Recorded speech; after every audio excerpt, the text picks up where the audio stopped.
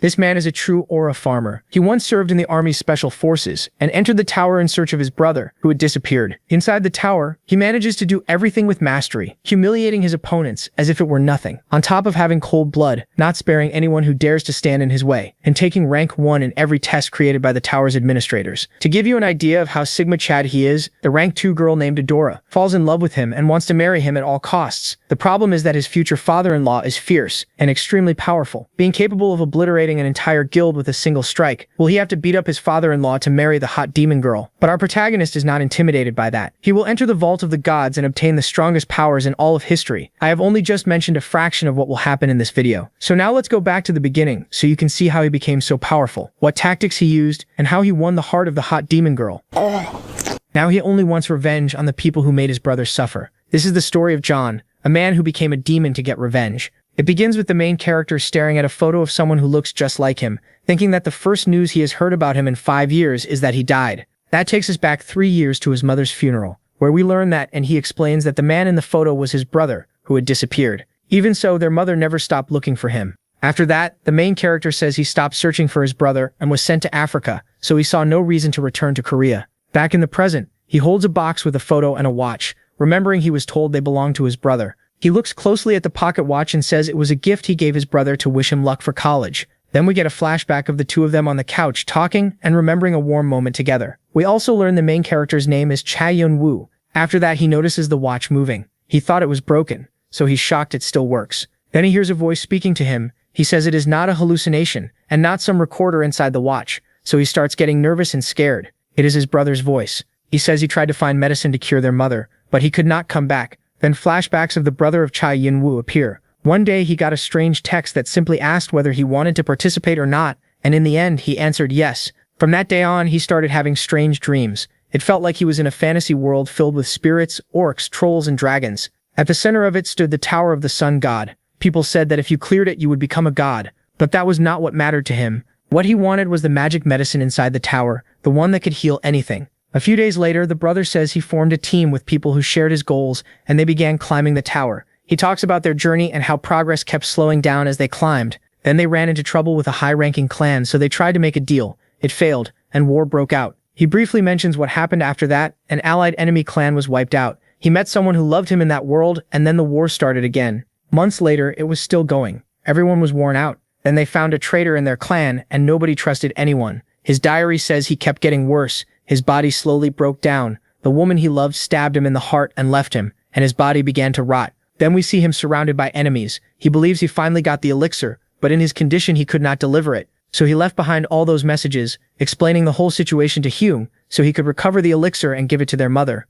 Suddenly the voice stops and a status window appears, saying his session has started. The main character starts feeling something flowing inside him. It is mana, the power used in that other world. His brother's flashbacks return and end with one last message. The mark of his awakening was complete. Another message says his body's ability had improved a little, and because his nature had been identified, he was given skills. After that, he is told he can register and oblige. Now the main character finally understands what happened to his brother, and that is when he decides to begin his revenge. In the next scene, he checks his skills. His nature is cold-blooded, so he can stay unrealistically logical in any situation. No one can brainwash him. His second skill is Dragon Eyes, which can see through even the truth, and helps him analyze things more deeply. Clairvoyance lets him hear the memories his brother recorded in the watch. After that, he settles all his affairs by speaking with the sergeant, puts his house up for sale, and burns his military uniform and backpack. He buys what he needs for the trip: first aid supplies, military knives, and rations. Then he arrives at the location and presses a button on his watch. A door suddenly appears in front of him. From now on, he will be known as the Demon Masked. He enters Floor 0,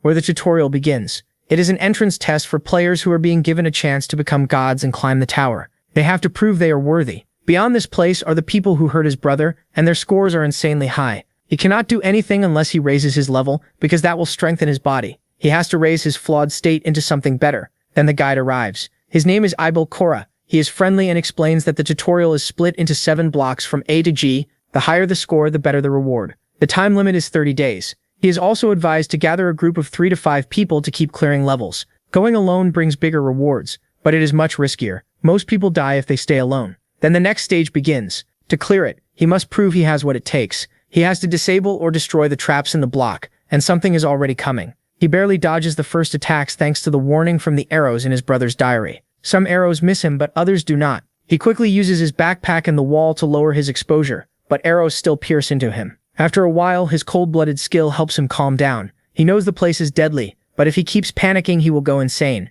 Using his army training, he treats his wounds. His pain resistance also starts rising. Then he notices the arrows are fired on a timer, and a signal comes right before they launch. He needs to find that point, but it is too dark, so he has to rely on sound. His sense stat keeps going up, and once he hears the gears, he throws his knife and disables the first trap. After that, he keeps dodging arrows and realizes something useful. Depending on how he handles them, he can raise different stats. Dodging a blue arrow from the side raises agility, a red arrow raises strength, and getting hit by a yellow arrow raises endurance. This floor is really just a bonus stage. He can raise most of his stats, but not MP. The administrator starts enjoying the show, which makes him curious. The main character is pleased because in just 34 hours he has improved his skills a lot, so he reaches the safe zone. But before he enters the next area, his bones and wounds are treated. After entering, he is completely exhausted and passes out. A while later, when the masked fighter opens his eyes, he finds someone standing in front of him. He had not sensed the person at all, so he assumes it is a mysterious merchant. The merchant introduces himself. His name is A, and he says he can sell all kinds of items. Skill books, potion books, food, and even all sorts of artifacts.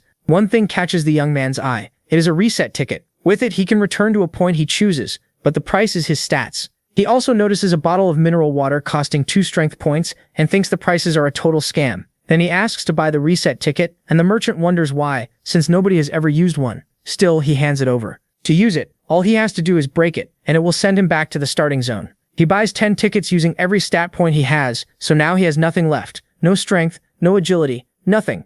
But he is ready to farm everything again, and his skill points start rising once more, along with new abilities like visual projection, that lets him see the whole area around him without color, and his brother had advised him to make full use of it. Soon he reaches the endpoint again. The first time it took 34 hours, now it only takes 4. He has gained plenty of levels, though the best players are probably already in Block A. Still, now is the time to really begin, and he enters the boss room of Block A. The moment he steps in, fire arrows start appearing. Traps trigger too, but thanks to his stats and reflexes, Yamu survives. Then a giant flame appears, but he cuts through it and pushes forward through the fire, until one hit knocks him back. His enemies are copper scarecrows. His brother had warned him about them. They are objects that can copy a user's skills, and if he beats them, he can enter the boss room. The way to win is to destroy them head-on, or stab them. He activates his dragon eyes, and that lets him see the weak point to strike. He also remembers the advice to attack when he sees their mana sensors. He hears it clearly, dodges around, and stabs one. She cannot understand it. She has no idea how he knew about the sensors. He presses her, but she keeps denying it. Youngwoo only wants to know how she knew, and she finally explains that she could see the magic around them. He realizes how valuable that is, because a skill like that is incredibly rare. He wants her to teach him, but she refuses. To her, beating those scarecrows without magic sounds insane. After she understands the situation, she agrees to teach him, if he helps her clear the stage. Youngwoo says yes, though he stays cautious, since her skin hides what she really looks like. Just like that, they teamed up for that stage. As the protagonist kept taking down one enemy after another, she taught him the basics of magic. Here he also learns more about his brother's nature, which helps explain why he was so strong. When they finally reach the door, MC earns a huge amount of karma, the reward currency for clearing stages and beating enemies. The more you have, the better the items you can buy or sell for. MC thinks about hiding his karma, since the amount would shock everyone. Wanting to stay unnoticed, he enters Block A. It's like a coliseum packed with people who cleared the level. A lot of them are badly injured. People start whispering about him, calling him mysterious, and they tell her to go in. She's almost in tears, overjoyed that she finally made it.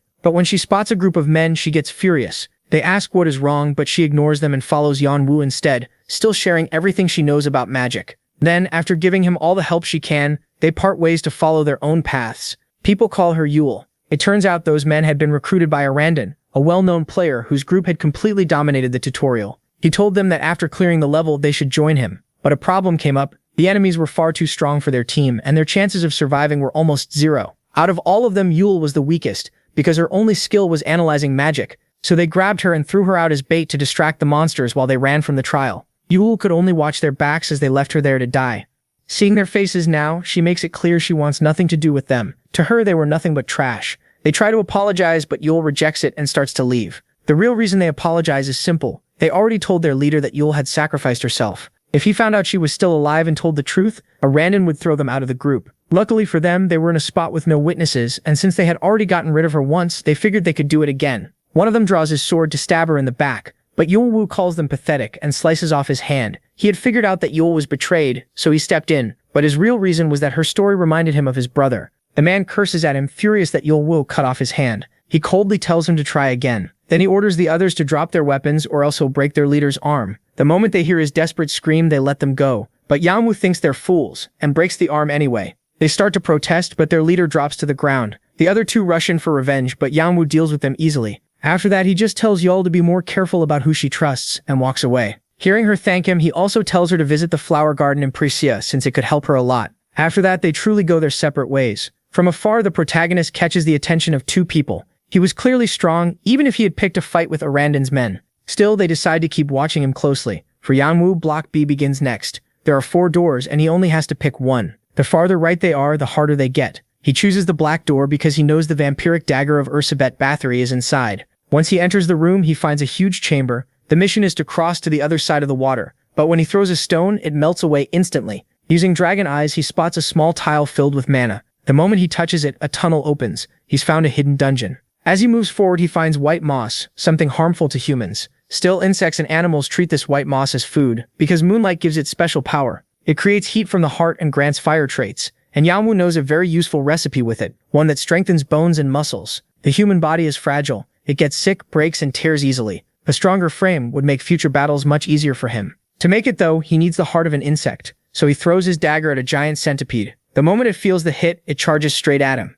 Yanwu realizes the dagger did nothing. Its shell is too tough, but after activating his dragon eyes, he finds the weak spot. He just has to stab it at the right moment. As he senses the attack, he dodges and moves in, driving his blade with both hands into the creature's shell, but it doesn't work. He takes a hit that sends him flying into the wall. He's dazed and badly hurt. Worse, the centipede's pain response poisoned him. He now has 4 broken ribs and 2 fractures in his neck, but his nature keeps him calm. He's even starting to build resistance to poison. Cornered, new skills appear: Iron Will, Fighting Spirit, and Survival Instinct. By forcing the centipede's head back, he finally finds the one place without protection. That's how he kills the red centipede. Once he calms down, he eats the moss and then consumes the monster's heart. Meanwhile, in Room B, Arandan is furious at his men for being so weak, and also angry at the protagonist because he attacked people under his command, so he decides to find him. At the same time, inside Yonwu's body, the things he ate start working together. His broken bones and muscles are healed and strengthened. Now, thanks to that fight, his stats are 60 strength, 65 dexterity, 62 endurance, and 21 MP with a D-rank combat skill. For now, he thinks that's pretty good, but he still needs to grow stronger. As he continues through the dungeon, he defeats some bats. Mixed with the moss and heart, they create a compound that turns into explosives. Deeper inside, an army of ants and eggs blocks his path. These blue ants range from about half a meter to a full meter, and they're led by a queen. They would die for her, so if he attacks one, the whole swarm will come. He knows he can't beat them all at once, but beyond them lies the cave holding the vampiric sword, Evatori. It's said to be one of the rarest weapons in the game, ranked 352 among the best, a weapon that carries death. Even though he doesn't want to fight the ants, he can't give up this chance. So he throws a bag of powder at them, then right away tosses in a lighter from his bag, causing a massive blast through the tunnel. A total of 217 blue ants are hit, 87 are burned, and he finishes off the survivors one by one with his blade. But he points out that these were only worker ants or eggs that hadn't hatched yet. Then something huge appears, the blue ant queen. He doesn't think he can beat her, so he looks for the tunnel door to escape. He throws his knives, then at full speed manages to cut off a couple of her legs. That gives him just enough time to slip through the door. He has entered the sanctuary of the vampire monarch. He found it, the rank 352 unique grade weapon. When he pulls it out, black magic rushes through his body, especially his arm. He remembers that the dagger chooses its owner. If it rejects someone, their mind is said to be devoured by it. But he uses the dagger itself to stab his other hand, forcing the dagger to pierce through its own power and break the true seal. That reveals its real rank, number 66. In its true form, the vampiric dagger is said to drain an enemy's life force and devour their soul, giving both to its wielder. Yanwu wants to test his new weapon, so the second he steps out, he goes after the queen ant. He moves to the high ground and activates the dagger. The target's strength and vitality are drained. The dagger's skill rises by 1, and he earns 300 karma for killing the queen. Meanwhile, they had been following him the whole time and never imagined a place like this existed. On top of that, the bodies around them leave them stunned. The energy drain is incredible. Not only did he clear the block alone, he also claimed an artifact they had never seen before. He was amazing. If he keeps this up, countless clans will try to recruit him, but they plan to get to him first. Then they hear something. Yanwu has now hunted a total of 1,000 monsters, meeting the requirement for the next mission.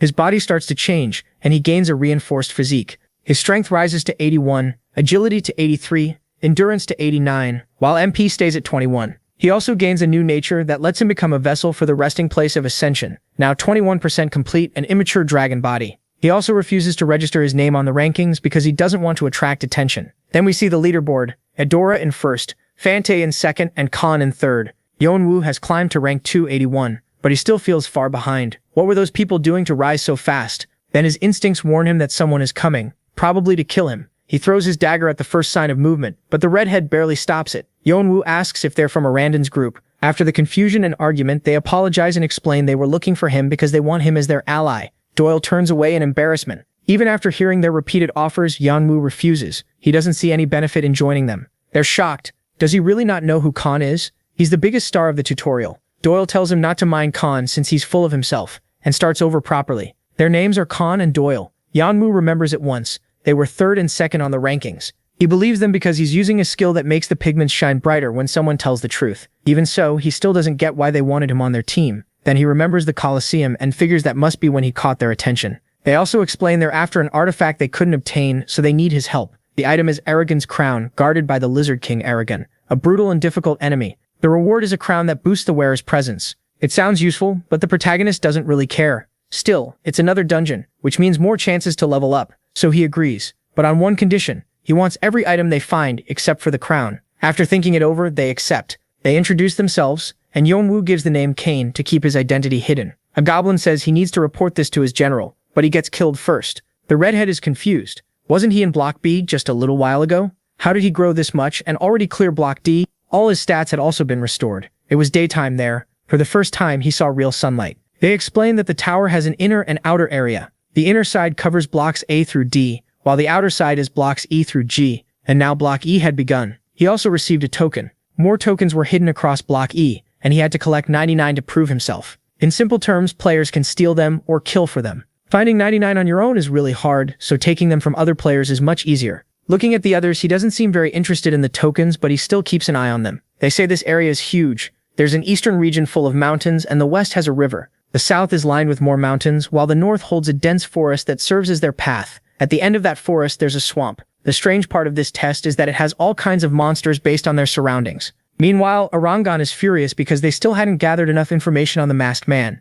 Then he's told that recently the man was seen with two others in Block B, and they were Doyle and Khan. They were planning to capture them, but his companions were far too strong in the rankings. So he raises his voice and declares they'll take their strongest soldiers to crush that masked bastard. As for the protagonist, he had already made great progress on the road, but he still doesn't get the bond between Khan and Doyle. Along the way, they showed perfect teamwork in battle. That kind of sync doesn't come from training alone. On top of that, they were always laughing together. It reminded him of the bond between him and his brother. Seeing the moon, he figures he's getting emotional. Then they wake up and he still thinks it's too early to head out. They say they couldn't sleep because of all the noise around them, so it was time to stretch their muscles for fun. When he draws his sword, he figures the men hiding nearby are already dead. They can't understand how he noticed them and think they should scatter, but Khan won't let them. Then Doyle attacks with his nature swarms of insects. They scream that their skin is being eaten away. They try to run, and when two of them charge toward the protagonist, he laughs. They pick the worst possible target. These were thieves trying to gather as many tokens as possible, so they went for a backstab. But they have no idea what just happened. He killed their boss in a blink. Now they think they need to kill him. After he shows how strong he is, everyone runs, but none of them gets away. After 21 kills, Yeonwoo now has 81 tokens. The next day, they run into some lizards, but they go down without much trouble. He also takes their eyes, since those could be used to get a very rare item. Then they notice tracks from something dangerous. They report that the blood is fresh, about 5 or 6 hours old, and it leads that way. From the marks, it looks like the lizard dragged off some players. They explain that their mission is to steal the crown from the Lizard King, since beating it is nearly impossible. Even with all three of them, it would be rough. And there weren't just one boss but two, because the male stayed outside on guard while the female remained inside. Khan would fight the guard, Yeonwoo would distract the queen, and Doyle would steal the crown. Then they'd escape. They warn the protagonist that he can't kill her, he just has to keep her busy. The protagonist thinks he used to carry out plans like this in the army, and this felt very similar. Soon they reach the hidden section, the lair of Aragon. The lizards react at once to the human's presence, and the Lizard King appears when his followers call him. He roars that it's unforgivable for humans to enter his territory, and he'll kill them all. They had never felt such pressure from a beast roar alone. When he spots Yeonwoo, he picks him as his target and attacks, but Khan jumps in. He tells him not to interfere because he isn't worth his time. Even so, Khan dodges every strike, and those attacks end up hitting his own subordinates, while Doyle and Yeonwoo enter the lair. After killing the first two guards, they find humans locked in cages like animals, begging over and over to be saved. Chai MC realizes this is where captured players ended up, most likely meant to feed their young. He just tells Doyle to keep moving. They can't waste time. She snaps at him, asking how he can stay calm after seeing this. He reminds her that Khan is still fighting outside alone. The longer this takes, the worse it gets for him. They have to stick to the plan. If she lets emotion take over, he'll leave the mission. That makes her stop, slap herself, and apologize. She wasn't thinking straight. They move on, but Chao Long-woo keeps thinking. It's obvious the humans were being kept for the young, but why not use that against them instead? Now he has a plan, and if it works, they might even save the humans. They'll need the firebugs Doyle used the night before. Meanwhile, the queen punishes one of her guards for letting humans enter her lair. She has to protect her babies since that's clearly why the humans came. Then Chao Long-woo appears in front of her, asking if she likes fireworks. He says now's the time. Doyle releases his fire insects. Once the smoke clears, she sees that Chai Yun-woo is holding one of her babies with its throat cut. She curses them as filthy humans. How dare they? Chai Yun-woo tells her that she treated humans like livestock, so she should know the same thing could happen to her. She's told to stay back from her young, but when she rushes forward, the insects react to the pressure and burn her to death. They had killed the boss monster. Chai Yun-woo sums it up, human or monster, it's always the same. Kill or be killed. As he takes the crown, someone starts screaming. It was that bastard, shouting and crying. He tells his beloved that he'll avenge her and their children, then starts eating her, creating a proper mutation, his second phase. The protagonist curses. This is bad. Before he was a boss, just a weaker one, but he had the heatwave skill. And after transforming, that power got so strong that getting even a centimeter close would mean being erased. He had to do something fast or he'd die. Then through one of the insects, Doyle tells him to stick to the plan. The Lizard King roars that they shouldn't hide, and when the protagonist steps out, he rushes to attack. After pushing him back, they say it's time. The king says he won't hold back anymore. His revenge will show no mercy. He's about to use Heatwave, but Chai Yun-woo stops the attack. Khan knocks back its return strike, and Doyle burns him from behind. After several exchanges, the monster is exhausted, and Chai Yun-woo thinks this is the perfect moment.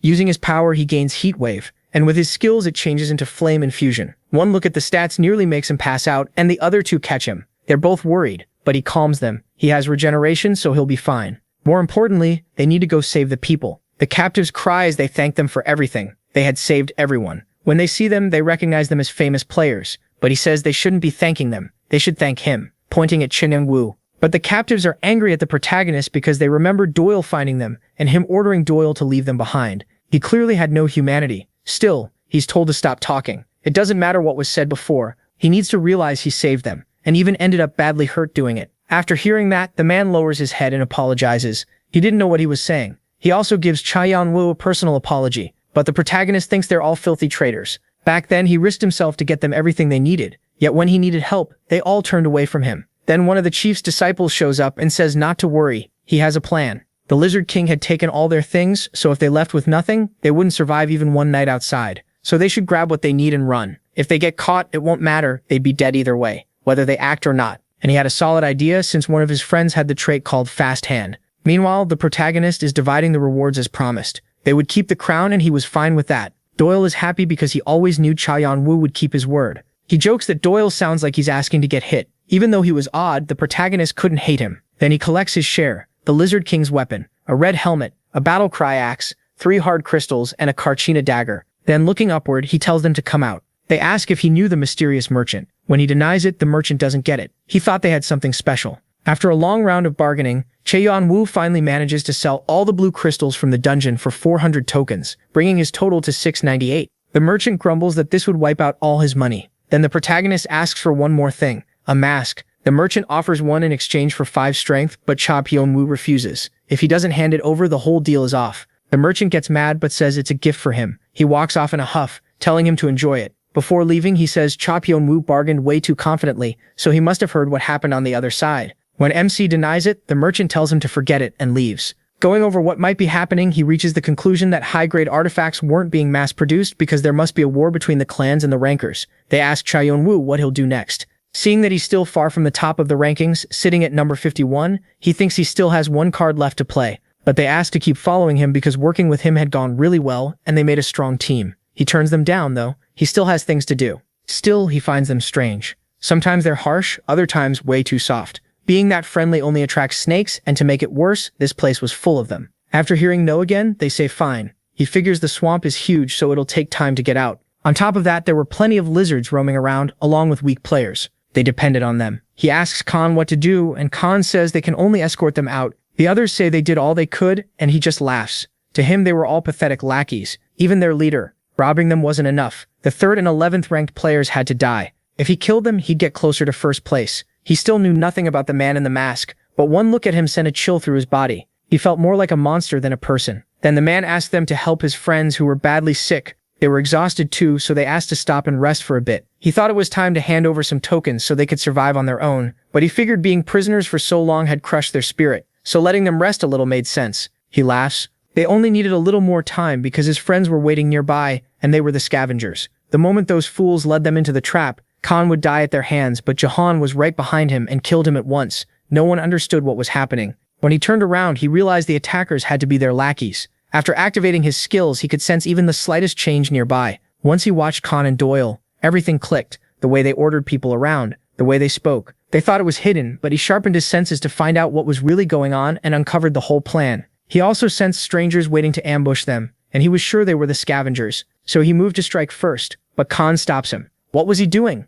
But Jayan tells him he still had a long way to go before becoming a real player. As he looks around, he finally realizes it, but he never noticed the others had already surrounded them. Their boss asks what was going on, but they stun her because she was still just livestock to them. There were too many. They had no idea who these people were. The protagonist figures it out. They had to be the ones running human farms. Some made deals with monsters and pretended to be hurt or in danger to lure victims into trap zones. Then they took their tokens and artifacts while sending them off to the farms. He believes the real victims from the farm had already been killed and replaced. They celebrate their new stolen artifacts and feel sure their plan worked. But while trying to communicate, one of them stops answering. He gets it right away. His brother went silent because of an ambush. He yells for the bastard who did it to show himself, but when he looks beside him, his brother has already bled out, using his last bit of strength to tell him to run. But behind him was Guion. Khan couldn't understand what was happening to a random. He was supposed to rule these floors, yet human farms had been running right under his nose. Then the protagonist appears. Desperate screams close the scene. The scavengers were wiped out as fast as they attacked. They're crushed. Jian says they thought they had saved those people, but the victims had already been murdered. This would probably scar them for life. No one could comfort them right then. Khan asks how he can stay so calm after all this. He doesn't know what kind of life he lived, but was everyone where he came from like this? Jian simply says that if everyone were like that, the world would be pure chaos. Khan rubs his head, unable to understand how he stays calm. He also can't stop thinking that Guion had always suspected them, but that wasn't true. Jiun had simply believed they were good people. He says nothing else and says goodbye since it's time to part ways. Doyle tries to stop him, but Khan doesn't let her. Jiun just thinks he can't stay with them any longer because he couldn't waste his only chance. In Arendon's room, they report that Squad 2 had been wiped out. He thought Squad 2 would be enough, but it clearly wasn't. So now Squad 1 had to be prepared. They were elite members trained personally by the Blue Sword Guild. He would move out too. He couldn't believe this was happening before they had gathered all the sacrifices. Still, the people behind Bloodsword and Foxtail were dangerous. They had to be eliminated fast because a war was about to break out. They needed to save as much strength as possible. Then a loud crash shook the base. They report that they were here, Bloodsword and Foxtail. Arandan asks why they don't have some fun. In the Orc Plains domain, Geon appears and slashes the first guard's throat. He puts a dagger to the next one's neck and asks just one thing. Had anyone seen a hunter around there? Then he explains that person knew where the hidden piece was, the Akasa serpent, which only appeared at a certain time, so he couldn't find it without that person's help. In the past, his brother met that man while trying to catch the serpent. He saved his brother and became his first master.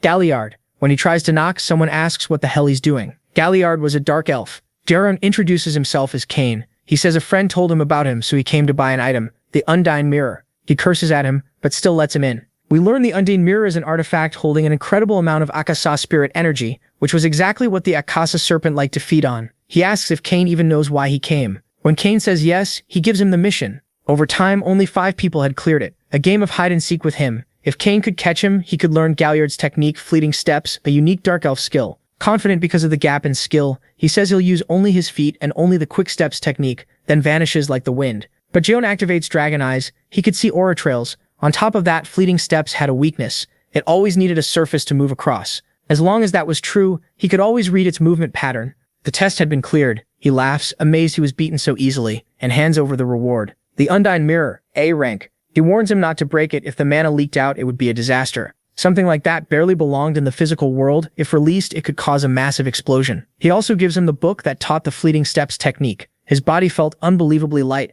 but now that the prep was done, it was time for the main act. At last, he could hunt the Akasa serpent and take its core. He wishes him luck. Then he mentions that 2 twins had passed the test not long ago. Jaeon already knew who they were, the number 1 and number 2 players in the rankings. When he hears the protagonist wants to catch the Akasa serpent with the mirror, he gives him bad news. The serpent was already dead. The twins he mentioned had killed it. Jaeon couldn't understand it. How did they know that information about the serpent? Looking at the corpse, he could tell they only took the most important parts. He couldn't understand how they killed it. Not even a group of experienced players should have been able to bring it down. That meant those two were absurdly strong. Pulling off his mask, he wonders what he can do now. He needed first place to keep moving with his revenge. There was almost no time left before the tutorial tower ended. Most likely he wouldn't make it. Only 7 days remained, and he was in 40th place. There were too many obstacles, and the biggest was not having the serpent's core. Then he notices its brain was gone, and there were many tracks around it. They weren't human, they were orc tracks. Then we cut to Bahin, ranked 6th. He didn't want to answer his leader's call to join the hunt for Jeon,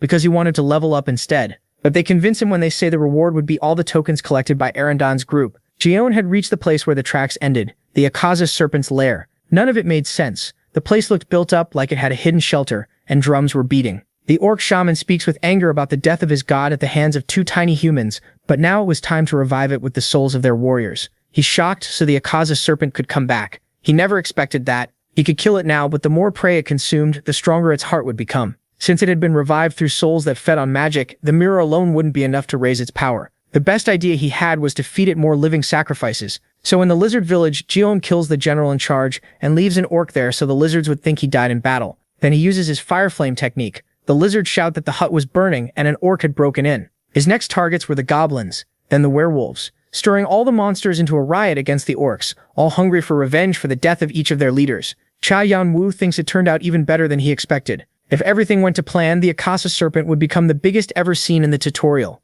On the cliffs, Arandan's army argued over who was stronger, but they needed to focus on the mission. Then hundreds of footsteps made the ground shake, and a stampede of monsters rushed toward them, screaming for them to get out of their way. They report what happened to the orc chief. He curses. How could they do this to him? Especially right in the middle of his god's resurrection ritual. The orc army tried to hold the line, but they were outnumbered. Cha Yan-woo thinks the battle should have started already. The 2 bosses had to be fighting by now. They were about as strong as the lizard kings, so the fight would last a few minutes, but he needed to draw out the serpent. When he entered, it had already fully revived and started devouring everything in front of it. Driven by hunger, it burst out of the cave. Cha Yan-woo thinks that's perfect. At this rate, it would head straight to the battlefield. He was also sure that place was hiding something. Fighting the serpent was so hard it shouldn't even exist in the tutorial, so there had to be a reason it was there. Even his brother never figured it out. But if it chose to rest there, something had to be hidden. After searching for a while, he found a place completely frozen over. And there it was, a mythical humanoid root. Don't get confused, it's a plant. He never thought he'd find it there.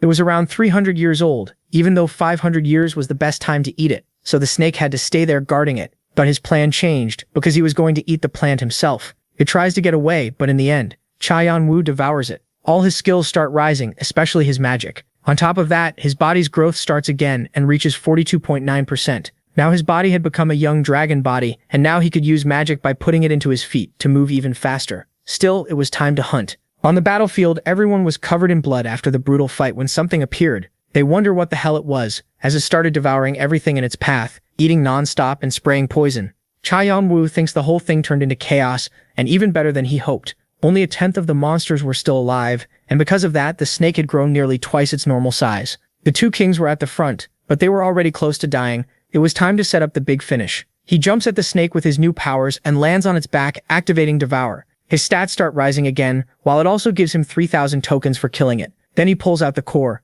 It was originally the size of his fist, but after feeding on all those monsters, it had grown that huge, which he also devours with the Devour ability, and his body's growth activates again. But this time, the full process would take at least 15 hours. When the monsters see Cha Yan-woo, they can't believe it. Those were the eyes of a predator. After hearing what happened, they thank him for everything. They always knew he'd be great. He reminded them of someone they once knew. They also hand him a weapon before leaving. It was part of his big win, taken from one of their enemies, a good sword. The master asks how the hell he ended up on bad terms with Arandan, since their base was in Block F, and they came all the way there to fight him. It was almost like they hated him. Cha Yan-woo asks what he means, and when he learns that the sword's mark belonged to Arandan's group, he's confused. Did they really come all the way there too? That meant the scavenger groups weren't just thieves, they also belonged to the Blue Sword clan. If that was true, then Arandan's real goal was hiding the fact that he ran the farms and the scavengers. And if so, Khan and Doyle must have found out and gone to confront him. He knows those 2 are strong, but if they were up against all of Arandan's group, that changed everything.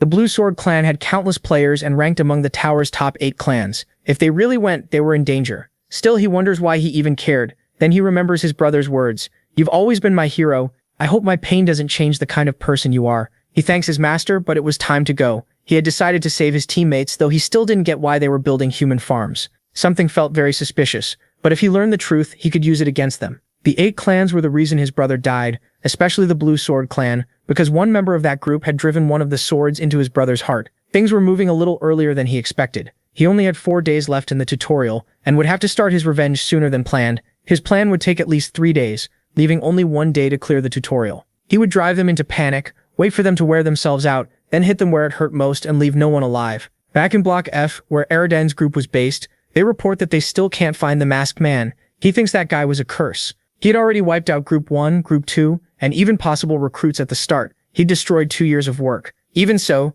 they had to restore their strength before the people on the island noticed. Only about 3 days remained before the tutorial ended. Rebuilding the group in that time was almost impossible, and he wouldn't escape punishment. But there was one option to complete that. They were missing materials, though the masked man might help with that. He asks about Bloodsword and Foxtail. They say those two will soon become materials for the stone. Here we learn why Eridan's group worked together to kill players. They were trying to create a product through experimentation, something that never should have existed. Khan lowers his head, ashamed that Doyle got dragged into this and feeling like there was no hope left. Then a huge tremor hits. The leader doesn't understand. That building was made to survive earthquakes, so what was happening? Then he's told there's an intruder outside. The guards are terrified and don't know who's attacking them. Cha Yanwu uses his fast steps powered by mana. The Eye of the Goblin King warns him of danger. Death count 118. Everyone starts running. It was a damn monster.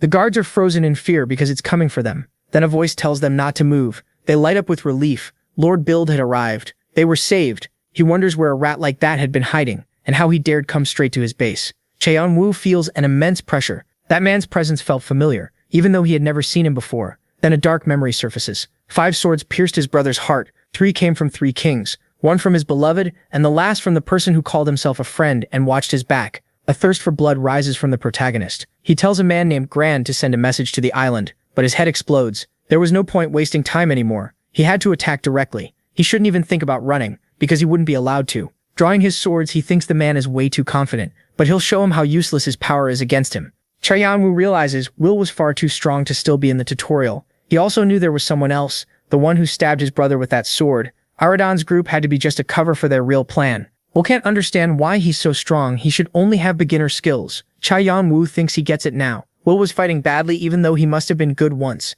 but after running with those filthy dogs, he lost his claws. Will asks if they knew each other. Who the hell was he? He uses his magic at full power. As they watch their lord nearly dying, his soldiers try to protect him, but Blackblade cuts them down. Their leader screams at them to defend him, and when he sees them refuse, he activates mind control. They think he'd never use that technique in a moment like this. He runs because he needs the stone. That was his only chance to beat him.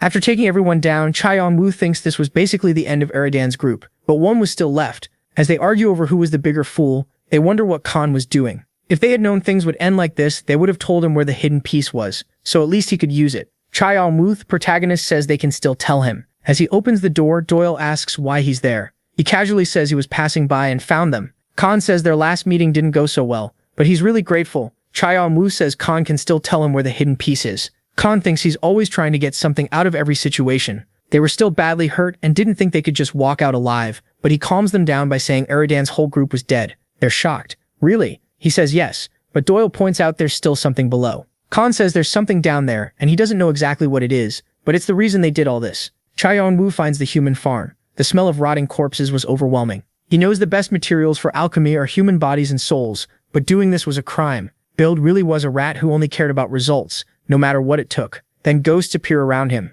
They were the souls of the players and they wanted his help. He says he can do it, but only on one condition. Bild reaches his lab. He doesn't know how much time he wasted making that stone. His old companions kept climbing the rankings while he stayed behind, waiting for the king's orders. Now all he cared about was surviving. But the stone wasn't finished. If he swallowed it, only 2 things could happen. Either his body would explode from all that energy or his power would rise like crazy. But after taking it, nothing happened, and the faint figure of Chaeon-woo was standing behind him. He demands to know why Bild did all this. Why did he kill them all? What the hell had they done? Why was he sticking his nose into their business? Chaeon-woo removes his mask and asks if that answers his question. Bild shouts that it's impossible. How could Chaeon-woo be standing in front of him? Chaeon-woo still wanted to believe they might feel at least a little guilty for what they did to his brother. But to them, it had all been normal. Lying there, bloody, toothless, and barely alive, Build begs him to just kill him. He says he can't do that because his own enemies are looking for him. With a snap of his fingers, he explains that the souls had been strengthened by his black bracelet. They swore to serve him to avenge their unfair deaths. Build screams that he already told him everything he wanted to know, he should just let him die in peace. But the protagonist doesn't even look back. After burning everything, he thinks his job is done. As Build's body falls apart, he spots the stone they talked about, but the game can't identify it as an item. He can't understand how they killed so many people for a failed product. But when he picks up the stone, it moves next to his heart. Not even his magic could remove it. It had no description, no magic, no rank. But after studying it closely, he realizes it isn't a failed product, just an incomplete one. It needed more steps to be finished, so he keeps it just in case. As he leaves, he tells them to get out. It was safe now. They thank him and give him a gift. He has to take it. It was everything they had collected so far. Chao Yanwu says if they're trying to repay him for saving their lives, he doesn't want it. But they shake their heads. That wasn't it. They were going to quit the tutorial. While trapped in the dungeon, they talked about giving up. They also couldn't go to Block G, because the players there would beat them since they were the weakest, and they had no time left to recover or rank up, so they wanted to try again next time. John pushed himself to the limit to take first place in the rankings, the only reward that really mattered.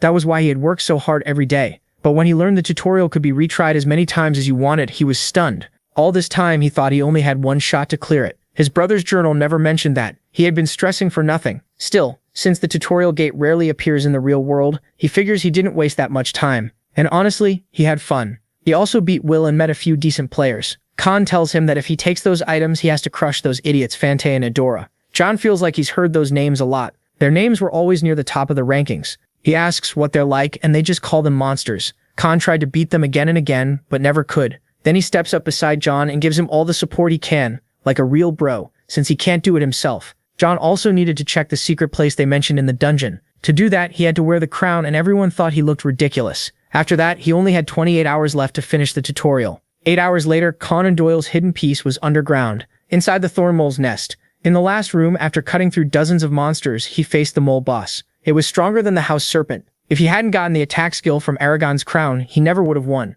And once it fell, there it was. Vigrid, Conan Doyle's trump card. The overseer laughs. That player was seriously talented. He took care of the serpent group's loot in Aragon's area, and now he had Vigrid in his hands. For someone who started the tutorial a week late, it was unbelievable. He wonders what John will do with the last 12 hours, since he was still low in the rankings. At last, John reached the tutorial's final block, Block G. There were no monsters there, and no levels either, just players. That meant the only way to earn ranking points was through player challenges. It was where the tutorial's best fighters gathered, so the rankings could change fast. Then he felt a huge energy coming from ahead. People mutter that they're monsters. How could anyone like that still be in the tutorial? He laughs. It was funny seeing everyone struggle just to stay standing. Cha Yanwu recognizes them right away. They were Fante and Adora from the Horn tribe. He asks why no one was going near them. When nobody moved, he decided to go himself. The players try to stop his attack, but after seeing his power, they freeze. He tells them again not to stand there like idiots. Then he tears through them like lightning. James Fu thinks he's insanely strong. No wonder they beat the serpent. That much was obvious, and Adora should be even stronger since she ranked first.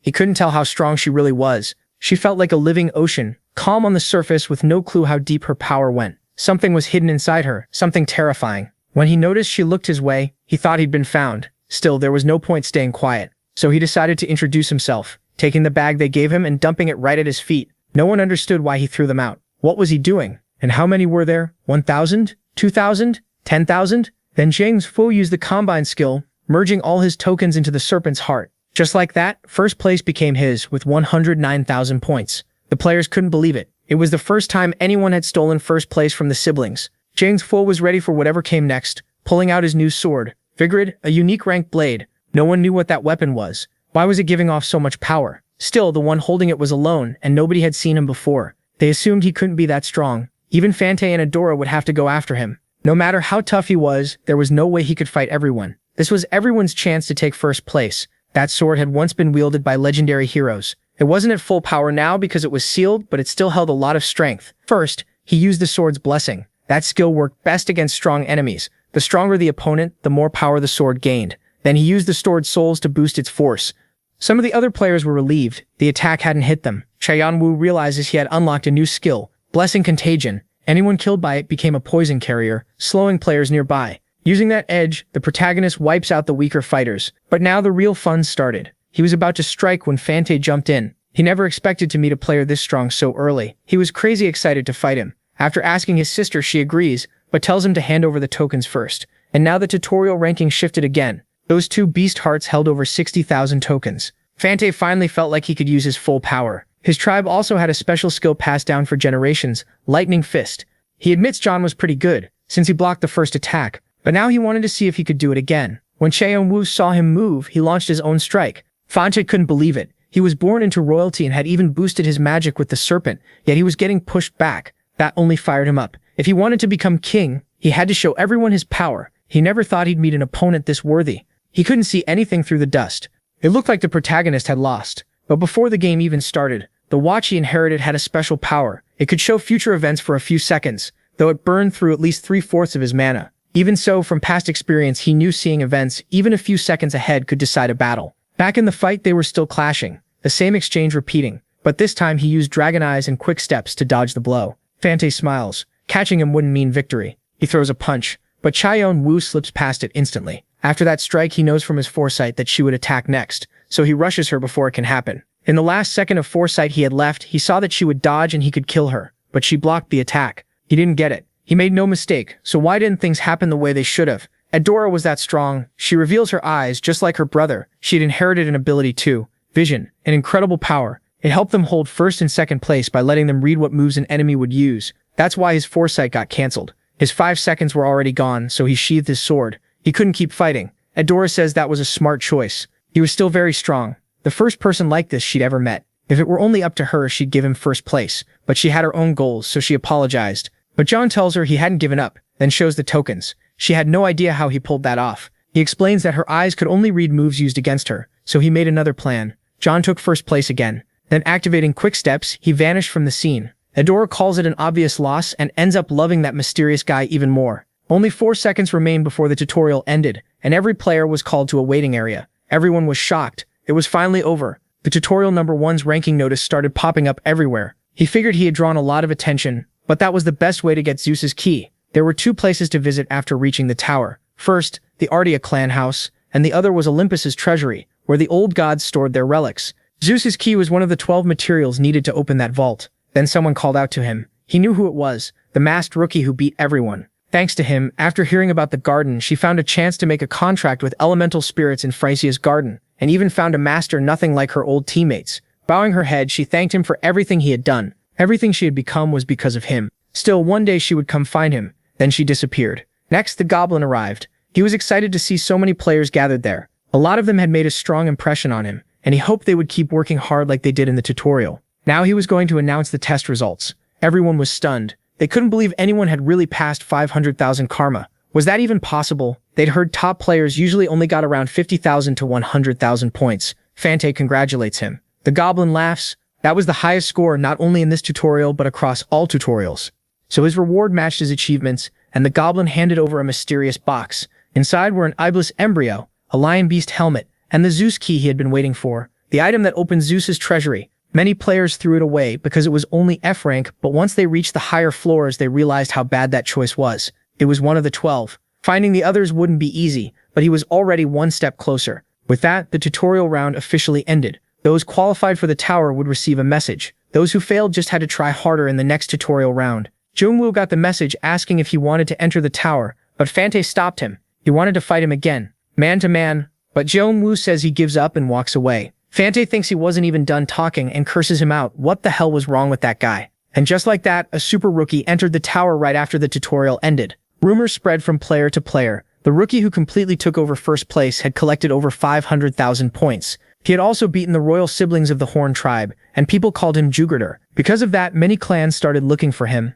Countless people wanted to know everything about this rookie, but no one found any real information, only that he wore a mask. He was still a total mystery, since he hadn't even officially registered. Then Jongwoo arrived. It felt like a movie scene, or a dream. But the tower was overwhelming. It stood in the center, its top impossible to see, like it pierced the sky. The Tower of the God. The people tied to his brother's death had to be here. They saw his brother as a threat, but this time would be different. He would make them pay for everything they did. This was where it began. Looking at the paper, he thinks the place should be around here somewhere. Based on the photo, it had to be this spot. He walks in and finds a shop that looks ready to collapse, but the weapons are spotless. Every item there is high grade. When he looks at the weapon, he can't tell its stats. It could be completely ruined or something amazing. Either way, it's tempting. Then someone asks who the hell he is.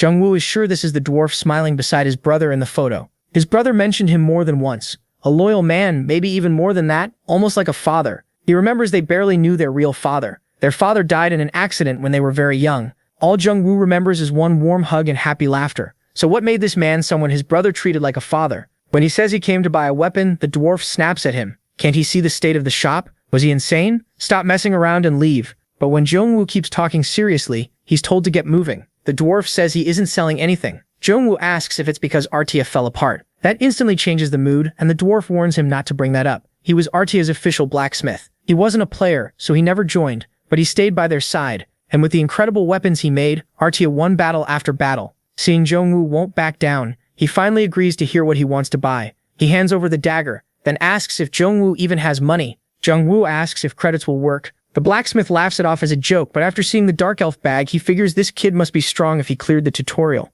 So he agrees to look at the items. Still, he warns him, these things won't come cheap. Tutorial gear is usually worthless. Once he sees them, he says they may look like junk on their own, but they're all materials needed to forge that artifact. Now that he checks Jung-woo's gear closely, it's clear this isn't rookie equipment. The only thing he can't identify is the bracelet, and after seeing everything else, he thinks Jung-woo has to be messing with him. Those are items from famous beasts, a demon egg, and even something from the Lord of Beasts.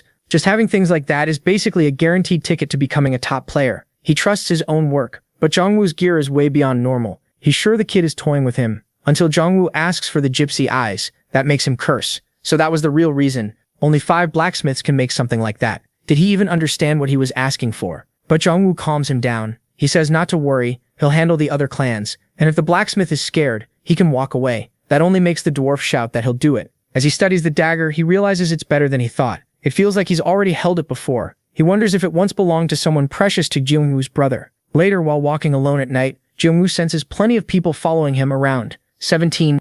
Maybe they were after his artifacts, but he doesn't want to fight. He slips into an alley and hides, then stays at a place his brother used to visit often. He spends time going through places his brother wrote about in his diary. The places his brother recommended always turn out good. He wonders what his brother was thinking there, how he sat there, and how he laughed with his friends. Over the next few days, he keeps visiting the blacksmith and stays nearby to make sure nothing goes wrong while the gypsy eyes are being made. Using his dragon eyes, he can tell the man is a true master. Thanks to those hands, his brother earned the name Wings of the Sky. The blacksmith asks if he's falling asleep. How could he nod off while watching real art being made? If he was bored, he should leave. Instead, he gets ordered to hammer metal for being lazy. Since Jung-woo knows nothing, he keeps asking what everything means. Hearing all the yelling, he figures the dwarf really doesn't like him. But from the other side, the dwarf thinks this kid is a mess, even worse than the report said. On top of that, the materials they gathered vanished in a single day. They had to figure out what happened, checking every rock and every corner. They needed proof from everywhere. The one leading that search was Leonte, one of the 5 clan leaders and a former Ardia member. After a lot of arguing, the dwarf finally starts teaching the protagonist blacksmithing, at least the basics. Through trial and error, he learns faster than the dwarf expected. The old man wonders if he's getting too old and thinking nonsense, then throws a tool at him because that wasn't the angle he was told to use. A month had already passed since Jung-woo arrived. He feels grateful. The dwarf complains non-stop, but he always teaches him the right way. He feels grateful. The dwarf complains non-stop, but he always teaches him the right way. Now he understands how much he cared about his brother. He was a strange but good person, and Jung-woo is glad there was at least one person who never betrayed his brother. That's why he couldn't drag him into danger. Once the gypsy eyes were done, he would disappear and climb the tower. He had to meet the high rankers and grow strong enough to face them. Then a crowd suddenly surrounds him. From what they say, they found the idiot who ignored the warning about going near Hinova's forge. Jung-woo gets it now. These were the ones harassing Hinova. They explain that the 8 clans don't handle outside business themselves, so they hire groups to do it for them, like pressuring Hinova. The protagonist tells them to leave Hinova alone and get lost. The moment he draws his sword, he wipes out the group. They can't understand how a rookie could be this strong. One of them begs for mercy, but Jung-woo shows none. Then they shout, asking how he dares cross them. He has no idea who's backing them, and he'll end up just like the old blacksmith. Jung-woo grabs him by the neck and tells him to say that again. The rest are terrified. Once they realize he wants all the details, one of them talks. Jung-woo really only needed one person to break. The man says their clan bosses ordered one team to get rid of Jung-woo and another to finish off Hinova, because if Hinova stayed alive, their clan would lose face. When Jung-woo arrives, he sees Hinova and asks if he's okay. Hinova apologizes. They took all the materials, including the item Jung-woo asked him to make. He's crushed over losing everything. Even then, Jung-woo calms him down and says he should rest. At least he's still alive. Jung-woo will handle the rest. Hinova asks what he plans to do. and Jong-woo says he'll take back everything they stole and make them pay for all of it. Night Watch was a powerful clan in the underworld of the tower's outer district, and rumors said they were tied to Red Dragon, one of the 8 clans. That's why nobody dared mess with them. Hanhova grabs him, saying he can't go alone. But when Jong-woo calms him, Hanhova freezes and clenches his fist. Why the hell did that kid keep reminding him of that boy from the past? Thanks to a traitor, the protagonist reaches their hideout. Judging by the setup, there are traps everywhere. This had to be the right place. He tells the guide he'll go in from here alone. As he steps inside, they ask why the man is so quiet. But then Jong-woo grabs his arm and throws him away. They start cursing Willet. He was a damn traitor. Now they had to kill the intruder. Soon, screams fill the place. They shout that he's just one player fresh out of the tutorial, so they should crush him, but one look in his eyes shakes them. They send their men at him anyway. Then he hears the sound of a trap and looks down, noticing someone trying to escape. He isn't about to let that happen. Once the man realizes he's cornered, he pulls out the hideout sword and attacks. He can't understand what just happened, and Jong-woo warns that if they want to live, they'd better come down. After tormenting them for a while, he demands compensation for everything they stole from Hanhova and all the damage they caused. For now, he wants everything inside that safe. He doesn't care if they report what happened because the group backing them won't be able to help. When he returns to the dwarf, Hanhova asks where he's been. The moment he sees the bag, he says Jong-woo is crazy. He's going to get himself into serious trouble. But at least he came back alive. They should get some sleep. The next day, Cha Yong-woo shows him the work. Hanhova has to say something because it really does look better than before. Still, he sighs. Jong Yoo-woo was the one who wanted the eyes, so this was the least he could do. The attitude reminds him a lot of someone else. Then he pulls out the new weapon he made and says it turned out pretty well. Thanks to the progress, a lot of MC's skills improved, and now he can even see other people's information. It's unexpected, but a huge advantage. Even the very shy part of the description fits surprisingly well. When Cha Yeon-woo asks more about how the sword was made, Hanhova gets mad again and refuses to explain. But once he notices the sword is finished, he grabs it and can't believe it. He knew the kid learned fast, but what was this? Quietly, he admits he couldn't have made it any better himself. Cha Yeon-woo thinks it really is that hard for him to give one simple compliment. Instead, Hanhova starts cursing him out, and then an explosion goes off. Someone shouts, asking where he's been. They searched every damn rock looking for him. Cha Yeon-woo just tightens his fist. Hanhova asks if he's really going to let that bastard slide. Then he also realizes he knows her. He made that weapon for her when she was little. And now that he thinks about it, there was another kid who never understood words either. Days pass and Fonte keeps challenging him to fight all the time while eating on the way to the bathroom, even while working. In the end, Cha Yeon-woo agrees, but only with a bet. Right after that, Fonte comes back with both eyes bruised. He curses under his breath. Back in the tutorial, their levels were close, but now the gap is huge. As Cha Yeon-woo keeps working, he thinks he finally has a reason to stay here. We learn that his brother cleared the first 10 floors in 10 days and earned the key of Hades for breaking the record for clearing the beginner floors that fast. Cha Yeon-woo is just waiting for the gypsy eyes so he can do the same. The dwarf still can't stop thinking about that damn kid from the past. Then someone walks in. He says the shop is closed and to come back tomorrow, but a huge red figure answers, "It's been a long time, master." After that, the three of them are sharing a moment when someone else arrives. He stands out right away. Who was he? Then they recognize him. The rumors were true. It was the brothers and him. This should be Mr. Khan. The man introduced himself as Taham from the Red Zephyr clan. He came to persuade him to join. After that, invitation after invitation kept coming in. None of them caught his interest. Then someone else showed up. So this guy was Hoarder. Yeon-woo couldn't understand why that man was here. It was Bahal, the Flame Fist, a ranker, and one of the top leaders of Red Dragon, plus a former student of Hanhova. He wanted the same thing as the others. He was here to recruit him into his clan and help him climb the tower. Yeon-woo figured the offer came from their need for more power, especially since a war between the 8 clans was probably coming. The man looked calm, but he was really a monster. So he said he wasn't interested in joining for now. After hearing that, Bahal asked him to think it over. He also told him to watch over the dwarf. He'd grown pretty attached to him even if he was grumpy, so he wanted him protected. Yeon-woo rushed out to where Hanhova was, but he was fine and said it was a good thing Bahal had come. His item was ready. When Yeon-woo opened the chest, he was confused. The eyes were supposed to be an amulet, so what was this? Hanhova calmed him down. It was a gift he made himself. When the protagonist checked it with his dragon eyes, he saw armor made of Gaius. It raised perception by 20 and reduced physical damage, including elemental attacks like fire, ice, lightning, and holy power. It also resisted curses, poison, and arcane power. It could even repair itself by 50%, though only once a day. He was amazed. Hanova's talent was unbelievable. He had made something incredible. The coat was already amazing, but there was still the mask. It boosted his power by 30, and had a fear effect for 15 to 20 seconds. It was a one-of-a-kind artifact. There was nothing else like it in the tower. Yeon-woo felt it was worth far more than what he'd paid. Hanhova said of course he didn't have enough money right now, but since he'd already said so, he could pay the rest with credits over time. Now Yeon-woo understood why his brother cared so much about him. Then MC put on his full armor. He didn't know how long he'd stay in the tower, so if this was their last goodbye, he gave Henova his most sincere thanks for everything he had done. After that, Yanwu arrived at the tower. He was about to open the door when Fante stopped him. Why hadn't he told them he was leaving? They should have talked a little longer. But Yanwu shot back that he didn't have time to mess around like they did. He had to go in. But the two of them made up their minds to come with him. They said they wouldn't get in his way, so he didn't need to worry. Yanwu told them to do what they wanted, but if they fell behind, he'd leave them. Once they entered the waiting area, the place where people rested before taking on the tower's tasks, there looked to be around 50 people there. A lot of them were complaining about why they'd been brought in. But Yanwu realized they were talking about the siblings.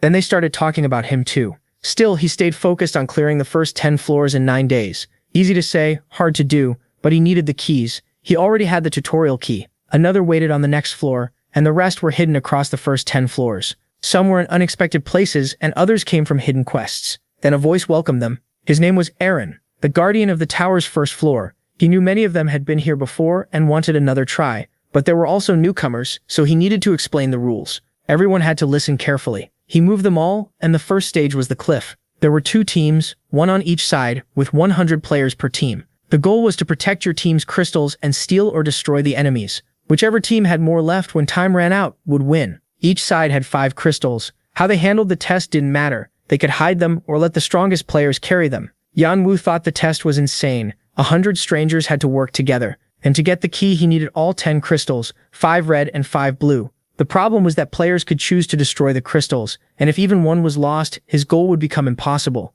So he decided to crush anyone in his way. First, he needed all 5 crystals from his own team in his hands. When they asked who would be the blue team's leader, someone stepped forward. But one of the siblings didn't agree. He said he'd take charge of all 5 crystals himself. Was there anyone better than him at protecting them? People yelled at him to quit acting stupid. Last time, because of his ego, every crystal got destroyed. Everyone agreed with that. Yanwu finally learned what had happened before. It sounded exactly like something that guy would do. But then he threatened them, and no one argued. He just laughed, saying this time would be different. Still, Yanwu held out his hand, which confused everyone there. Later in the room, he told the goblin he didn't get why his lord cared so much about that rookie. Even if he was strong, he was still new. But Aaron just laughed and proposed a bet. If they didn't trust the rookie, he'd wager the boy would do something extraordinary. Aaron took the opposite side and bet he wouldn't. Meanwhile, people couldn't understand why that sibling had handed the crystals to such a mysterious person. They asked what his plan was. He told them to guard the area for a while. 30 minutes, maybe an hour at most.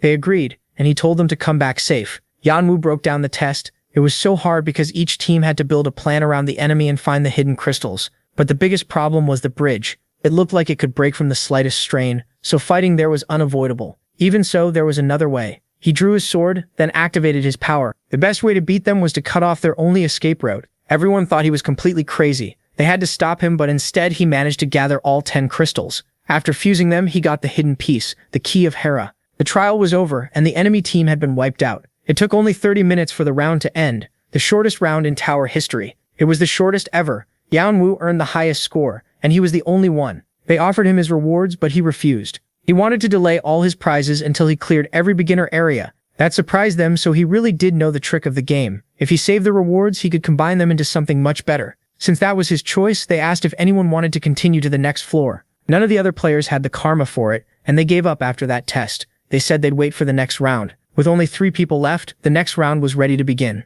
Yanwu told the other 2 to go back, since staying wouldn't earn them any points. But they wanted to see how far he could go. When he asked to start, he also requested to be separated from the group. He wanted to do it alone. Aaron warned him it was dangerous, but if that was what he wanted, he wished him luck. Then the test began. The goal of the second trial was to become the king of the forest by subduing countless monsters. Yanwu thought it was the perfect place to measure his strength. He started by taking out one group at a time. That's how he got the key of Demeter, and then he moved to the next level. When he found himself surrounded, he remembered that Archia's group had taken 10 days to clear the beginner zones, so if that was their time, he decided to finish in 5 days. In the monitor room, they couldn't believe it. He had cleared the 7th floor in just 12 hours and 27 minutes. It felt impossible. Archia's group had done things like this too, but Yanwu was doing it alone. It was absurd. Then he cleared the 8th floor in only 7 hours and 45 minutes, getting that key too. Everyone started panicking. The goblin said he was going to get rich at this rate. When Yanwu was on the 9th stage, lava and fire, a voice shouted, asking how he dared stand before the Fire King. He knew it was still too soon to subdue it, so for the first time he asked for help.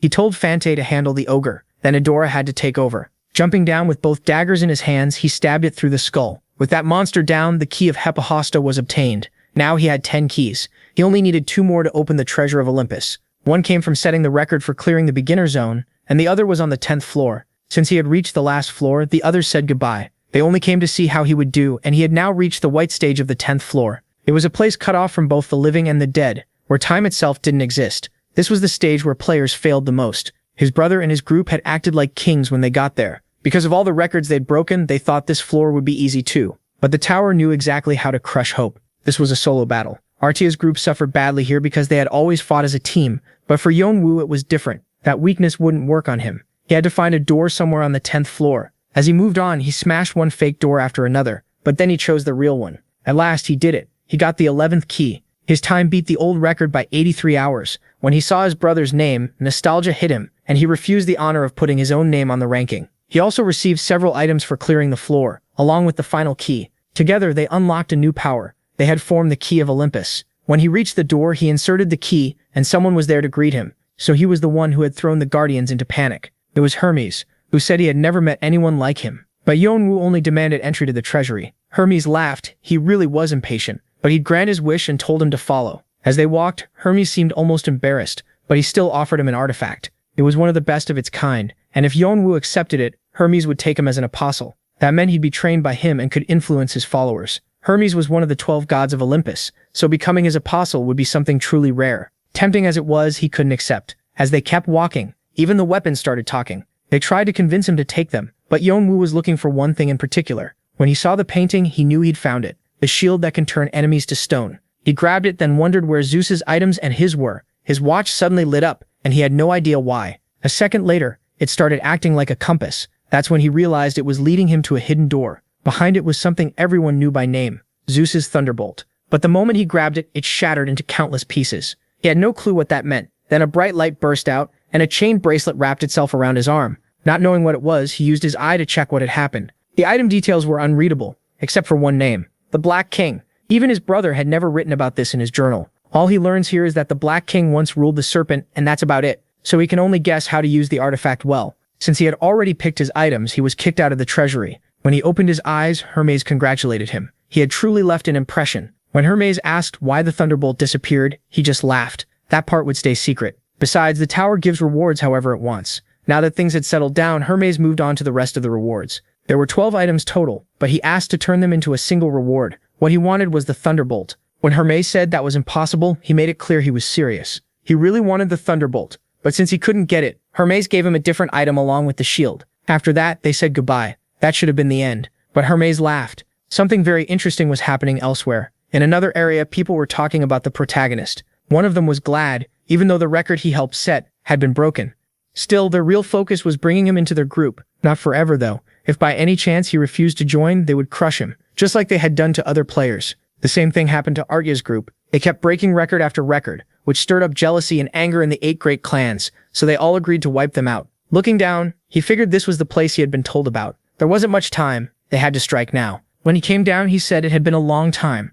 Leonte snapped back, asking if he understood what he had just done. He did. This was how a war began, wasn't it? Beating one of the 5 war gods of the Blue Sword clan was a fine way to start. They used to be friends, so he should hand over the mana organ. Maybe then his life would be spared, but he refused. As for the protagonist, he meets a rabbit who explains that the 11th floor is completely different. On earlier floors, if a player failed, they could keep trying as many times as needed, then recover in the waiting area. But the 11th floor had no waiting area at all. If he failed, he stayed there. If he got hurt, he had to treat himself there. In short, a player was trapped until clearing the test, and if there were no questions, then the next stage would begin. It was the world of dreams. His job was to hatch his own mystical beast from the egg in his hand. No one knew what kind of creature would come out, because it changed based on the dreams and devotion fed to it. On top of that, it needed real care. The more effort he gave it, the stronger his partner would become. Then the rabbit left. He sighed. This was going to be hard. For his brother, it wasn't. He treated it like the first stage where he could live a normal life, giving it lots of love and attention. That helped him hatch one of the best species in the game. But the protagonist wasn't good at that stuff at all. Unlike his warm-hearted brother, he was terrible at taking care of anything, though his brother had left him a few tips. Even so, the beast would awaken with flame abilities, so the best place to raise it was a phoenix key. Because of his fire and wind affinity, he figured his friends would take a while, so he left them a coded message to find him. Soon he reached the land of the phoenix, and it was already watching him from far away. He didn't get it. Had it always been like this? The killing intent was incredibly strong. As he looked toward the nest, the phoenix moved, but he was told to stop. One more step and he'd die. He said he had come a long way and only wanted a mission to earn its flame, but the phoenix wanted nothing to do with him. He had to leave. Yeonwoo felt something was off. He thought it might be because of the mana in the stones. As he moved closer, he apologized for coming this far. They yelled at him to back off. Just as he suspected, he said he could see she was sitting on her eggs. At that, the shouting stopped. He could tell one of them was missing. She didn't understand what he meant and told him to get lost. To her, he was just a human. Yeonwoo lowered his gaze and said that if he got the egg back, would she give him a mission? Even though her answer was full of hate, he took it as a yes. Once the quest appeared, he saw the mana trail ended there. Not far away, some men were bragging about their big score. They had found the egg while the phoenix was gone and planned to sell it, but then blood suddenly spilled. He wondered when that happened. One of them said the water from before worked great, so there was no need to worry. He would handle the egg himself. He was thrilled and never thought he'd get something like this, but a sword pierced his heart. Yeonwoo thought this was the easiest mission he'd had so far. The phoenix cried when she got her child back, and the protagonist was glad. The feeling was strange, but she thanked him and kept her promise, giving him the life flame skill as his reward. Still, to be a proper vessel, he had to make the right container and come back. He needed 5 albatross eggs, 80 snake apples, and a lesser dragon heart. He cursed. It was harder than he expected. That night, he built a warm, calm space. Looking at the egg, he guessed it was in a good mood. He followed the instructions, but still wasn't sure if he was doing it right. He couldn't believe he was actually doing this, petting it. He was literally petting an egg. By the next day, everything seemed fine so far. He also checked the reward from the Phoenix quest, and when he shook an earring, a soul came out. Using his skill, he ordered it to obey. After plenty of failed tries and whining from the soul, he finally succeeded.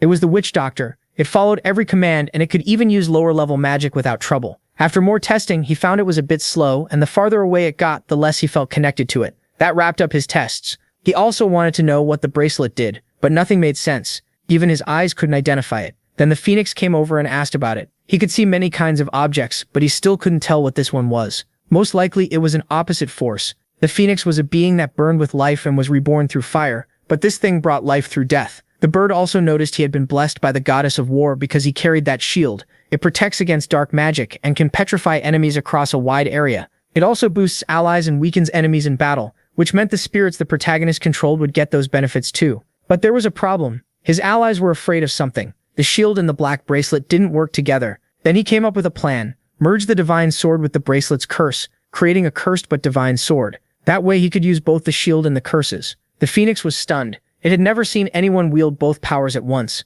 Before leaving, it asked him for one more favor, to name the baby he had saved. Back in the phoenix's nest, he held the chick. He laughed. Even someone like him could get nervous. Now he had to choose a name. After thinking, he called it Jian. When asked if something was wrong, the phoenix coughed awkwardly and said it guessed the chick would like that name when it grew up. Once he gave it a blessing and a name, Jian felt something strange spreading through his body. Now he only needed 0.5 more to complete his body growth. After that, he left and tried to control the shield, which we learned could split into 9 pieces. But it was far harder than he expected, like drawing a circle with one hand and a square with the other. That night, after all his skills had gone up, we finally get an update on his stats. Strength 253 plus 23 from armor. Agility 245 plus 29 from armor. Health 239 plus 14 from armor. Magic 320 plus 22 from armor, along with all his skills and their percentages. Then, when he checked the rankings, Eudora had passed him, but he still hadn't found them. Something must have happened, and he wondered what it was. 5 days passed, and Fante and Eudora still never appeared on the 11th floor.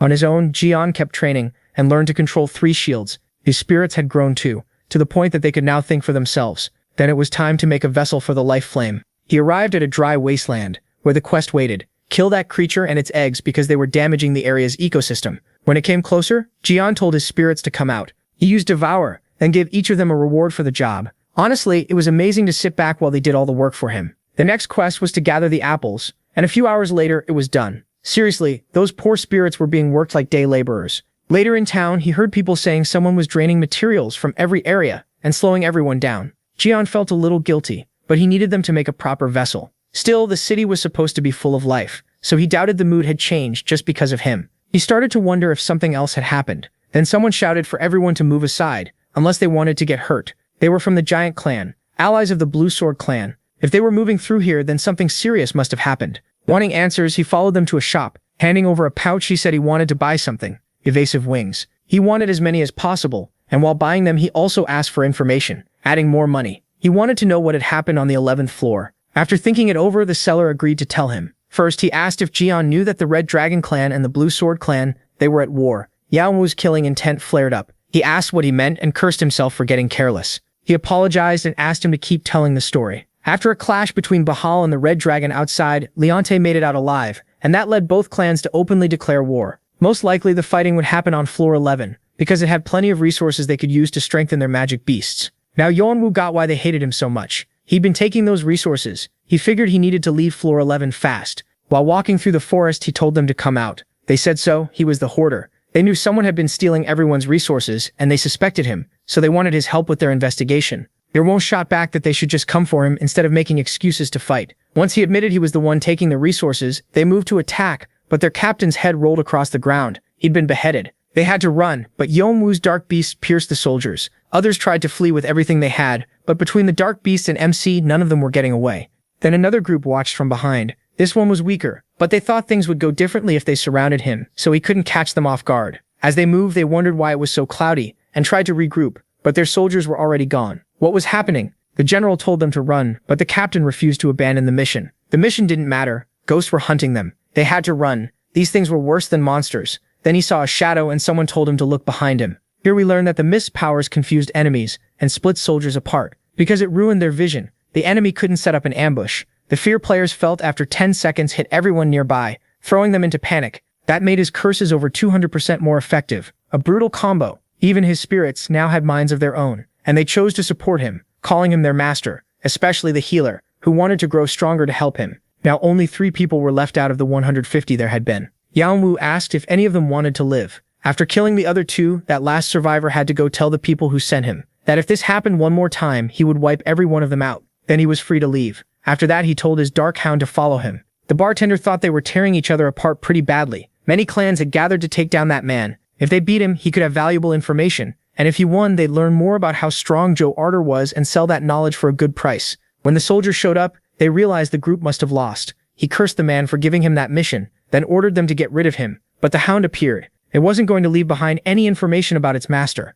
Later, he returned to the nest and everything was ready. The materials were high quality, so something very special could come from them. Cha Seon-woo had earned the highest score again, and memories of his childhood with his brother came back, days full of laughter and fun. All those warm memories had one thing in common: his brother was in every single one. Then he suddenly started crying. The man who never showed affection, who always seemed perfect and emotionless, finally broke. The bird calmed him down. That power was life itself. It burned away things like hatred, and from the ashes came memories like the ones he saw. It also felt like her daughter had grown attached to him, so when he left he should come visit her. He agreed, and since everything was ready, they could begin. The hatching of his egg was starting. He was shocked. He'd never seen one that big before, but nothing happened. The egg didn't hatch. The phoenix tried to give him encouraging words, saying that sometimes that happened and they just had to wait a little longer. But when nothing changed, she said it needed motivation. Since that floor was the world of dreams, the beasts fed on them. So he had to give the egg a dream, tell it what his own dream was. Thinking back to the cliff, he felt his dream wasn't anything good. He only wanted revenge. But that wasn't a dream, it was just a goal. He couldn't think of any dream at all. It felt too small. Then Shirtby came over and said his friend was only sleeping. That gave him an idea, so if it was sleeping, he'd feed it the best flames. And if that wasn't enough, he'd pour in the power of the 3 legendary beasts and see if it still wanted to stay inside such a tiny space. He'd keep feeding it until its belly burst. Yeah, that was bad news for the poor little egg. Then someone stopped him and handed him a letter from Fante and Adora. It said their tribe had important business, so they'd been called back as royalty. They apologized for not going with him, but said they followed after handling those matters. It also said they'd sent someone because he might need help. Even if he looked weak, he was an heir of the psychics. Yeonwoo was surprised. They were the prophets, the forerunners who could speak with the gods serving the one-horned tribe. But the boy calmed him down. He knew what he was thinking, but he wasn't as important as that sounded. There had been another successor before him, which meant he was the weakest one. Still, he asked to come along and wanted a chance. Since they needed his sister's foresight ability, Yeonwoo said he should go back to the village. Then he remembered they were busy, but the elders also wanted to meet him, so visiting would be best. Yeonwoo thought it over. Since that tribe was one of the oldest in the game, they probably knew many secrets. When he saw the egg, he was amazed, but this wasn't the time to stand there stunned. He'd heard the tribe didn't welcome outsiders, and their location was unknown, so how would they get there? But the boy said that wasn't true. They even had traveling merchants who traded with them. Still, the village was hidden by a barrier, so the protagonist had to stay close. He handed over a ticket that would let him leave the tower. Looking back at the nest, Yeonwoo figured he'd return soon. He crushed the ticket, and from then on he had to copy every step the boy took exactly. As they moved, he didn't fully get it. He had no idea what kind of skill this was, but he felt like he was starting to understand. Step by step, he was glad he'd managed it. He still didn't completely understand, because the path had no clear pattern. The guide was just walking along the flow of energy he left behind. Yanwu studied each step so he wouldn't get lost. 45 degrees to the left, then 16 degrees to the right. Now he got it. So this was the place. Then a voice said it never expected an outsider to cross the cloud of Hojo and Mystic Jin. The horned man demanded to know where he had gone. He was lucky to make it through. If he'd missed even one step, he would have been trapped forever. Yanwu stayed calm and said he saw the path, so there was nothing to worry about. Was he some kind of monster? That seemed impossible. Then the village appeared. It was a civilization like any other. Everyone was shocked to see a human. Was that the person Lady Adora had mentioned? Yanwu couldn't understand what they were muttering. And then Adora showed up. She apologized for not warning them. They just never believed the princess could smile like that because of someone. Then someone else appeared. So this was the human his daughter had talked about. It was the martial king. He felt like a monster, dark and overwhelming. No wonder Yanwu got through their mist field. And now that everyone was here, when was he going to marry his daughter? Adora just shouted at him to let go. She said she'd beat him up. He replied that it had been a long time since they'd had a guest, so they should at least serve tea. He apologized for the wait. He had to dress properly. Now they could talk. Yanwu was the top rookie to clear the tutorial. Blood brother of the fox and the one who defeated Arandon, right? The protagonist stood up. How did he know that? But then the man pressed down with his presence. Yanwu felt it and couldn't move. Once he sat back down, the elders started talking about the egg. Long ago there had been someone with something similar. Originally a being from outside. They said that case happened before the tower even existed. That egg must have been warped by unknown causes. And to hatch it, they had to fix that with moon seeds. Seeds passed down through their clan for generations. Yanwu asked how to get those seeds. They couldn't just give them away, because they were too valuable. They took 15 years to grow. He offered money, but they refused. Then he offered rare items, and they still said no. But his body looked promising. Had he heard about the war between the Red Dragon and King Dao? Sooner or later they would go there as merchants, and they wanted an ally. What did he think? That's how his mission was decided. For the first time in decades, the one-horn group would join the war as merchants on King Dao's side. Yanwu had to become one of them, and enter the war. He didn't want to get involved, but he accepted. They congratulated him. Taking part in that war would help a lot, since the experience he gained there would be useful for climbing the tower later. And unless there was an objection, Khan would join his side.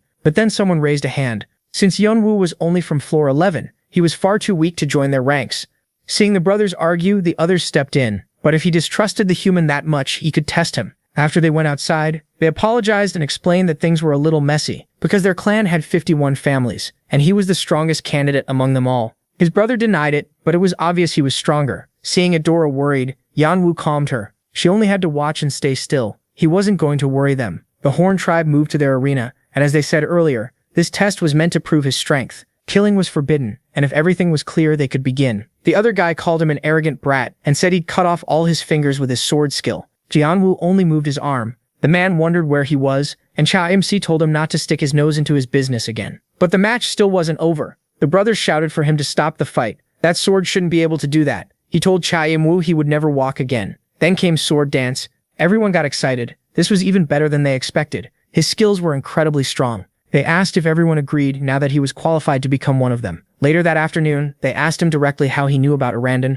He admitted a spirit told him, but he calmed them, saying it was never. He says he won't tell anyone, though 3 others have the same gift. One of them is all for one, someone far stronger than him. He needs to be careful around that guy. The diary mentioned him too, a being at the top of the tower who knows everything like the back of his hand. They also tell him the Horn tribe will join King Dao in 5 days, so they need to work together and act friendly with everyone else. That night, the tribe chief asks the woman beside him if this is really the boy they should accept as their disciple after the war. Later, the tribe holds a small celebration for their new disciple. Cha Yangwu thinks they're way too cheerful. This kind of mood just isn't for him. Then someone notices him. If he's the new one, he should come greet them, not make them walk over first. A fight is about to break out, but the princess steps in and stops it. She tells him his egg was moved to the elders. She thanks him too. The whole village is happy with their deal. They even want him to stay so they can study the egg more closely. Then he notices the chains. Chao Yanwu asks for her help. He needs her eyes to figure out what they are, and she says they're ancient restraints made from divine iron, a very rare material. But the set isn't complete.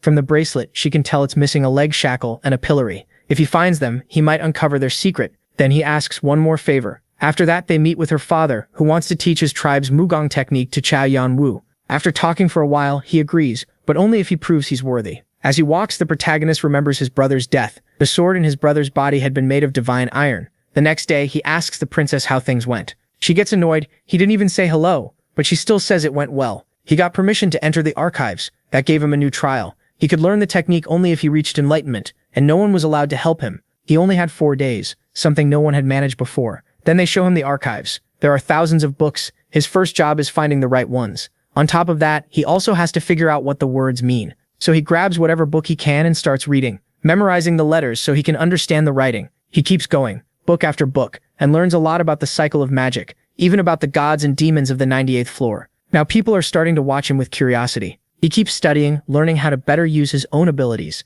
and he goes on like that for hours and hours over 4 days. The princess ends up falling asleep. She asks if he's okay, and one look at his eyes tells her he's mentally drained. But no, those are the eyes of someone right before enlightenment. That should have been impossible. His mana vein and all 12 meridians had opened. Adora looks at him with love. She spent 4 days beside him, and now he feels like a completely different person. Still, Leon tells him he's starving and asks if there's anything to eat. Even so, he still hasn't fully completed the skill, and with just 1 day left, he needs to learn how to bring that power out as a technique. The next day is the test. He thinks Leon doesn't look ready, and Leon complains to his daughter for not feeding him properly. He's all skin and bones. Then Leon asks him to start the evaluation. It's shocking. Leon sprouts Wings of Fire, which inspires the name of his skill made to honor his brother, Wings of the Sky. They're impressed. It's a very strong technique. He focused on balancing attack and destructive power, and that balance lets him pass the test. He had reached control over his abilities, so that became his reward. Now the focus will be training him in martial arts. But the war is about to begin. He has to follow and bring him along. He agrees, though it's hard to believe he can keep up with the king in war. Still, if he studies him with his eyes, he'll gain wisdom. Then the king offers him a first lesson, one of the secrets of supreme power, the Dantian.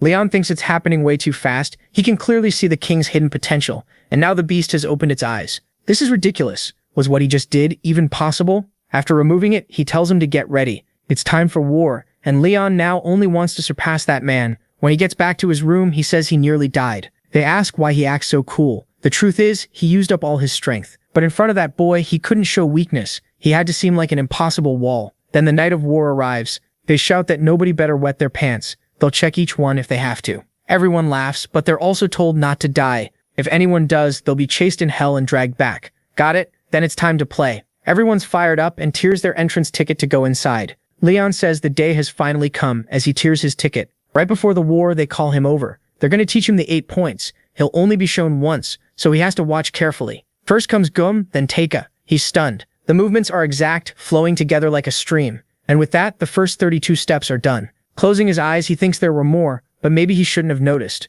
Not wanting to crush his spirit, he's ready to admit he can't do it. But Leon says he memorized it and wants to try. Just like that, Leon begins. First Gum, then Teika, then Leon. That's right, isn't it? He's proud. If Leon couldn't do that, he wouldn't be his disciple. And that's how he starts mastering the 8 fists. His children can clearly tell he's frustrated. Leon feels his mana flow growing stronger, but it's still only the basics. Even so, he really wants to test it. With full confidence, Leon asks if he can take care of the war, but he knows he can't just do that. Still, he wants to see his new skills in action, so he comes up with an idea. In the city of Karam, people are running around, not knowing what's happening. They wonder if it's the Sword Aura clan, but no, it's the Horn tribe. They can't believe it, since that tribe never joined wars before. Someone tells their general to look up. It's the Martial King. He freezes, then he's asked if he wants to live. He'll be given one chance. Fante says someone is flying this way. He complains, was he kidnapping people now? He's shut down, they were brought here for a reason. He orders them to fight this guy. If they win, they'll be freed. There are already 5 generals. They can use any method they want.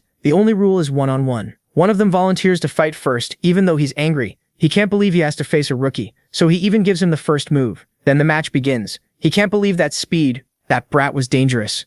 Then it was time for the next one, and the next. He never thought he'd really have to fight. But looking at Jahan, he knows the boy is at his limit. Someone warns him to be careful. Even at full strength, Jahan would still be dangerous. Rankers are titles given to the strongest players climbing the tower. Most of them have reached the 50th floor, but that floor is known as the barrier. So people who stop at floor 49 are called semi-rankers. Jahan believes that someday he'll face the 8 clans, defeat the high rankers and even the 9 kings. So fighting a semi-ranker is the best way to break past his limits. As their swords clash, he asks for one favor. No matter how this ends, his men must be set free. Hearing that, he realizes this man is ready to die. So he has to face him the same way. Seriously, using all his power, he's completely different from the other 4. No matter how much he attacks, he can't find an opening until he spots one on the upper left forearm. But he misses. Damn, it's too late to avoid it. He won't dodge in time. He has no idea what just happened. He was sure the hit landed, so there's no way he was mistaken. Right now there are two openings, but once again he's the one who gets hurt. He wonders what happened. His instincts scream not to trust what he sees or he's dead. The man says he gets it. Now he doesn't know what focal points are, right? One look at his face, and he knows he'll be the one who survives. He rushes in fast, completely unlike a moment ago. He tries to think of a way out, but the more he thinks, the only answer is death. So he activates his foresight skill. He has no idea what's going on. He was sure he killed John. John decides he doesn't need to explain. As he dies, the man thinks at least he saved his subordinates. They ask if he wasn't afraid of death. He says of course he was. When he first got there, he was shaking, but he was also a leader. As he fades, he thinks that if his brother had someone like this beside him, maybe he wouldn't have met such a tragic end. Barely alive, John asks him to teach him about focal points. Basically, they're feints. One possibility can be turned into a lie. Put simply, focal points are the power to choose the possibilities in a fight. But only players who have trained their mana to the limit can do that, and he has only just started learning the fists. And with that, the first battle between the Red Dragon clan and the Azure clan ends in that city. On the 11th floor, this man tells them to move. Mama Phoenix thinks something is coming. It looks like John has returned. Later, the protagonist is recovering so he can get back to full strength. But something is wrong. Chirpy looks terrified. The siblings are talking, and then the door is blown open. John rushes out at full speed. He thinks he can feel her fear. What the hell happened? When he reaches the nest, everything is destroyed. He panics. He can't sense any traces of Phoenix magic. While digging through the wreckage, he sees something shine. It's Chirpy. When he picks her up, she's very weak, and he can see her memories. Someone tells her mother she's not as impressive as expected. They apologize, then pull out the god's saber. We learn that Changhua Island is one of the 8 main clans, even though it has fewer members. What makes it so feared is its 5 martial gods, and every one of them is a high ranker. The one in Chirpy's memory is the god of the sword, and that's how the phoenix died. The little one just cries. He realizes he can't take Chirpy with him. Changhua Island had worked with the Horn tribe, so he needs to take her somewhere else. A voice thanks him. He had found her youngest child. He shouldn't be so angry just because she died. In a few decades, she might come back. But Changhua sees death as final. Even if she returns, it will be in a different time. She asks one thing of him: until she comes back, protect her little one. It was a heartfelt plea.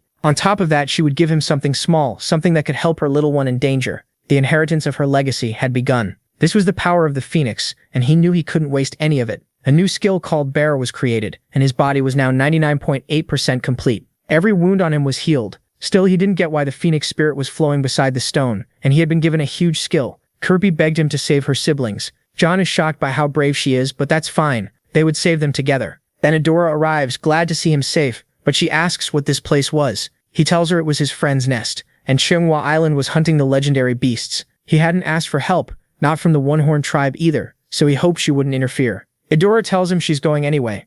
She hated what the island had done by dragging her tribe into this. He smiles. Since he knew the way, she just had to follow him. Later in the eastern territory of the Empty Dragon, he thinks they came too late. Then someone calls for him and laughs. So this was the player favored by the legendary beast. John recognizes him, so he was the remnant of the Empty Dragon. If that was true, he laughs. He knew it. He would help him get revenge in exchange for using his power. Bold offer, but he accepted. That bastard hadn't just awakened him, he also took his inner core and his heart. So he'd help, just this once. Still, the gap between them was pretty big, so he would help him cut it down. And just like that, the contract was made. He gained the title Dragon Contractor. In the north, the Beast Turtle had also been killed, and it too gave its blessing. Now only one legendary beast was left. When asked what they should do, he said the tiger was still safe, but they should leave. He would handle his own problem himself. Or he could accept their request if they gave him the little phoenix on his shoulder. Adora thinks he's unbelievably rude and arrogant, and she firmly believes they should leave. The tiger, though, felt differently. Unlike the others, that meant they had done all they could, right?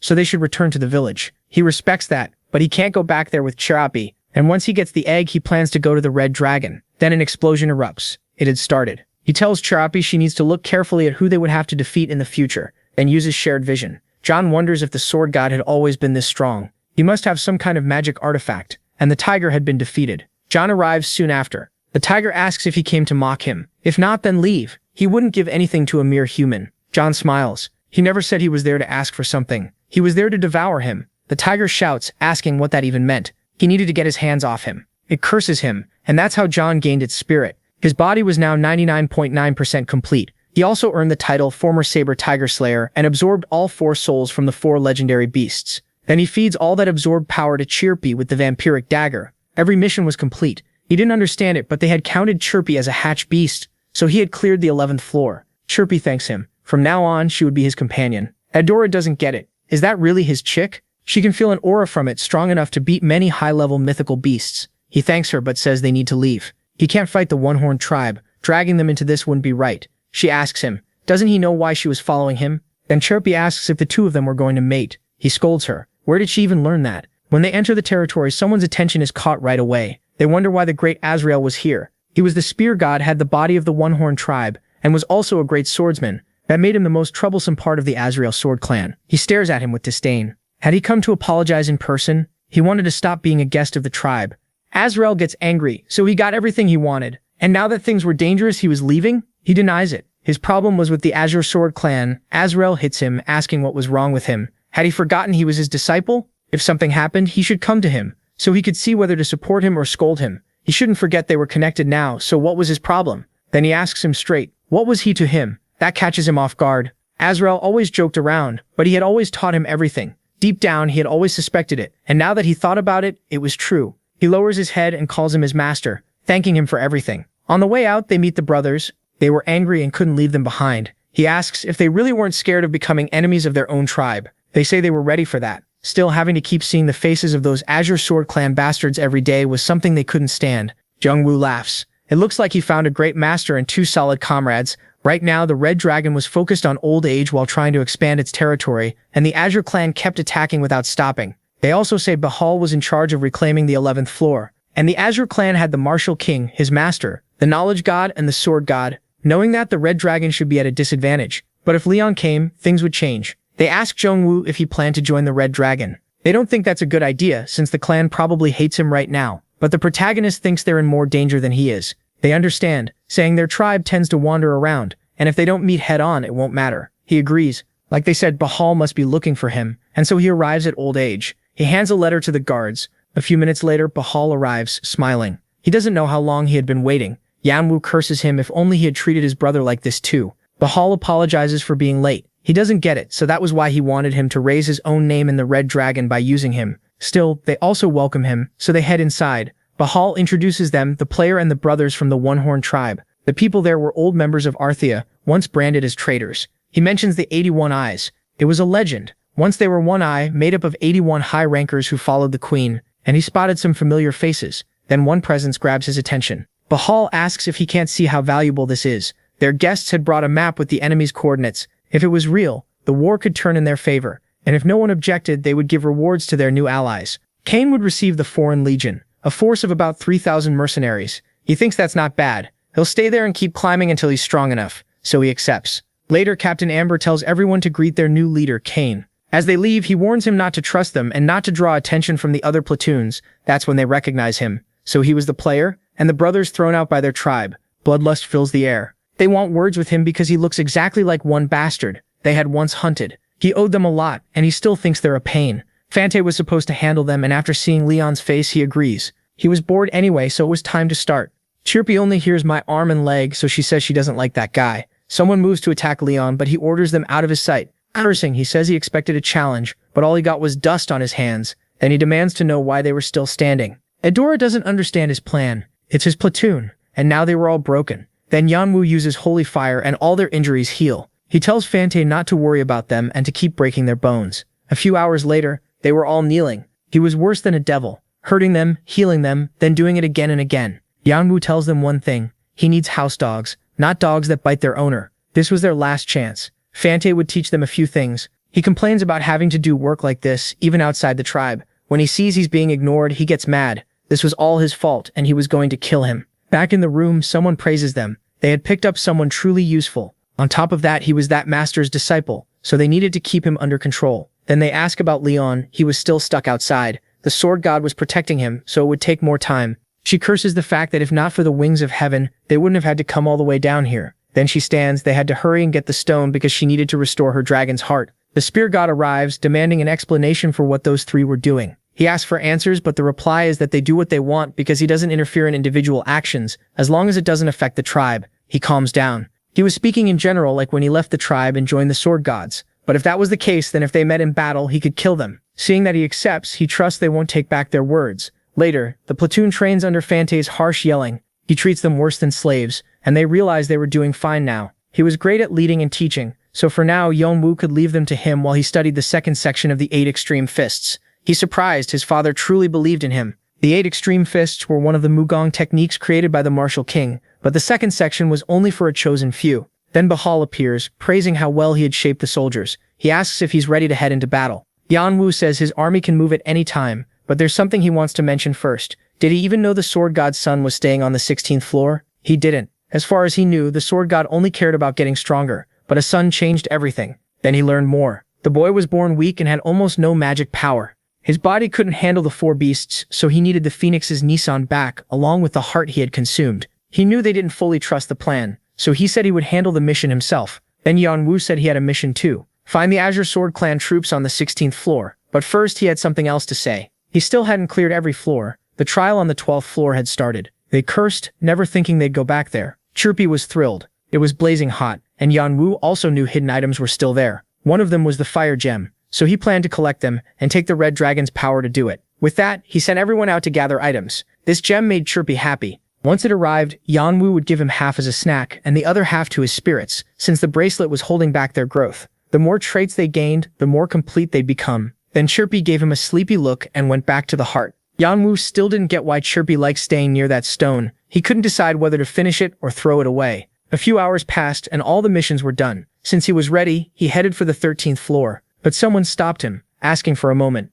He looked busy, so he got straight to the point. His brother had trouble with the guardians, especially the highest-ranked one. That guardian was Plaza, the rabbit of the zodiac among the 12 guardians. He wasn't trustworthy. He was there to deliver a message from his superiors. Yeonwoo might not know this, but the 12 zodiac guardians served as messengers for gods and demons. This time he came with a warning from one demon in particular. Beware the 3 Norns, especially them. Yeonwoo didn't get it. If he meant the 3 ancient goddesses, then he had to mean Erd. But why so suddenly? There was no real answer. He was only a messenger. Even so, Yanwu guessed he was about to anger those goddesses and stepped onto the 13th floor, called Judgment, the Wheel of Life. As soon as he arrived, he told everyone to bring out the items they had gathered. 182 fire gems, 35 ice crystals, and 91 frostfield roses, plus a special inventory item. They nervously asked where the Azure Sword Clan troops were. He said they were at the temple. Erd of the past, Verdandi of the present, and Skuld of the future were the 3 goddesses who lived at the spring of life, beneath the tree where they spun the thread of fate. Their temple was always full of worshippers. Even so, these goddesses stayed away from the gods and demons of the 98th floor and remained on the 16th floor. The others were stunned. Was he saying they were going to attack the temple? That made no sense. Even if the Norns had changed, they were still divine beings. But Yanwu shook his head. They could only tell fate and couldn't cause physical harm, because the tower had bound them. On top of that, the mission was part of the contract. If they refused, they'd be punished, so they had no choice but to move. Once they entered the temple, they wondered why the red dragon was there. The priests, or whatever they were, asked the same thing. First, everyone had to leave their dangerous weapons outside. Yanwu figured that, as the red dragon's representative, a bigger clash was better. The more damage there was, the bigger the story would become, and it would reach the Azure Clan and the Sword God. Then the soldiers attacked. They ordered them out. No one was allowed in. When the door opened, a drunk man appeared. It was Hanbin, the Sword God's only son. They argued, and it was obvious he was a lost kid from the outside who knew nothing about life. They knocked him senseless to stop the shouting. Yanwu thought the Sword God had been blind. His love for his son made him ignore the truth. Hanbin had struggled his whole life with his disability, and the easiest escape had been drugs. The protagonist smiled. At least Hanbin's words would spread across the tower, and the reputation of the 3 goddesses would fall, along with the Sword God and the Azure Clan. Back on the 11th floor, he smiled. So that was the boy. He looked just like his father. Yanwu couldn't believe he'd gotten that trump card without lifting a finger. Now he started planning how to take the stone. Leonte with his trump card had to be awakened. Then an important-looking goblin showed up, asking Rabbit if he had done anything. In another scene, he was sweating. He had just heard that the red dragon had kidnapped his son. He shouted that he had to save him. He didn't know where Hanbin was, but he'd find him. As he grabbed his weapons, a note fell. It said that if he wanted his son back, he had to bring the stone. When he opened the box, he found a finger inside. They said that after leaving his tribe, he crushed every enemy in his path. He always won. In time, people like him gathered around him, and they became the foundation of the Azure Sword Clan. Unlike Artia, which was destroyed too easily, he wanted to end the war fast. But if he did, the 9 kings would vanish and lose their name, so he couldn't do that. He couldn't let the Azure Clan disappear. Then he was told someone was attacking his general. He didn't need to hear it twice. They demanded the stone. He kept saying he didn't know who had it. When he saw the massive attack coming, he begged them to stop. He knew nothing about the stone, but they had never asked if he knew. They just told him to hand it over if he wanted to live.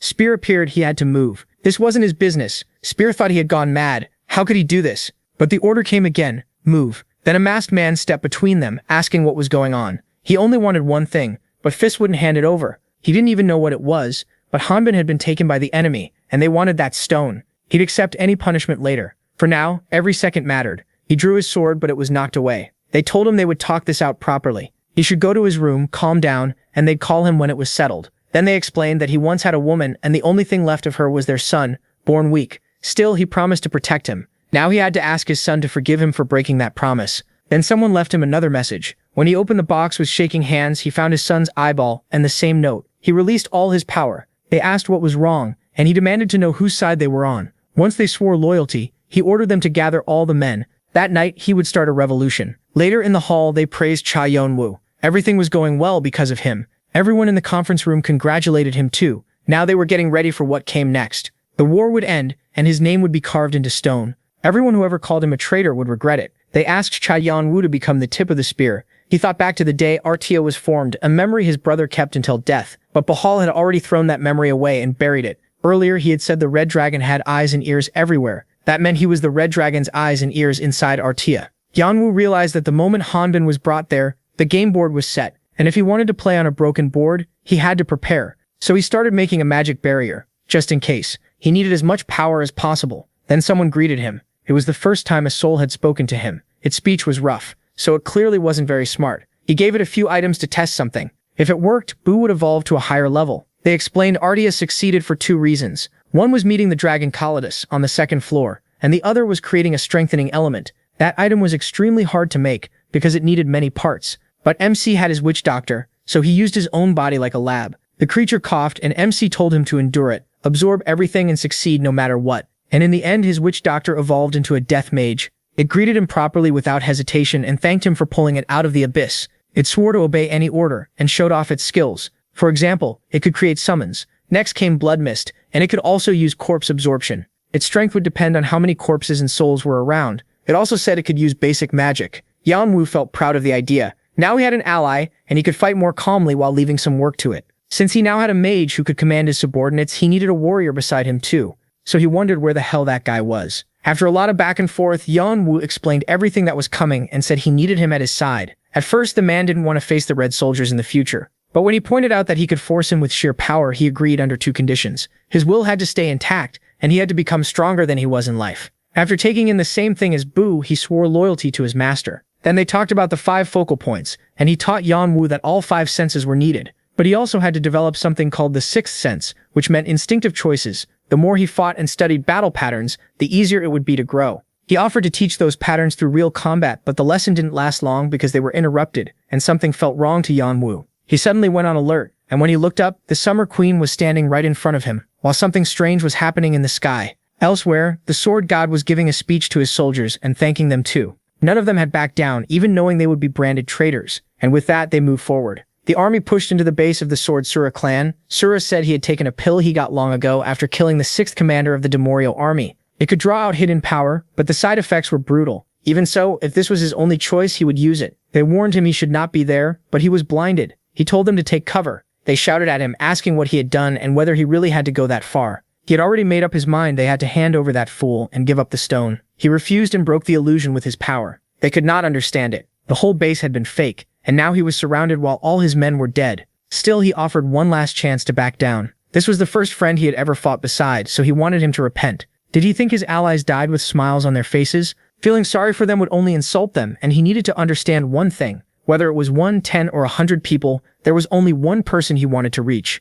No, he still could not understand it. Even after taking a hit from that, he survived. His technique was amazing. He moved to his side in an instant, but now he was within range. This was the end. He could not believe it. He was stronger than ever, yet he still could not leave even a scratch. The man thanked him, saying he had no idea the 4 legendary beasts were inside his body. The pill had fused them together, and now all he had to do was pull them out. Laughing, he said he had always known what he was doing. In the end, they had only used him. He apologized to his son, then remembered the coordinates from the letter he had received. Laughing again, he realized his enemy made a mistake by explaining how the beast's core worked, and he opened a portal up in the sky.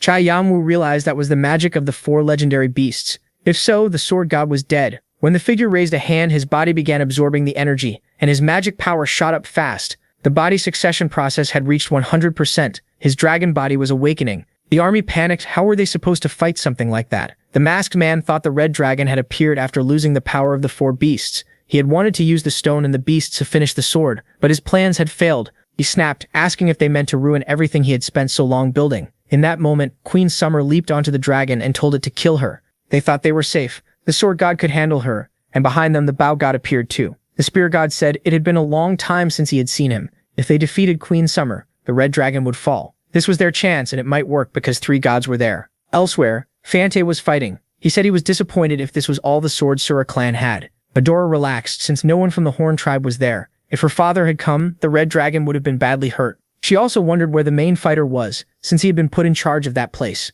Meanwhile, Jayan was suffering. His magic circuit was expanding. It felt like his whole body was being torn apart. And then the process finished. All his skills had gone up, and he also got rewards for achieving something huge. Now everything felt different. It was not just his body, his soul had changed too. It was like he could see through things. He still could not control it fully, but he had the power to study the truth of everything and understand it. That was a dragon species skill. And because of his transformation, he could now use all 8 authorities. The authority he had was basic, but it was the first step. Then someone said he was the new successor, the one the child had talked about. He realized it was Kaladas, but that made no sense. Kaladas was dead. Still, Kaladas told him that he would be waiting until he looked him in the eyes. Jakan woke up and decided his first goal was to catch the saber god. It was time to rise. They asked him to lead them. He explained that the people here were not normal warriors. They could easily form a major clan. He thought about making them his servants, but it was too early to celebrate. He told them to split up. Leonte and Bahal were still alive, and the war would not end until both were dead. Once they clashed, he would strike from the back. Bahal thought they were just flies and told them to get out of the way. He yelled for his enemy to come out, saying the soldiers were not even worth a warm-up,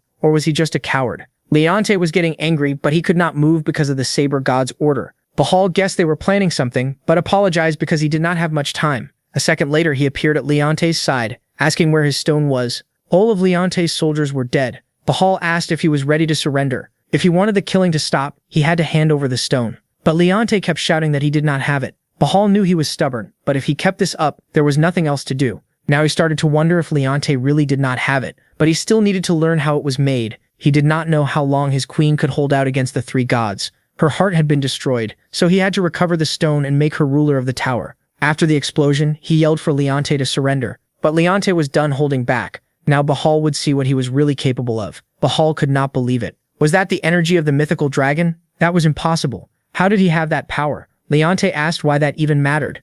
Bahal wondered when he had placed those magic circles. Then Leonte appeared at his side. Bahal cursed as the technique slowed him down. He admitted Leonte had blocked his attack, but told him to try enduring the next one. Bahal was in trouble now. That sword belonged to Odin himself. A weapon so great it could not even be ranked. He could not understand how a bastard like Leonte could wield it. He shouted, thinking Leonte had nearly burned through all his power. No wonder the saber god had given it to him for emergencies. Still, Bahal cursed him. If that power were his, he would not need the stone. Then in the distance, Bahal screamed. Covered in blood and missing an arm, he swore he would never forgive this. Leonte laughed. Bahal looked pathetic. He had clearly used up all his inner power. This was an easy win, and Leonte's real revenge for their last fight was about to begin. Until someone said, "I finally found you." He froze. When had that happened? The voice was familiar and full of killing intent. Before he could react, his head rolled across the ground. The Watcher could not believe that man had consumed the core of the mythical beast. That beast was why Dragon Kaladas had taken an interest in his brother, and the two had become close,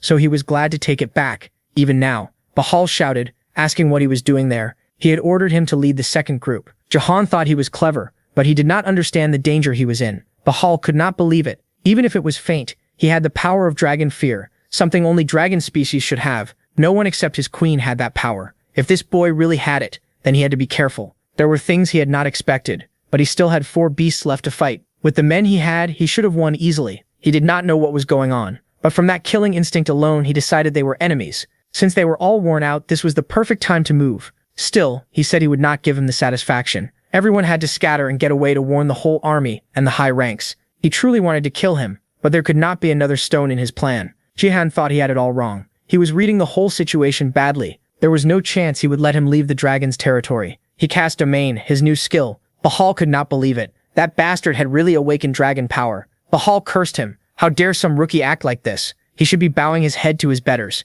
Jahan smiled. Bahal wanted him dead, but his plan had failed. His allies had probably already warned the rest of the clan, but Bahal was wrong again. He was still reading things badly. Some and everyone here was going to die. Bahal could not believe it. He could use both dragon power and the dead. One of those was already enough to shake the tower, but both was impossible. They screamed, asking what the hell those things were. One voice answered, "Glory to the master." Then another knight appeared. This was the end. Bahal looked down. His body was wrecked and the flame beasts were dead. This was the worst. Even after leaving Archia, he had faced one problem after another. Nothing had ever come easy, but through all of it he completed the Fire Fist skill, earned his place, and became the Eye of the Red Dragon. But he cursed himself. He could not think straight. He could not believe he had almost given up, especially against a rookie like this. He pushed his power to the limit. Jahan Wu could not believe he still had that much strength left. Bahal declared that he was Bahal of the Fire Fist Rain of Fire. Yan Wu cursed. That attack was only meant to distract him while Bahal hid in the flames. It could not be real. He had deflected the attack. Who was this brat really? The main fighter thought this was taking longer than expected, so he needed to finish it. Bahal shouted that he was a damn bastard, but moving as fast as lightning, Yanwu dodged the attack and stepped into range. Then Bahal's body was cut. He could not believe a mere rookie had done this to him. Was he really going to die? No, he would never give up. While dying, he asked who the hell he was. If he was that curious, then he should look into his eyes and see his brother's face reflected there. Then Yanwu cut off his head. She could not believe it. A contract linked to her eyes had been severed. That meant Bahal was dead. Even with the beasts inside him, that should have been impossible. Her heart was close to failing, but she still came to war. She had risked everything, so she had to get that cursed stone. Unleashing all her fury, she expected them to be strong, but even with 3 gods, they still could not kill her. Then something hit her at once. She realized it and was shocked. It could not be. Leonte should have died. Chaeyoung-woo was trying to take in all of that energy. They told him every enemy had been wiped out, and his bracelet was shaking hard. It made sense. Besides the beasts and soldiers, he had absorbed 2 incredibly strong players. He had gained a huge number of souls, and they were now in limbo, fighting each other. Soon they would learn that the bracelet's power could not be beaten. He felt a little guilty that so many had died to make the stone, but if the Red Dragon wanted a stone that badly, then it had to be useful. His mission was done. Now he just had to tell Fante and Adora. They needed to pull back. The Saber God realized they had lost half their army. The legendary beast forces were gone. 2 of their strongest men were dead. It was their worst disaster since the war against Arceus. Then an attack cuts him off, and they tell him not to hesitate. Or was he already too old to fight? He snaps back to himself and says that from here on, he would handle it. His sword was back. Spear and Bow got ready to watch his back. The queen wasn't going to let them plan anything. But Bow stepped in, so Spear charged ahead, setting up a perfect combo between them. Meanwhile, a skill was charging up, while she focused on the 2 of them. A huge attack was heading for her skull, but something had changed. Someone tells the Saber God to run.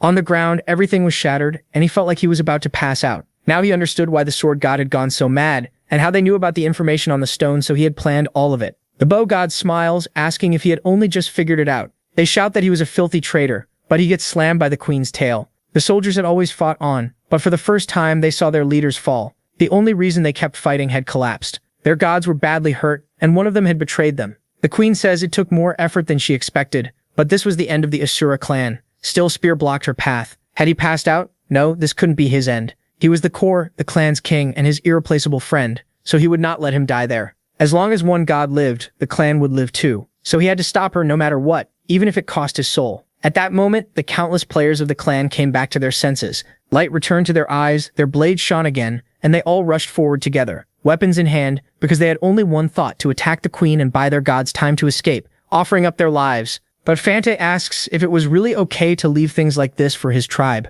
They calm him down, saying his tribe surely knew about that war, but they never showed up. That made it obvious they had broken away, and they would not seek revenge. They would only be trying to recover from the war. Later they returned, but he only greeted his children. He had no reason to greet someone who came back only after causing a mess. It was also obvious he now had a dragon skill. He smiles, it was impressive. He had even tried to hide how strong he'd become, but it was still clear. Then they say goodbye, and he asks if he had finished what he needed to do. He lowers his head. Yes, it was all thanks to him. Later, outside the village, someone desperately begs them for help because the Red Clan had broken into the headquarters. When they get no answer, they shout that the contract was already made. On top of that, one of their members was about to die. He denies it. There was no member of his clan there. That man had already cut ties with them, and the contract only covered one war, and they had already won the first one, so they were free of any promise. Leon thought he was safe with them, but there was no telling what would happen once he left. Also, with those 2 betraying them, one of the 8 great clans had fallen. That would likely spark a brutal fight among the great clans for control of what the Asura Sword clan used to own. That war had only been the start. He needed to get stronger and get used to his new body, because his fight with Bahal showed him how far he still had to go. But first he was going to start by hatching his egg. As soon as he arrived, angry shouts broke out. How could he be so impatient when there was still time left? When they saw how badly he wanted to hatch it, they dropped to the floor saying he should keep it a little longer in his care. They still hadn't figured out how to hatch it, but he thought he had the answer. After receiving the energy of the 4 beasts, a crystal formed and created a new skill, and he believed that finally, thanks to it, he could hatch it. Then Cherpi appears happily, because she wanted to meet her new friend, leaving the elders stunned by the majesty before them. Well, then he comes in with it, which was the one from the tribe's strongest after the king. No one knew how much it could grow, and they still didn't know how to make it hatch. When they see that the protagonist seems to know, they suggest he hatch it outside. They ask if he really knew what he was doing, and if so, they hand him something. It was the moon seeds, but he shouldn't be looking at him. He should look at Adora and Fante. They had given them to him. They inherited them at birth and decided to pass them on. He closes his eyes. They really were amazing friends. Then they talk for a long time, and the martial king tells them to hurry because he was getting sleepy. He also says they had better get something really great, since everyone kept saying it would be amazing. They could not disappoint him. Chai Yongwu thinks the time had come. He was about to begin the hatching, bringing together the seeds, hearts, and souls of the beasts. He had to awaken it. The dragon says it had been waiting for him to call once again. They shout. It was completely different from normal mythical dragons. It also looked like a serpent, and its attribute was demonic energy. They couldn't believe it. There had never been any record of a mythical beast with that power. It also controlled 4 kinds of energy. How was that even possible? He says he had never seen anything like it. It seemed the tower would be thrown into chaos over this again. He thinks it had waited for him for a very long time. It threw its physical body into a void and locked itself in darkness for his sake. He doesn't understand why he isn't happy. His old self would have been jumping with excitement, but Cheonwu apologizes. He was not the person it had been waiting for. He asks his master for permission, but they needed to talk in private. The king doesn't understand a mythical dragon with demonic energy. This was the kind of power used by the demons of Floor 98. It could twist a person's nature and drive them into obsession. It was extremely dangerous, and it demands to know if he had gone through something so terrible he couldn't remember it. Why wasn't he happy? Chai Yanwu understands. His brother left his dragon behind before fate caught up with him and protected it. Taking off his mask, he explains that, just as he said before, he was not the one it was looking for. He was Che, the protagonist Wu, the older brother of Che, the protagonist Wu. When it gives no response, he apologizes again. His brother's memories and the reason he came were to take revenge on the bastards who killed him. He says he'll leave it alone for a while so it can think about everything that happened. But before he leaves, it stops him. He wasn't the master it had expected, but he still had blood ties to him, and if he wanted to kill those bastards, it would help him. Then when they admit they want to destroy the tower, it laughs loudly. He was completely insane, but it liked him. It needed a name to become his ally. Still, he would have to wait a while, since its power was only just recovering. Then Chayo-Wool gathers Fante and Adora, because he had a big plan. He wanted to take over Floor 11, and he would use his beasts to turn them into legendary beasts and control the floor. They would benefit too, since they would have a legendary beast as an ally and gain all of its experience. Then he goes somewhere as far away as possible, and summons the souls of Bahal and Leonte, whom he blackmailed and tortured, until they told him everything about the stone. After a long time, Leonte finally tells him the full truth about what he knew of the stone, and he gives their souls to his soldiers. Bahal then tells him everything about the red dragon. He also explains that the ring led to a magical vault, where many items were stored, and at the end of the room were the materials needed to complete the magical stone. Only a few parts were missing, and he thought he needed the man who was an alchemist and his brother's friend to see if he could finish it. Then, even though he begged for his life, John showed no mercy and gave his soul to his soldiers. That meant they would never be able to reincarnate. Thanks to that, his soldiers had gained the best skills of the generals, but he thought he had one more thing, the soul of that man, which he managed to collect after casting the magic circle. It was the sword god, who got straight to the point and tried to convince him to join him. If he did, he would save his son. He denies it. His son was dead. The red dragon must have killed him. But John then teleports him and from a distance tells him his son was right there. He can't understand it. Why was his son there? John admits he secretly brought him over before the war began, but he should thank Chirpy, not him. She was the child of the phoenix he killed. She had planned to kill him to avenge her friend, but she stopped herself. Even though her friend had been killed, she said there was no reason to make others suffer the same grief they did. He can't believe it. Something like that should not happen in the tower. Everyone lived for their own purpose, so he kneels before him. The sword god greets his new master and says he will be forever grateful for saving his son. And just like that, he had another general among his troops. Later, during a fight with the martial king, he realized how much they still needed to improve, so he pushed himself through brutal training.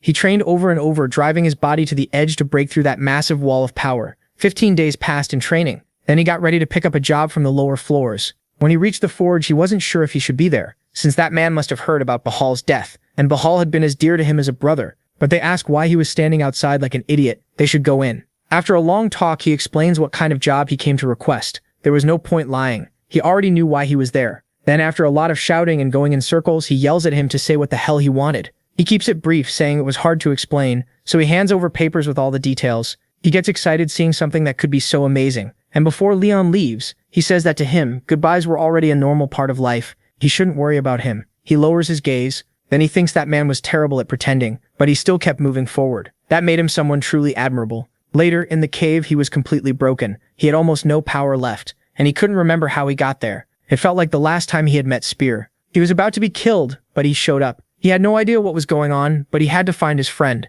So he stepped outside the cave and found people standing still. As he moved farther, tears started to fall. His whole army was dead. They remained standing, and thousands of enemy soldiers in front of them had been cut down too. He cursed him. Why was he smiling? What was there to be happy about? Why did he throw his life away? That should have been him. He had always seen him as a brother. He had always been there for him. Because of him, he kept going. Now, he didn't even want to live. But then something changed. The saber's wrist started to glow. The moment he saw it, his hesitation vanished. Pride stopped mattering, and he used a power he had never used before, the forbidden kick. If it could grant his friend's wish, he would throw away his warrior's pride. His friend would never stand beside him again, but he would always remain inside him, eating at his heart. Meanwhile, John was trying to enter the 16th floor where the Temple of the Three Goddesses stood, but they refused to let him in. He figured that if there was no other way, he'd have to enter by force. But the goddess also had a sincere wish to meet him. It worked out, since he had been denied entry to the 16th floor, because the goddess Ord had called for him. Her territory was open to him. John saw no reason to refuse, but he did things his own way, since he still didn't trust her. So he would only use her help until everything was over. She agreed and led him to the goddess. Once inside, he thought it all felt too quiet. Even with the Scythe's shadow present, no one seemed shaken. Still, he stayed alert because of the warning the rabbit gave him to be careful of the eldest. As they moved on, she could only take him as far as that door. Beyond it was the goddess's sacred territory, and without permission, she couldn't enter. John felt something he had never felt before. At other times, power felt heavy, but this was different. He couldn't name it. He only knew there was immense power behind it. He asked what the hell was behind that door. She said it was a god, but that made no sense. A god couldn't leave the 98th floor. The three Norns were only allowed to send their consciousness to the 16th floor because they didn't want to stay trapped on the 98th. She told him not to worry. He would understand soon. John walked in without hesitation. He wanted to see it, but what waited inside was beyond anything he imagined. The power he felt went far past his expectations.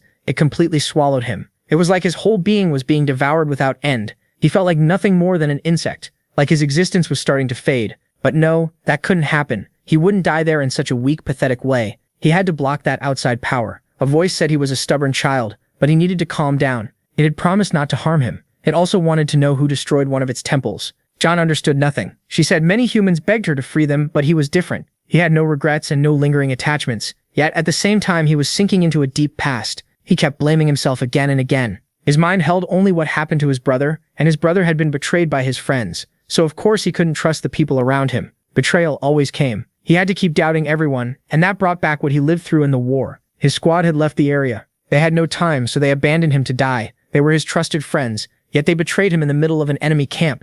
He risked his life for them, and all he got was betrayal. No one should have survived that, but there was no way he would die there. The bitterness of that betrayal kept him alive. He thought only about surviving no matter what. He met and killed countless people, and at some point he threw away his rage, resentment, and every other feeling. After that, they started calling him Cain, the emotionless monster. She laughed. He would never cross that abyss. He would become just another piece in her collection. So he had to draw out the monster inside, but the protagonist thought it was boring. Was that really all he was? No way. Every player carried regrets, and his were among the strongest. There was no way he could break free that easily.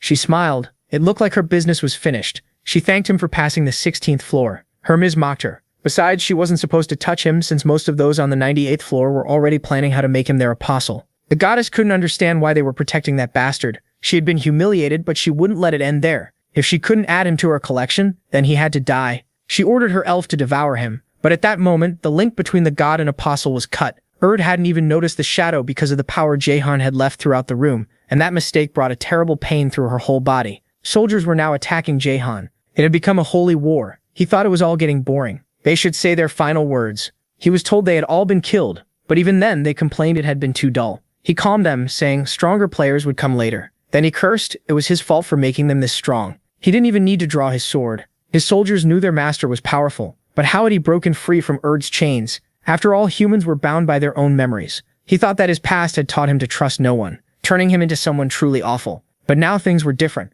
Remembering his brother's words, he knew there was no way he could show his brother such a shameful side of himself. Then he moved on to the 20th floor. That test was too easy for him because it only covered the place in darkness, and with his power he could easily find the path. For everyone else, crossing it was hard. They kept falling into places they shouldn't go because the farther they went, the more their senses dropped to almost nothing. Sight, hearing, smell, taste, and touch. But for Chagyeon-woo, thanks to his training, it was far too easy. His senses had grown a lot. So to keep training, he removed all his artifacts and sealed all his skills. Once everything was turned off, it felt like going back to the beginning. He knew it was truly dangerous for him, since he had many enemies. But he could use that pressure to push past his limits. After a while, he realized climbing without his senses was much harder. Once he got higher, he started wondering if he was even going the right way. At that point, the only thing not reduced was his sense of touch. But it was time to develop his sixth sense. He began feeling the waves of everything around him. At first, he couldn't tell them apart. But now he could, at least a little. Each being had a different length. And now he pushed his awareness as far from his real body as possible and let himself flow.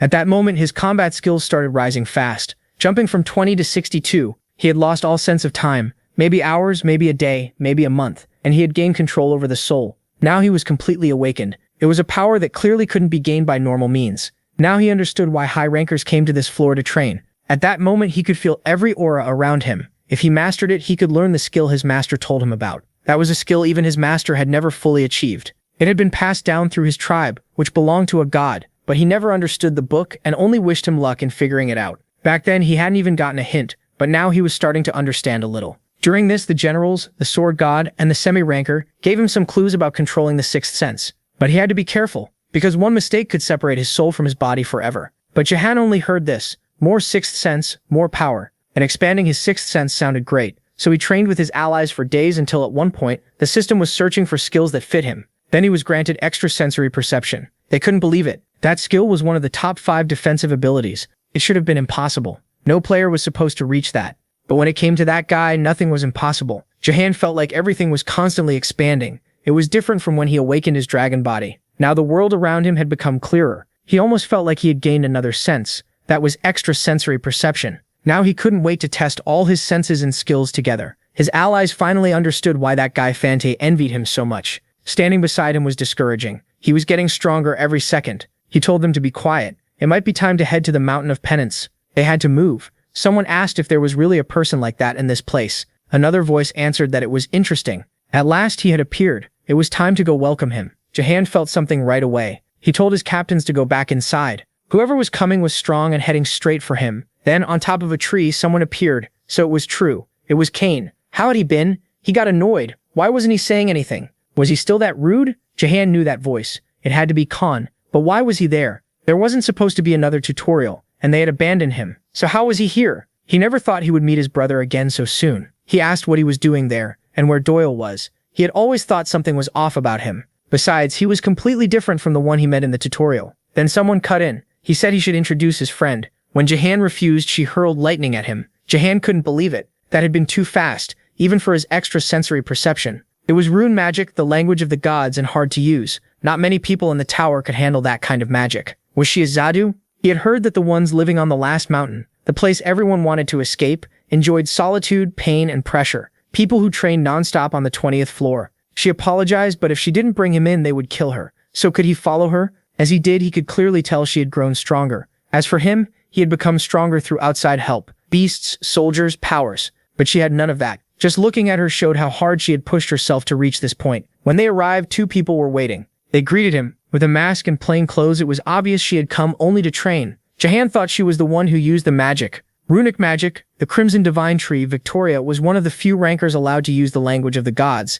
Jahan-woo had heard she was famous, but had no idea why she was here. On her right stood Kindred, the ghost of pestilence. His presence felt almost as overwhelming as MC's master. The diary said he belonged to the demon army, a cult that worshipped an unknown demon god through 8 bishops. Kindred was the 2nd bishop, and nobody knew his face. The diary placed him on the 20th floor, but that note was 10 years old. Yuan-woo couldn't figure out why he was still there. Khan just laughed. How could she call him handsome with a mask on? And didn't she know he was younger than her? He still hadn't sensed her magic activate. She was that strong. It made no sense that she could use magic like that with no warning at all. Unless it was because of those bracelets. Victoria told him he really was handsome, but he shouldn't stare at her like that. It was making her blush, and if he wanted to learn runic magic, she could teach him. Khan quickly warned him not to fall for her tricks. First she'd promise a hot night together, then tie him up as her test subject. Victoria shot back that she wasn't lying. They did spend a hot night together. Khan yelled that was true, but he nearly died and none of that mattered anyway. She needed to stop bothering Kane. He was Khan's savior, and Yeonwoo's aura began spreading through the whole area. Victoria wondered if he had vanished, but no. He was just too fast, strong too, so why was he letting himself be seen? What was he hiding? He was suppressing both his power and his body. Then his magic circle flared to life. All his senses merged into one. Someone asked if that had been too much. He'd never pushed things that far before. Another voice calmed them. Yeonwoo looked perfectly fine. The protagonist couldn't believe how strong that man was. Without his improved prediction and extrasensory skills, he would have been taken down right away. The hit felt like a cannonball. This guy was dangerous. Even going all out, Yeonwoo wasn't sure he could win. They asked if he wanted to keep going, but he refused. For now, he just wanted to see more of that power. He could wait. Still, he asked what his connection was to the Saber God. Yeonwoo didn't get it at first, then remembered he meant his master, the Martial King. Now it made sense. The Saber God had once been the Martial King's disciple too. Still, the Martial King was supposed to have stopped taking students forever. Even so, the man understood. Then he asked if Yeonwoo planned to enter the 5 mountains of penitence. If so, he should follow Khan. Victoria cursed. They had wrecked her whole garden. After that, they showed Yeonwoo his new room. Khan said those two could be rough, but they weren't bad people. As long as MC didn't annoy them, they'd help him and give useful advice. Later, they talked about their lives until he asked where Doyle was. Khan made it clear she wasn't there. They had split up a while ago, and Yeonwoo shouldn't ask about her anymore. He found that hard to believe since they used to seem so close, but it was their business, not his. Still, he had no doubt he'd meet Doyle again. She was smart and strong. Khan was happy because nobody ever passed those two's test, and now that Yeonwoo had, Khan was no longer the rookie. The protagonist had become even more mysterious than before. He'd gained a lot here, but Khan knew MC would gain even more. He also hoped they'd fight again sometimes. After that, Yeonwoo threw himself into training, trying to awaken and control his draconic powers and combine them with the Yi sword and the technique his master had given him. His soldiers thought he wasn't making any progress, but he believed he could do it in 3 days. Then he slipped into complete darkness, until someone kept calling him over and over, then started insulting him. Everyone sighed in relief. They thought he'd died. If he'd stayed like that a little longer, he probably would have. They warned him meditation should only last a few days, so why had he kept it up for a whole month? They wanted to know what he had learned, but when it seemed like he had learned nothing, they called it nonsense. Was this training a scam? Yeonwoo didn't think so. The more he trained, the more he sensed the real power waiting for him. He just didn't know how to reach it. Whenever he tried, it felt like standing inside a giant fog. He had never been this frustrated about failing to learn something. Then he got some advice. If he felt stuck, why not start from zero? The Yi sword was swordsmanship, plain and simple. So first he needed to master the sword itself. He had to reach the expert level, where a swordsman's skill creates an aura. His brother's diary couldn't help here since Yeonwoo had never achieved that. Luckily, Yeonwoo had 2 great teachers with him. He called Adora and apologized for reaching out so late, but she bombarded him with questions since she hadn't heard from him in so long. Yeonwoo calmed her, said he was fine, and asked if Henova had contacted her. He had asked Henova for a favor a while back, so if Henova showed up, Adora should tell him. She snapped that Henova had come by a few times and was staying at her villa. If that was all he wanted, she was hanging up. Yi figured he had waited too long to call. Then Yeonwoo kept training his swordsmanship against his semi-ranker subordinate. By now, that servant was so strong he could pass for a real ranker, with perfect sword control. Once that was done, Yeonwoo faced the sword god, who taught him during each clash. He focused everything on the tip of his blade, remembering how his master had done the same with his fists. Breaking past the limits of his body and old teachings, he turned the 8 extreme fists into the 8 arts of the sword. It was incredible. The power was even greater than expected. He reached expert level in no time. Now he had sword aura, and from here on he needed to shape it and make it stronger. He also thought the red aura seemed to carry a fire trait. Seeing how fast he pulled it off, the other 2 asked if he could teach them the 8 extreme fists. Victoria was frustrated. She couldn't understand why the result still wasn't what she wanted. She ran through every possible answer, but none of them worked. Then she remembered Kane. She had hopes for him, and the rookie was clearly stronger than expected. Still, asking Kindred or another Zaydu for help might work too, but there was no need to expose her skills to them. She settled down. Time to rest. Maybe she'd go look at some handsome faces. She teleported away and thought she had felt the rookie's energy nearby, but no one was there. In fact, she couldn't sense any energy at all, and the place looked wrong. Then she noticed the dark energy left behind. It looked like a giant constrictor from the Hermes line had torn everything apart. Could this really be his doing? Had he grown that much in just 3 months? She also couldn't tell what that leftover power was. There weren't even undead monsters on the 20th floor. She smiled. This was wonderful. Yeonwoo felt his training with his captains was paying off. Then Victoria came to see him and demanded to know why he had come. Smiling, she asked if they could make a trade. She thought she had caught a pushover. Besides being handsome, she figured she could map his thinking in a month. He must have thought he was clever, but he agreed in exchange for learning runes. That didn't mean he could really learn them, But either way, thanks to him, her long search might finally pay off. She expected to finish half of it that day. 20 days later, she realized something was wrong. There had been no progress at all. She thought it would end quickly, but that boy had taken every poison, magic circle, and artifact she used on him, and the analysis still came back as errors. He was impossible to read. She suspected mental defenses, but that wasn't it. Worse, the questions he asked about runes had become so deep they scared her. In the end, that boy's mind was unbelievably deep, wide, and almost limitless.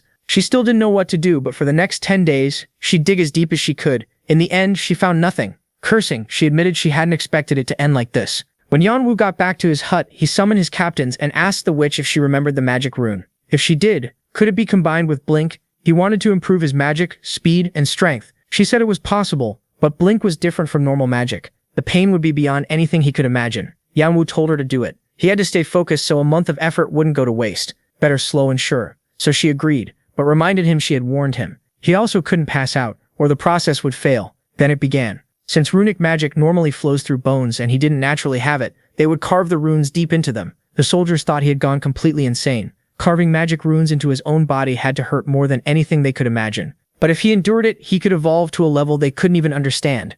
Another 3 months passed. Yanwu realized he had stayed much longer than planned. He needed to handle his business and head back, but before leaving, he wanted to test his new powers in battle. When he activated Vigrid, he thought this was the perfect time to begin. Then he realized it was far beyond what he expected. His allies came out to ask what was going on, but someone else was approaching. The newcomer asked if Yanwu had caused all this with just his aura, then cursed. Someone like him had performance beyond what should be possible. Then he asked if the protagonist was leaving this floor already. MC said no. He felt like they hadn't spent much time together, especially since he thought Khan had been avoiding him because of Doyle. But Khan said he'd be honest. Something huge had happened. Not long ago, Kindred had died. As for Victoria, 2 people arrived and immediately asked if the report about Kindred was really true. There was no way he should die on a floor like the 20th. Victoria said it had been a long time since she'd seen them. Darksword and House God. But this was not something they could treat lightly. Khan cursed, saying they had shown up last. Yanwu recognized them. The man was Sol Luna, a vampire swordsman, and the woman was Rebecca, a high ranker. He could feel the hostility, but that man's hostility was obvious. They were told to come inside. Then she explained that even she didn't know what had really happened. All she knew was that she had gone on a mission, and she was reporting it right then. They could hardly believe it. Was that even possible? Did Jaehan wonder, was the Mihu King real? The mission was tied to Su Wukong. To other divine beings, the Mihu King was an odd case, a stone monkey who became a god. After gaining many powers and reaching enlightenment, he found nothing that pleased him and wandered the heavens. Later he was sealed again, fought demons as atonement, and was finally reborn as a divine being. In any myth, very few figures reach that level. Jahan had heard his fame was huge, especially in a tower full of people chasing godhood. But a mission that important on floor 20? The tower wouldn't lie about a mission like that. But something felt off. Rumors had long said floor 20 was connected to the Mihu King. For ages, those mountains had been called the 5 elements, and he carried the golden cudgel, the sacred weapon the Mihu King stole from the Dragon Kings. Jahan had no idea what would happen once those rumors started spreading. A deity wasn't some ordinary being.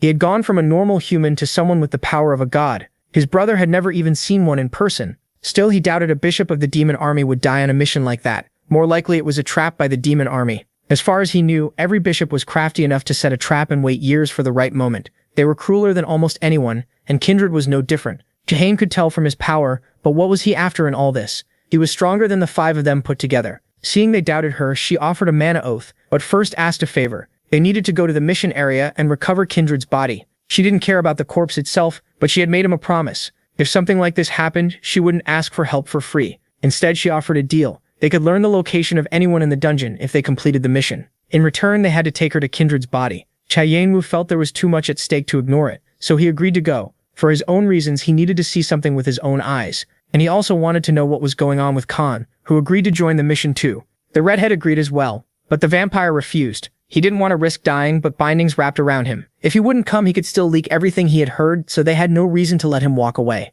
In the end, they gave him a warning not to say a word, and then they headed for the mission. It led to a hidden cave. Kindred had found it alone after a long search. When they arrived, they couldn't understand how a portal could exist in a place like that. It made no sense. A passage had formed there. It was their only clue to Kindred. Rebecca said she would take the lead, but the moment they entered, an evil force washed over them. It was so strong they could barely move, so she raised a protective shield. It was a creepy place, but they had to keep going. Everyone stayed on guard. After walking for a long time, they reached another fork. It felt like they had been going in circles, and soon they started arguing because they were getting nowhere. John thought those two wouldn't last much longer. He still couldn't tell what skill was guiding them, but he knew it was draining a lot of mana and mental strength, and Victoria looked close to running out too. Oddly enough, Khan was handling it best. He held onto his will and didn't let the cave mess with his mind. The other two had forgotten the cave was another test. If they kept this up, they would kill themselves. He was doing fine because he stayed calm. His abilities were helping him keep his head clear. He had to help them. He didn't get it. Those dark thoughts from earlier were fading.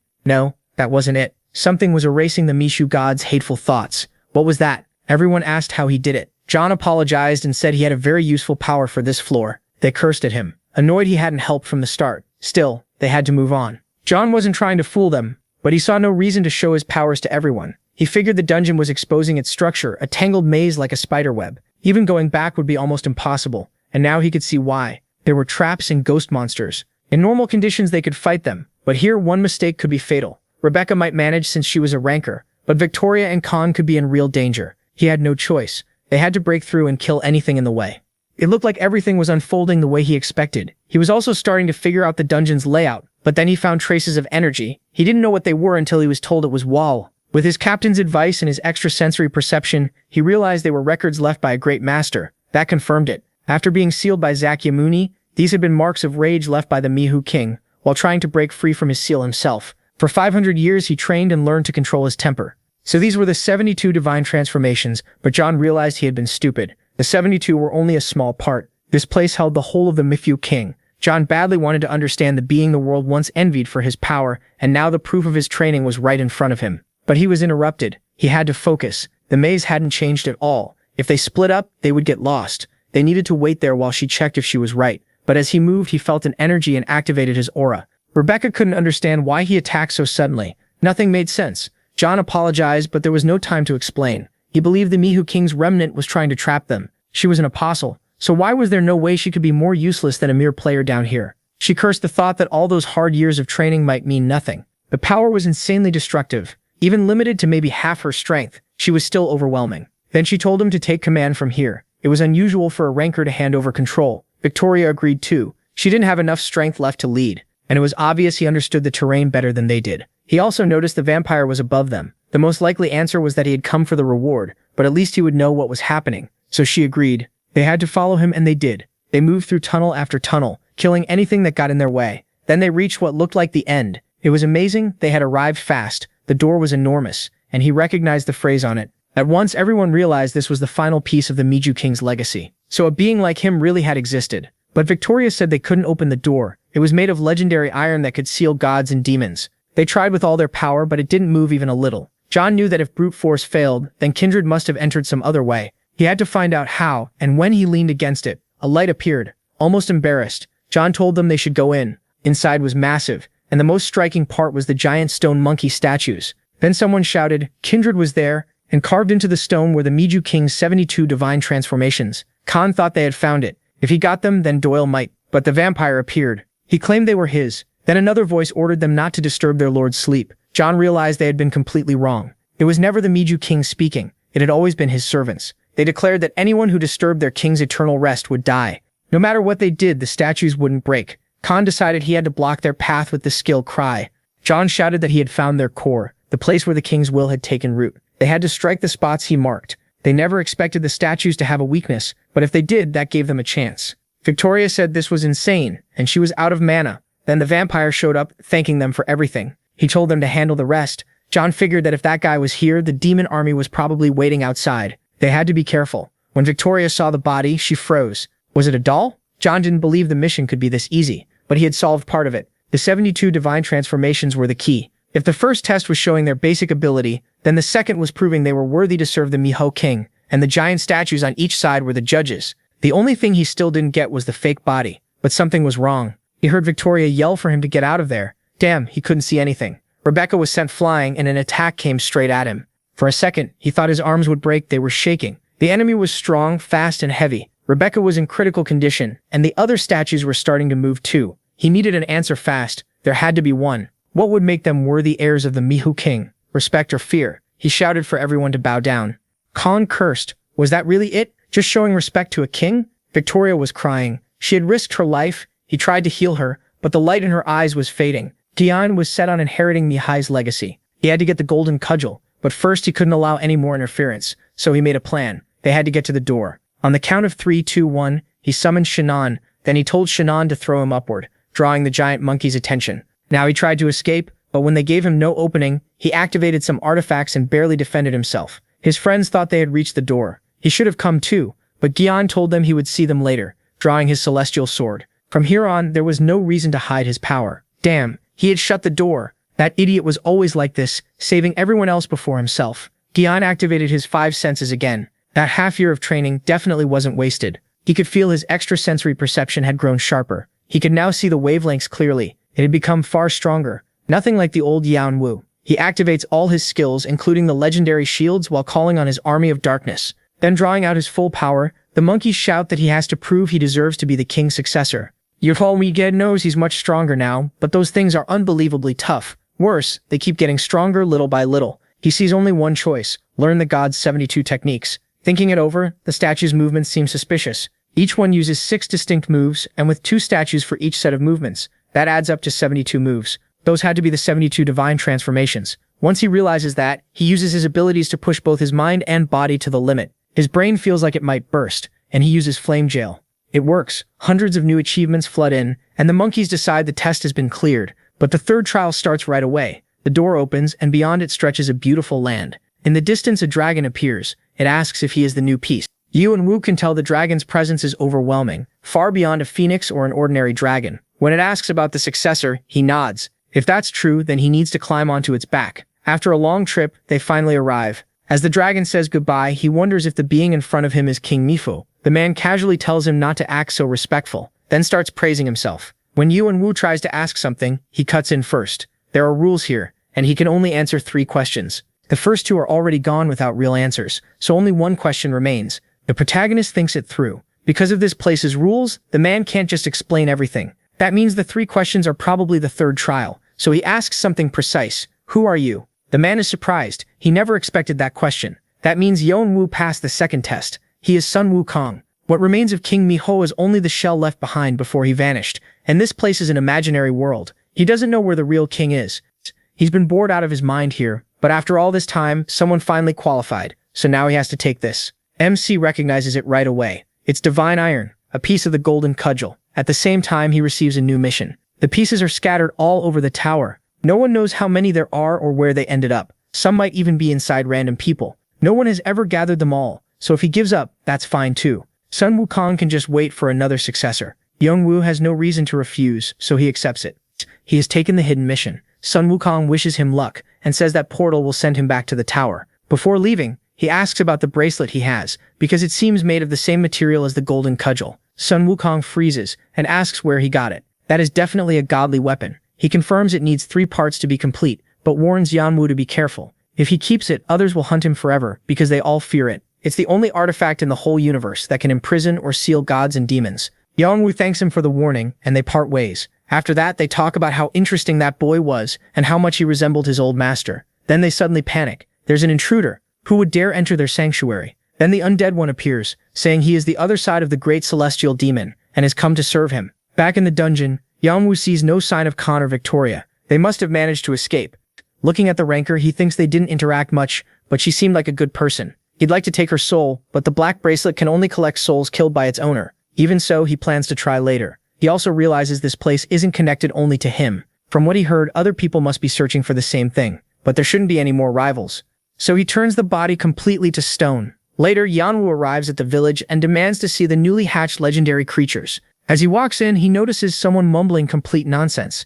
Yanwu doesn't recognize him at first, so he has to think back. He can't figure out what's wrong. It's like the guy's on drugs. His whole appearance has changed, and when Yanwu looks closely, demonic energy is pouring out of him. But that's the Martial King's problem, so he leaves it alone. Then he finds the elders again, still showering those creatures with praise, but this time, they actually have a reason. The beasts that hatched are griffins, known as some of the finest mythical beasts. Their bodies show huge potential, so he grants them the title of legendary mythical beasts, completing the spirit's mission. As a reward, he gets serpent shell armor, and the dragon asks if that little thing is supposed to replace the abyss turtle. Yanwu is shocked. Is that Growl? It had been sleeping for half a year inside the stone in his chest. Chirpy also tells him she's ready to fly. He asks Growl and Chirpy how they feel, but the dragon gets annoyed. Was that really the best name he could come up with in 6 months? Growl? Laughing, Yanwu apologizes. Naming things isn't his strong point, But if that's the case, would Nemesis be a good name? Growl agrees. That was the name of a goddess of vengeance and law in Olympus. They explain that a god's name alone has no power. What matters is the blessing tied to that god's power, nature, and rank. So if someone uses a god's name, they may gain that god's protection. Still, a god's name can't be used lightly. Many who tried couldn't handle the power and ended up cursed. But the protagonist fully believes he can honor vengeance and law and become strong enough to control it. So Growl becomes Nemesis. The goddess also agrees to watch over her disciple, with one warning: do not stain the god's name. Chirpy sees the impressive name and wants one too, so she is named Nike. Then Yanwu asks Nemesis, now that he's awake, because he wants to talk. He asks why MC summoned him. MC asks why he was reborn, and why the ancient dragon Kalidas was still alive. Nemesis says he wandered through the void the whole time. Since the void flows between worlds and dimensions, he waited for him to come back for him and then reached this place because Kalidas told him to. But that's the strange part. Kalidas had closed his eyes after giving everything to Yanwu, even his precious dragon heart, and they saw his mana fade away. Yet when Nemesis was about to die at the clan's hands, he heard Kalidas' voice, someone who should have been dead, ordering him to wait because that child would return soon. And that's exactly what happened. Remembering all this, the protagonist realizes he has always wondered who returned his brother's dead body to Earth. Could it have been Kalidas? Then where is he now? He figures Kalidas might be on the 50th floor, the place where he died, and could be waiting there. The problem is that MC still isn't strong enough to reach it. He also needs to add his name to the Hall of Fame. And to do that, he has to climb again, starting from floor 21. After teleporting, he arrives at the Shadow Training Hall on the 21st floor. He's surprised by how massive the building is. Inside, there are 5 doors, numbered 1 through 5. The lower the number, the harder the challenge. Once he enters a door, he has to keep moving forward through 33 sections. There's only one goal: destroy the shadow alter egos in each section. Every alter ego carries the skills and combat sense of players previously recorded in the Hall of Fame. Only those strong enough to be called top tier can be registered there. In this place, challengers can retry the same level over and over, though for normal players, this stage is a nightmare. When he checks the names, the Martial King is ranked 2nd and his brother is 4th. For the first time, his brother isn't in 1st place, so Yongwoo decides he needs to learn more about this floor. As he understands it, he'll have to fight his own illusion on floor 20. He did see that his brother was in 2nd place, but once he goes in now, that rank will drop to 3rd, which starts a dumb contest over who's stronger. Even so, he wishes him luck and says he has to do everything he can to take 1st place. John admits that, back then, even he couldn't beat the person in 1st. Yongwoo starts wondering what kind of person that was, and then heads for floor 21. But first, he has to go see his friend and apologize for making him wait so long. John laughs. People are shouting over each other to buy a weapon. It's an auction. One person begs his master to stop it, saying that sword is his. Another one pleads for the same thing. After watching the bids, John offers 500,000. Everyone is shocked. That's a huge amount. But someone raises it to 600,000. Then John offers 1 million for all the swords, making the dwarf furious. The dwarf throws them at him, but when Yongwoo sees the sword, he's stunned. It's an incredible weapon, a double rank item. There's no way something like that was made overnight. On top of that, every item is brand new and flawless. It's obvious the dwarf never rested for a single second during all that time. Yongwoo apologizes for failing to keep his promise to meet up sooner, but the dwarf calms him down. He's fine, he just didn't want to lose anyone again. The protagonist needs to remember that. Then MC says he brought excellent materials and would like to ask for his help again. He got a lot of valuable rewards on floor 20 and wants to upgrade all his gear. And Nova says there's no way he could refuse someone who believed in his talent from the start. That trust matters too much. Still, he warns Yongwoo that he'll only be an assistant, and if he catches him slacking off, he'll smash his head with that hammer. 20 days pass like that, and Hinova's magic armor is finally complete. He lights up just looking at it, but Hinova smacks his hand away. How dare he? He needs to wait a second. Yongwoo remembers his brother's words. That made him feel strange. Birthdays were never celebrated there, so he gave Hinova Hell's Tears as his first birthday gift. The protagonist couldn't believe Hinova still had them. Hell's Tears were gone from the world. She was the last giant, so powerful she was called the Mother of the Underworld. Her tears were top-grade items. Hinova worked those tears into the armor, turning it into a true masterpiece with far too many stats to read through. Then the dwarf told him to try it on. Yongwoo was shocked by how comfortable it felt, like being held by his mother and father. Then they were called over. The two of them wanted to check their new skills. The dragon still had the same abilities as before, except for Dream. Yongwoo figured everything he went through helped him gain it. It was the kind of place where anyone would get trapped and lost, but the stats looked great. It was a strong skill that could be merged with the undead army. Chirpy was mostly the same too, except for the unrestricted skill. Yongwoo had always felt his wings came with a big limit when he flew, but now it was completely different. In the air, he was much faster, and Nike's skill also got stronger with any movement. After the mess he caused, he thought it was better to focus on the blue spirit the Abyss Turtle had given him. It had huge potential, but he had no idea how to raise it. Still, he could give it to the bodies he controlled. He first thought of Hepburn, but she was too loyal to her goddess. The same was true for the vampire. That left him with only one soul, Rebecca. Even if her power was gone, her trace still remained, so he could use her and meet the conditions. Rebecca asked where she was. She was supposed to be dead, so in total confusion, she asked if he was insane. How had he awakened her trace? When she heard he wanted to use her power, she was stunned. She was an apostle devoted to her goddess, but Yanwu pointed out that being alive like this was still better than being dead. She cursed, then said that long ago when she was young, she saw a beast in a distant land. All she felt back then was fear. It crushed her village and ate her family. The power that creature gave off was burned into her mind. She had endured for so long, trying to get stronger, so she could face that beast someday. But even after becoming an apostle, she still lacked power. That was why she entered that dungeon, and she never thought it would end like this. Yonai wasn't moved at all. He only wanted her power. She insulted him, but accepted. She would follow him on one condition. She wanted freedom to move as she pleased. When the captains appeared, he asked if they looked like they had no freedom. She was amazed by the soldiers under him, and Yonwu explained the blue spirit. Then he gave her the soul of the apostle Urd and the vampires as well, so she could recover part of her old holy power. After consuming them, she formed perfect synergy. But the demons watching through the system started arguing. That annoyed the protagonist because it wasn't the first time. Then someone called him a bastard. He asked who it was. The voice kept whining and insulting him again, just like everyone had said. It was Kai, a high-ranking guardian of the 12 zodiacs. Lupi. Despite how he looked, he was a hedonist who chased thrills. He asked why the kid was looking for him, cursed at him, and asked if he had been with Plaza, since Plaza had been accused, taken into custody, and was under investigation. They didn't say much more and parted ways. Then Yanwu noticed that Khan and Victoria weren't there either. He was upset he couldn't find them, and the whispers from the others in the room made it worse. After entering, he decided to start clearing from the 5th gate. There were 5 gates in total. The first held the top-ranked players, the second the next group, and so on. He chose Gate 5, where the weakest should be, and planned to beat every one of them without resting. His first opponent was Kraden, ranked 165. Kraden used fake swords like hidden daggers. Yunwu wanted Rebecca to handle the fight, but her spirit form was too different from when she was alive, so she needed more time to adjust to her body. He also wanted to test the new dagger Hanova made for him, covered in demonic runes. That skill made his power even hotter.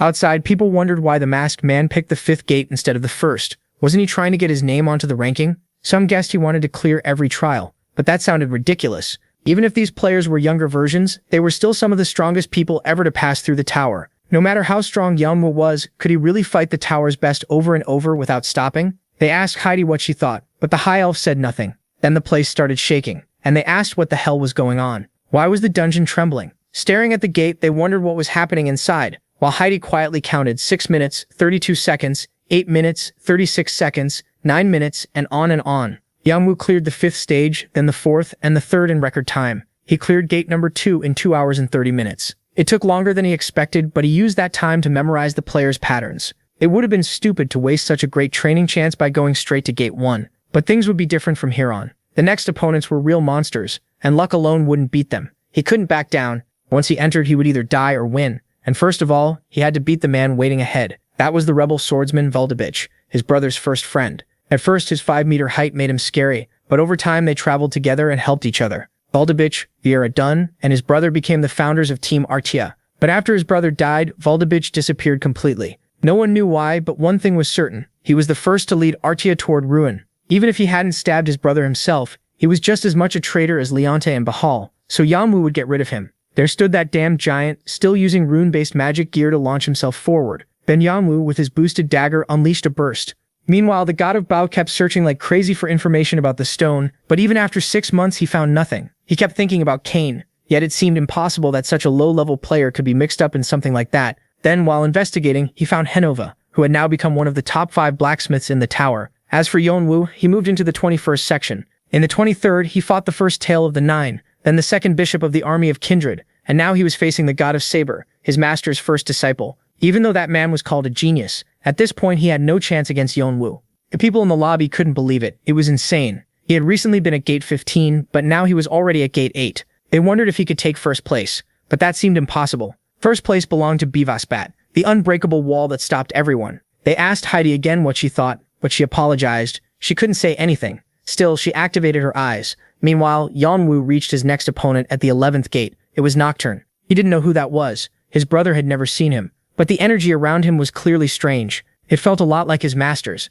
And thinking back, his master had once mentioned having a 3rd disciple. So this had to be his master's 2nd disciple. Yeonwoo could tell he was strong. He sensed the smell of the 8 extreme fists, but also a different spirit mixed into him. Even so, MC apologized. He had to move on to the next floor. After several minutes, he thought this was unfair. Even if it was some kind of dragon, his opponent was the Summer Queen. Compared to the one he knew, she was much smaller and weaker, but still powerful. Then came the next test, and he had to force his way through. Gate number 4 began. Because of his great results and clear time, he was given 30 minutes to recover. When he saw the shadow, it really was him, his brother. The dragon asked if he was okay, and though Yeonwoo knew it was only an illusion, he still said he was sorry. All that time, he thought his brother had abandoned him and run away somewhere, so he hated him for it. The same thing happened when he went to Korea. No one cared about him all that time, and he lived like his life meant nothing, almost like he was looking for a place to die. The only reason he kept going was his mother's plea to protect his brother, no matter what happened. The dragon asked if he had sorted out his feelings. Yeonwoo apologized again. His brother must have been shaken too, but the dragon asked if he really thought he could win. If it was too hard, he should ask for help. He answered with one thing. He had never lost to his brother. Then the countdown ended, and the trial began. His brother gave off power as he activated his sky wings. Yeonwoo thought it would be way too embarrassing to lose now after what Nemesis said. Nemesis seemed to understand, even without siblings. He got it a little. He wouldn't want to lose to that white dragon either. The dragons attacked, just like the brothers did. Still, Yeonwoo felt his own dragon was on a completely different level. Even so, he had to win no matter what. The protagonist used Chirpy's boost. As he tried to launch a second strike, his brother used Dragon Eyes, dodged the attack and moved into open space. Yeonwoo was in trouble. That was chaotic bombardment. He used his magic rune to teleport behind him. MC thought he had landed a heavy hit, but his brother would recover soon. He couldn't give him time to heal, so he pressed in with the 8 extreme fists. The only thing that worried him was that sword, a masterpiece even better than Vigrid. And now he realized something else. His brother was reading his attacks better and better. At this rate, he wouldn't be able to counter anymore, and he couldn't allow even the smallest opening his attack. He suddenly pulls back, and Yeonwoo wonders what he's planning. Then he uses a wall of flames to shut down any surprise attack, but it doesn't affect him at all. Then hundreds of bolts start crashing down. Wave of light, a skill that packs lightning and magic power together, causing random explosions. Yeonwoo can't believe his brother was this strong back on the 20th floor, but that move clearly hurts the user too. He wonders why he did that. His little brother would never fight like that. Was he copying him? When they were young, he always rushed in first, and his brother was the one who cleaned up after him, always scolding him until he learned to think first. Now his brother was acting like him, but this wasn't the time to get emotional. He had to focus. The next attack would be devastating. Its power was insane, and he had no clear way to stop it. Still, he thinks if he adds more aura, black energy, and dragon blood, then compresses and detonates it, he can combine all his techniques to create something on par with his brother's wave of light, even if it puts him at risk. He never thought the blast could melt dragon scales. It was unbelievably hot, but his brother kept coming anyway. He was in real trouble. He tells Nike to activate her territory on him. Warnings flash before him. He needed better control over his power. His body had gone numb, but then he breaks free of that state and can now control fire and light. He had also learned the idea of dragon pressure. He thinks he reduced the damage around him as much as he could. Still, his sword had become so heavy he couldn't even hold it with both hands. But his brother had one more thing that he didn't. Elemental contact. Some people had to risk their lives to reach that level. His brother was a total genius. The captains, seeing how shaken and battered he was, thought he'd die at this rate. They wanted to step in too, but Yeonwoo refused. He had already told them he couldn't afford to be humiliated. Activating his max state and his new power, dragon pressure, he had cleared section number 3 and gained a lot. Still, his brother's body carried an overwhelming sense of fear. If he kept going like this, maybe he should give him a little more time. Just a little. Then against all logic, his brother laughs and says it was fun. Yeonwoo. He thinks it might have been the alter ego illusion. It was normal for those things to carry some memories, but it still felt like he was talking to his little brother. When he wakes up, he realizes he fought his brother for 3 hours. It had been unbelievably hard. So what would the last 3 be like, especially the next one? He didn't know much about him, only that he was the chief bishop of the Devil Army, said to be the demon god's apostle, and he even had the monarch trait. But first he wanted to test his new skill. He thinks Wave of Fire can be controlled to a certain degree even if it turned everything around him into a wasteland, and he had cleared the 3rd door. On top of that, he got a piece of the king's staff. As he moved on, he entered door number 2. There stood his master in his younger days. Even though he looked young and playful, he gave off a sharp beast-like air that felt different from the other shadows. Any student with a great master would at least once think about how to beat him and surpass him. But strangely, he said he gave up. He explained that his master was far stronger, so there was no way he could win head-on. Instead, if he was allowed to pass, he had to talk about the outside world because he had been trapped there for years without knowing anything. Yeonwoo agreed. He had nothing to lose, but it didn't go the way he expected. His master asks what he thinks he's doing. Yeonwoo fires back, asking why he should trust him. He curses, realizing he thought he'd caught a weakling, but if not, then he had no other choice. Yunwoo shouts that this might be the only way to bring back some part of his brother's past, so they had to capture the shadow however they could. The power was incredible, just what you'd expect from a monster. On top of that, what he used earlier was definitely wave art, but that made no sense. Back then, his master should have only known the basics of the 8 extreme fists, so had the shadow studied on its own and made its own version of the 8 fists? Yunwoo thinks that's probably right. If so, it had to be tied to the master's real body. Now he wanted answers. The protagonist uses Declaration of Dominion and apologizes. But like he said, he'd have to beat him down to capture him alive. He remembers his master's words, telling him to surpass him and reach the top. Yunwoo wonders what this shadow really was. It was nastier than he thought. Had it gained an identity of its own? At the same time, maybe the shadow was still improving the technique. It couldn't create anything new under the system, but it had evolved the 8 fists. The captains desperately begged to be released, but Yunwoo refuses. They had to wait. Watching him, he had to admit it was amazing. Even after using Wave of Fire, his injuries weren't serious. It was obvious he'd lose at this rate,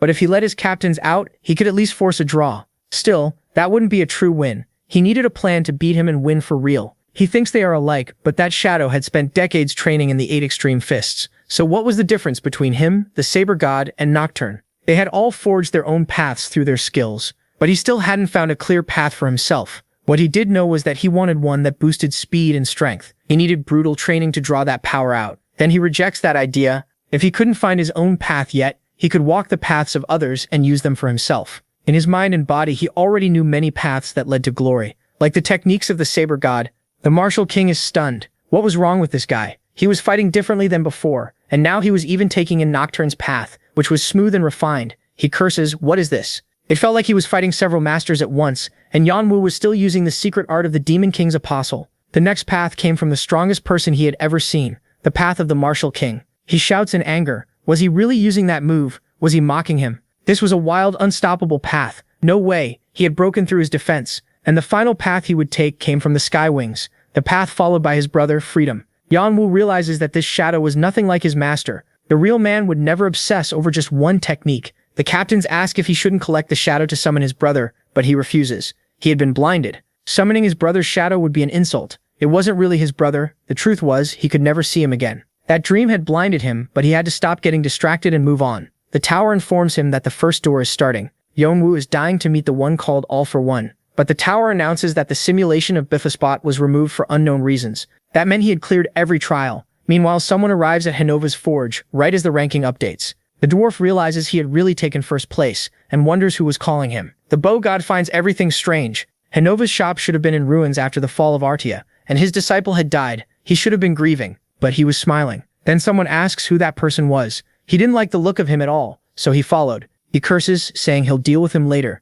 then orders him to answer his questions, and he'll spare his life. But the other man refuses. He wasn't stupid enough to fall for that. The Saber God thinks it might have worked, though he'd rather do this the hard way. They should enjoy the meal while gathering memories, and then they learn Cain was the one behind the war. Hearing that, he thinks things are about to get interesting. As for the protagonist, he was facing the 21st floor. As he attacks, he wonders why the being called All for One had been erased from the shadow system. What could that mean? Then he clears the 22nd floor too, earning more achievements. Even Poseidon watches him with interest, thinking of making him an apostle. But for now, he had no plans to make any deals with them. Also, on earlier floors, he learned that Brahm was hiding on the 23rd floor, so he heads there. The test for the 23rd floor begins. It was a land known as Hell because of its terrain and monsters. The demon tribe lived there, beings that grew from trees. On that floor, he needed to get the purple devil flower and the ceratopsian dinosaur from Lake Roy. But first, he had to find that bastard Brahm. Meanwhile, while he searched, his spirits enjoyed the place and kept getting stronger. After a long search, he finally found the place he had heard about.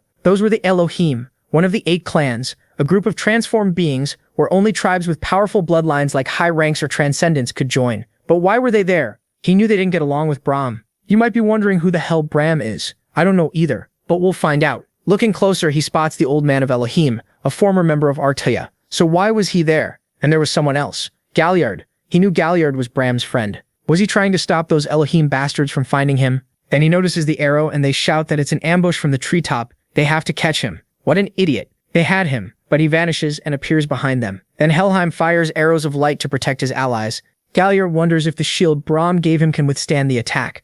Seeing that power, he is amazed, but he knows his opponent is a martial artist. Then Jiol appears, cutting down all the disciples. Cheon Wu says he'll explain later, but they need to get out of there. Helheim had gone mad, that bastard. Later, they move to a safe place. Galliard thinks Yanwu has changed a lot and asks how he knew he was there, but MC says it was just a coincidence. He was looking for Brahm to ask a favor. Galliard doesn't think he's lying, but he still can't fully trust him. Then a message arrives, saying that Brahm wants to know why he smells like a dragon. Cheon-woo thinks the dragon blessing should have stayed hidden. If the dragon was outside, how did Brahm notice it? Even Summer Queen didn't, so he plays dumb and says he has no idea what Brahm means. Galliard tells him to come along. The master of the house wants to meet him. As they walk, a hidden path opens through an illusion barrier. Galliard warns him to think carefully, because the current situation means he'll have to stay there for a while. If he doesn't want that, he should leave now. Cheon-woo asks if they're protecting something tied to what Helheim was after. He wonders what could be so important that they built a barrier for it. It must have cost a huge amount of both resources and mana. When they arrive, he starts wondering what's really going on. This was the man who took pride in being thrown out of Elohim, the one who always chased freedom, the incarnation of the god Brahma who had come down from the heavens. And beside him stood a human dragon, a being born from a dragon, and a human, one that goes beyond the limits of either race. After the ancient dragon Kaladas died and the last true dragons vanished, only 3 people in the tower were connected to dragons: Summer Queen, who was half human and half dragon, Ananta, and her brother, the successor of the ancient dragon. Ananta had disappeared for unknown reasons. Cheon-woo didn't know why, though her brother apparently did. Could this girl be Ananta's daughter? Brahm asks if he knew Ananta. Cheon-woo says he only figured it out. Summer Queen refused to have children, and the Sky Wings were dead, so Ananta was the only answer left. If that's why Elohim was hunting them and they still let him in, then Brahm must want to make a deal. Brahm agrees, but first he needs to know if Cheon-woo is worthy of that deal, so he tells him to explain who he belongs to. Yeon-woo activates his dragon skill and figures that answer should be enough. Brahm accepts it and tells him to follow. Yeon-woo asks how he ended up taking care of Ananta's daughter. The whole thing doesn't make sense to him, because a man this strict didn't even help his own brother when he was dying. Brahm only says it was because of a deal with Ananta. She asked for one thing, that he teach her daughter dragon knowledge while she stayed there. The girl's name was Sesha. When Jeong-woo agrees, he gives his own terms and explains why he came. He wants to study the Book of Mercury, which Brahm wrote. It was a magic book Brahm created using the knowledge he had as a god on the lower floors. Brahm doesn't like the idea at first, but after they make a mana oath, Jeong-woo starts getting lessons for 2 hours every night. Hinova's alchemy teachings also help him understand things better, and during the day he looks after the young dragon. Nemesis makes fun of him for being a babysitter. The captains tease him too. His master was known for being harsh, so how was he supposed to win over a little girl? But Yeong-woo had a trick up his sleeve. He won Sesha over with desserts and showed a side of himself no one had seen before. As for the madman, he curses his luck. He brought high rankers to make sure everything worked, but now his plan to restore the extinct dragon and giant races had been delayed. Still, he wouldn't give up, and to do it he had to kidnap that girl, the tower's only dragon descendant. He thinks he missed his chance once before, but not again. If only he had the corpse of Skywings, none of this would be necessary. She was Hemera, his sister, who came to help her useless brother and brought enough forces to cover for his failures. Later, Jang-woo, after getting treated like a babysitter, is asked to gather some violet devil flowers. Since ancient times, dragons and demons could never live together. They became mortal enemies. People said dragons could devour a demon's elemental body to purify their soul and magic, while demons ate dragons to boost their mana. And if someone could capture a demon, there was even a shortcut to gaining a demon's blessing: the violet devil flower. They apologize a little, but they also need that flower. Jong-woo asks if they're trying to plant a demon blessing in him. They calm him down and explain she was doing something similar. She wasn't skilled at using her power and only had a quarter of a dragon's strength, so she was refining devil flowers to raise her magical power. Still, he should be careful. He only needed flowers with 4 concentrations, but Seja could only handle 3, since too much would make her sick. Then he notices the place is packed with flowers. Jung-woo is shocked. Violet devil flowers are supposed to be incredibly rare in the whole tower. When they see he doesn't believe them, they tell him to follow Galliard. Jung-woo wonders what all this means. Can those flowers really be grown? Once they explain how Bram did it, game alerts appear, saying an unknown demon king is enraged. Jung-woo can't believe it. If this worked, then they weren't just making flowers, they were creating real demons too. Then he sees the transmutation circles, and it all clicks. They were cultivating demon trees to bloom devil flowers, then casting mental spells like confusion and madness on the demon species born from those trees, forcing them to eat each other. The moment demons appeared, a sealing spell trapped them. It was a mix of alchemy, black magic, mana, and more. Jung-woo asks Galliard directly if Brahm is getting ready to fight every player in the tower, or if he's preparing to control demons. Galliard laughs. It's close enough. If Jung-woo saw Secha, then he must have noticed she's limited by her weak body. Secha had been frail since birth. No matter how much medicine she took, she always ended up bedridden again. Cha Yong-woo had sensed that weakness the first time he felt her energy. They explained that she only recently became able to run. The one time Secha truly improved was after taking in the demon's blessing. But even that was starting to hit its limit. So yes, they were raising a full-grown demon for Secha to eat. Chayan Wu can't believe Brahm, of all people, the man known for being cold-blooded, would do something this reckless. He asks what happened between Sesha and Brahm, but Galliard admits he doesn't know either. Brahm never explained it. He only knew one thing. If Sesha needed it, Brahm would even try to capture a god. Then 2 weeks passed. He studied alchemy without rest, and Brahm taught him far more than he expected. Boo and Rebecca also helped whenever he got stuck. He kept trying to figure out the stone inside his chest, but made no real progress. Still, whenever Sesha showed up, everyone was stunned to see their master become so gentle around her. While giving him food, Sesha showed him a drawing. Someone had told her that if she didn't understand something, she should turn it around. The moment Chayan Wu looks at it, everything clicks. All this time, he thought the Philosopher's Stone was just an energy source that could create endless power. But if he treated it as a medium instead, its output could grow exponentially. Now he understood why Leonte and Bild hadn't been able to complete the Philosopher's Stone in his chest. If his theory was right, it still needed one more power source. Then he thinks of the demon Galliard and Brahm plan to capture. In theory, that would be more than enough magical power.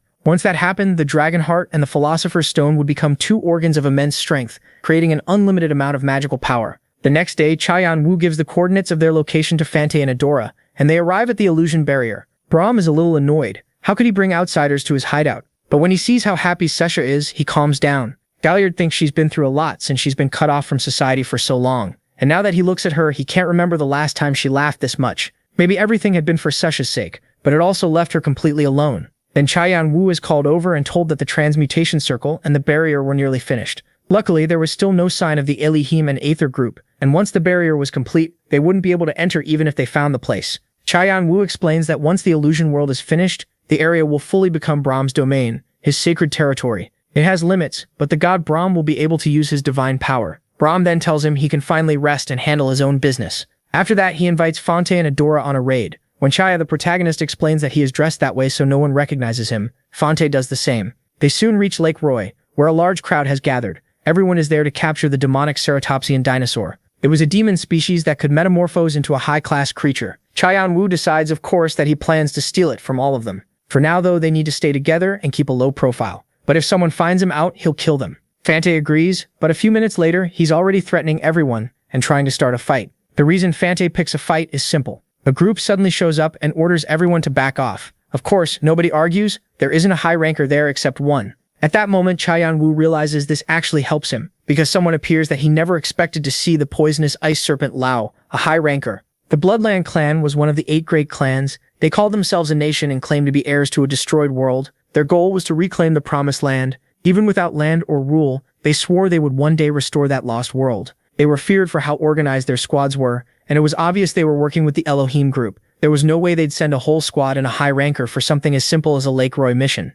He doesn't know what they're planning, but Fante starts threatening everyone, ready to teach them a lesson. In fact, he even gets happy when their leader walks toward him. But the man walks right past him and heads straight to Chael Nabraf with a smile. He says there's been enough fighting for one day and introduces himself as an envoy of His Majesty, who wants to invite their leader, his group, and Brahm. Cham-Si couldn't understand how he was recognized or how they knew about his link to Brahm. That made him realize the great clans were tied to this much more deeply than he thought. From now on, he had to be far more careful. For now, since this involved Brahm, hiding was pointless. Lao explained he recognized him through his serpent skill, which let him read all the traits and features of a target. He added that His Majesty had taken a strong interest in him, so he should accept the invitation. Chabayan Wu explains that this was the Gluttony Emperor, the Lord of Greed. He devoured everything he wanted and was always hungry for whatever landed in his hands. That included people too. He could steal abilities through cannibalism. He even tried to swallow everything Chabayan Wu had. What he wanted most was the one flesh he had never tasted before: dragon meat. Chayan Wu couldn't believe he still wanted to eat a dragon.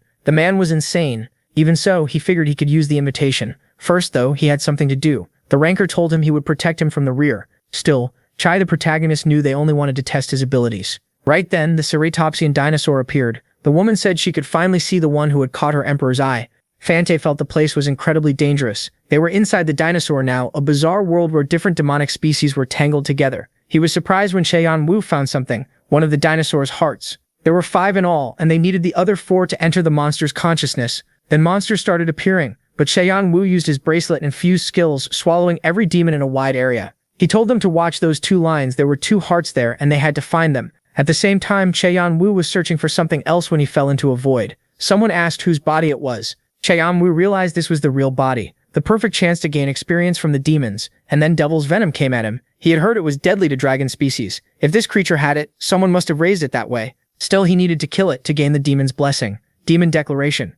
Wave of fire. Lao thought the dinosaur had eaten him. It was obvious something was happening inside that body. Then someone laughed. Had they joined the Horn tribe? It was the Elohim group. They wondered why they had shown up right now. The two sides traded insults, ending with Lao's wall of ice. Lao thought they should never have challenged him, but from behind a spear came for him. He barely blocked it, and war broke out between the two groups. The battle fully erupted. Lao ordered everyone to regroup at the lake. The blonde man couldn't let the chance slip away to get rid of the dinosaur and wipe out those bloodland bastards too. This was their end. But something was wrong with the dinosaur. The whole area had been calcified by an immense power. The blonde man believed he was the heir of the great Freya. There was no way he could lose to a mere human. Still, it didn't matter. He just had to kill him. At that moment, Aether was probably already at the hideout, but Cha Yanwu says he knew that. Did they really not think this might be a trap? Earlier, he had learned the Elohim group was planning an ambush, so he decided to lure them to the dinosaur's location and feed them to the demons. Lao couldn't believe it. Why help them so well when they had even helped him? Cha Yanwu took off his mask to answer that question. Lao realized he had only been used, and he prayed his master would be worthy of this enemy. Meanwhile, Brahm said they had finally arrived and told Gilbert he needed to take good care of Sesha until they met again. As he left, he said he would use these people as sacrifices to cure his illness, no matter what. This was the last gift his mother could give Ananta, and also a regret for the man who no longer existed in this world. Then he cast a spell. He told everyone to stay alert. A magic spell had activated, and suddenly soldiers started disappearing. It was bizarre. Their divine bodies felt like they were leaving them, as if this world itself was devouring them. Looking at his followers, he gave the signal. The spell had worked and stabilized his power. They praised the feat, but something was wrong. She cursed Brahm, demanding to know what he had done. Her soldiers were helpless against that force. She told them they had to run, but then her brother stabbed her in the back. She called him a fool. If she died, he would die too. But Aether denied it. He would live through her by activating a forbidden spell. He declared that the whole world belonged to the great god, and anyone trying to seize it would be broken.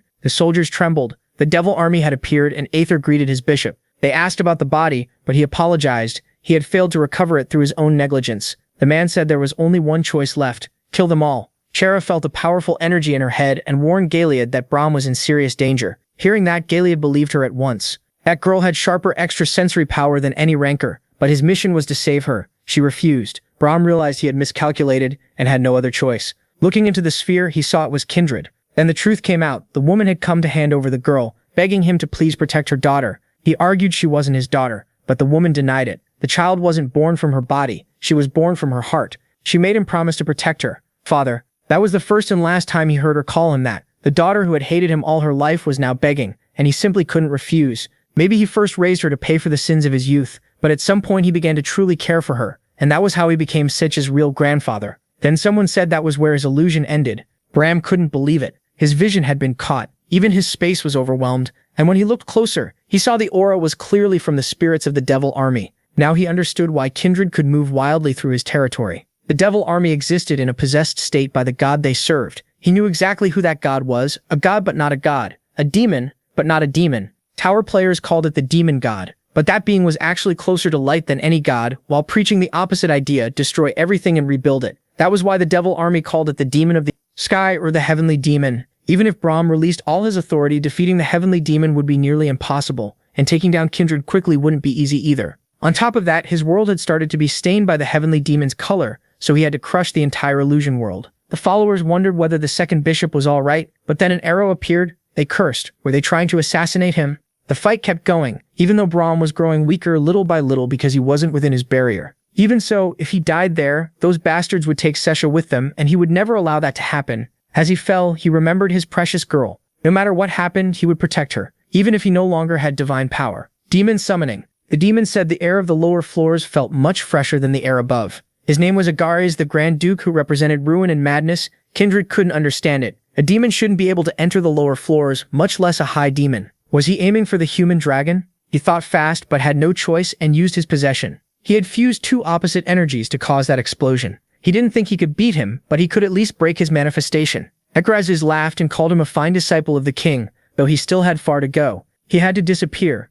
Then he was startled, so that was a shadow. Either way, the nuisance was gone. He asked what wish his contractor wanted from him. Brahm didn't understand. Had he called someone like Belial or Dantalion? Then why was Agares here? Once he thought he understood, Agares asked whether he had a dead dragon corpse. Brahm denied it, but Agares told him to stop playing dumb. Clearly, as payment, he would take the weak, talentless human girl, and since she was the daughter of Wings of the Sky, that was reason enough to take her. Hearing that from behind, Brahm thought of one thing. His wish was that he should sacrifice himself for his granddaughter Sesha. He explains that his Mercury book and his own body were at their limits. He had stopped Sesha's aging with divinity to keep her healthy, but now he had no choice. At that moment, he gave up the rest of his life. Meanwhile, John was being given the reward for the dinosaur, and at that moment, Boo blocked a storm of demonic energy. He didn't know what it was, but it felt a lot like Agaris's power. He had a bad feeling. As he flew toward Brahm, he reflected on how obsessed that being was with his brother. They had been allies because they studied each other's power, but Agaris always wanted to merge. His brother refused every time, and those repeated rejections enraged Agaris.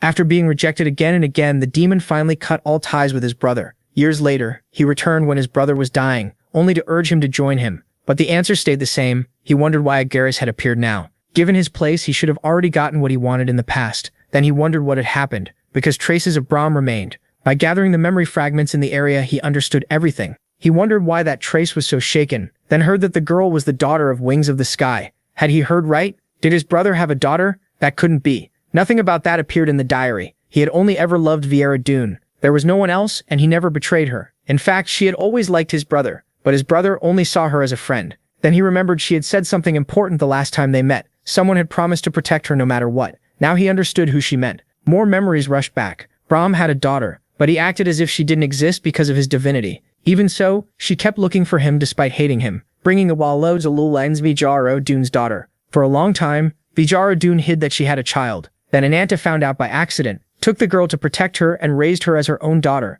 Now Yoon understands what happened. He failed to protect his brother, but he swears he'll protect his niece with his life. Agaris realized what the old man had been planning all this time, but Brahm apologized. He couldn't grant that wish. As the illusion field shifted, the sealed circle grew weaker too. Brahm watched the falling pages like his hopes turning to dust. Sesha cried out for him. Agaris sneers that this is what his brother left behind. He never liked that bastard, but the girl could still make a useful trophy, so he pulls her closer. Seeing him, Sesha trembles in fear, and remembers her mother gently telling her she looked just like her father. She also said her smile was beautiful, so she shouldn't cry. She had to smile. Just as she's about to be eaten, Agaris's arm goes flying. Using magic runes, he tries to get her somewhere safe, then takes off his mask. When Sesha sees him, she thinks he looks so much like her. Tears fill her eyes, and her hands reach out to hug him. She asks if he really is her father, and they share a deeply emotional embrace. Brahm is about to ask who she means, but they're cut off. The details can wait. Right now, she needs treatment first. He thinks the face is the same, but this isn't Jungo. The skills, the personality, the way he talks and moves, everything is different. Could this be his brother? The captains are uneasy and don't know how to deal with that thing. An archdemon had appeared. He already knew of Agares, but seeing him here was very different from hearing about him from the higher floors. The protagonist tells him he came for Sesha, and for him too, didn't he? Agares nods. Long ago, he was humiliated by him, so he wants payback. Still, a Grand Duke picking on a tiny fish would look bad, so he'll give him a chance. If he wants power, Agares will give it to him. But if that still isn't enough, then he has to hand over his niece, and Agares will grant him power equal to his own. Cha Hyun-woo asks what happens if he doesn't want it. That instantly enrages the demon. His brother always refused him too. So how dare a mere human act like that and forget his place? He attacks with a pitch-black veil. This is meant to force Cha Hyun-woo into becoming his subordinate. He didn't plan to use this, but refusal leaves him no choice. Then something feels off. He doesn't know what it is, but that presence, it feels like something on his level. How could that be?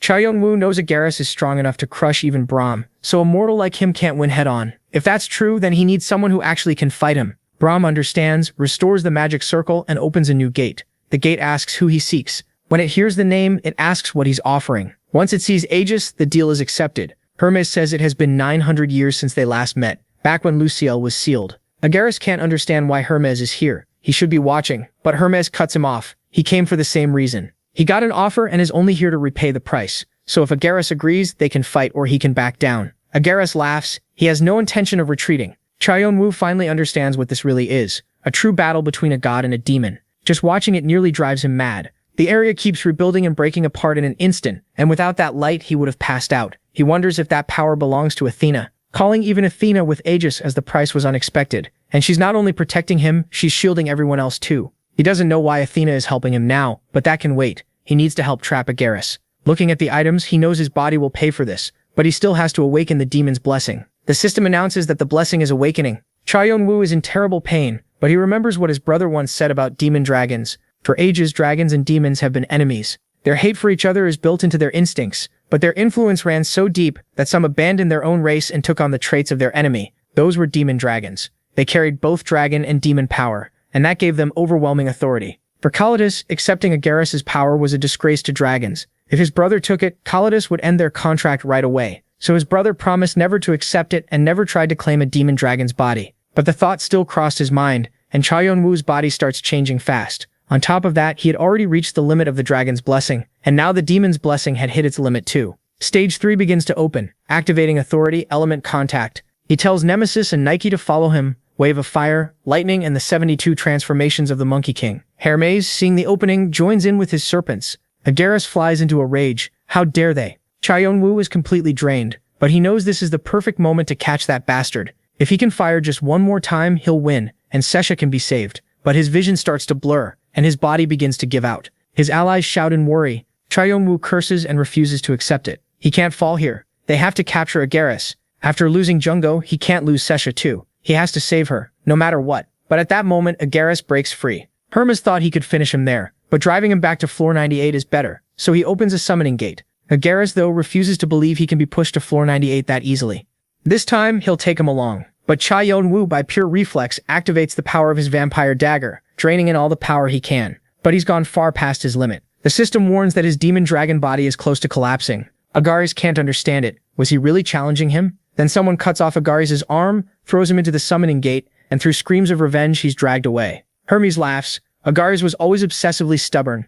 Cha Yun-woo doesn't understand why the administrators are here, but they tell him to drink something. It's an item called nectar. He doesn't have enough karma to buy it, but they're covering the cost. Cha Yun-woo is stunned. They also show him a gem made from the demon's blessing. The demon's core. It holds huge power, so it might heal Seisha. The core contains tremendous power, enough that it could help treat Seisha. But it was made in such a chaotic way that he couldn't remove it from his body. Still, he can't save Seisha if he collapses first. Hermes tells him to calm down. He gets rattled too easily. Then Athena wraps him in her blessing. They ask if he's already leaving, and he says yes, trusting the rest to them. Hours later, Cha Yun-woo opens his eyes. They tell him he's now on floor 24. Cha Yun-woo tries to think, but then notices his mask is gone. Adora asks if he's looking for this. Once he realizes they saw his face, he curses. He should have been more careful. He wonders how many people saw it. Then he stops. Adora would never be that careless, so only she and Fante saw him. Did they already know what his face meant? Even if not, he still can't leave any loose ends. He grabs his dagger. If he has to kill them, it has to be now.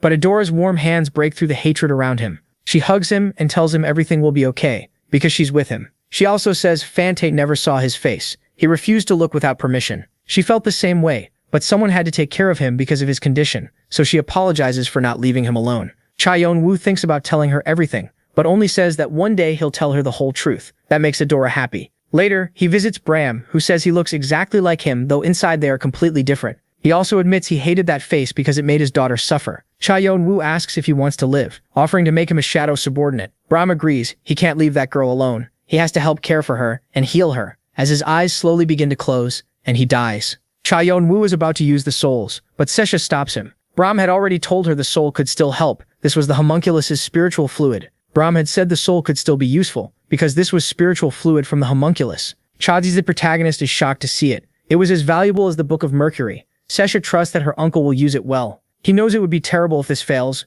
but he tries anyway. The system congratulates him for discovering a new way to control death in the body. The gods of floor 98 begin to show their displeasure. While some demons are pleased, Sesha runs into the arms of her grandfather, then asks why he's so stiff. Bram then admits that he's her family now. But first he has to explain how they'll cure Sesha's illness and rescue Ananta. He tells them to take a look. This was the transmutation circle he made, and this was the Philosopher's Stone. It was something Viera Dune had taken, but now it belonged to him, though he didn't know all the details. He asks whether it could work, combining that formula with the Book of Mercury. The answer is yes. The Philosopher's Stone would complete it, and with that power they could create a transmutation circle. This time it would work. They'd be able to trap demons properly and transplant them into Sesha without putting her in danger. That solves one part, but how would they save Ananta? She was likely fighting somewhere in Walpurgis Night. Cha Yun-woo says they'll use an auction. He'll put the Philosopher's Stone up for bidding, along with a few other artifacts. Bram realizes that if they do that, the tower will go wild, especially the Red Dragon.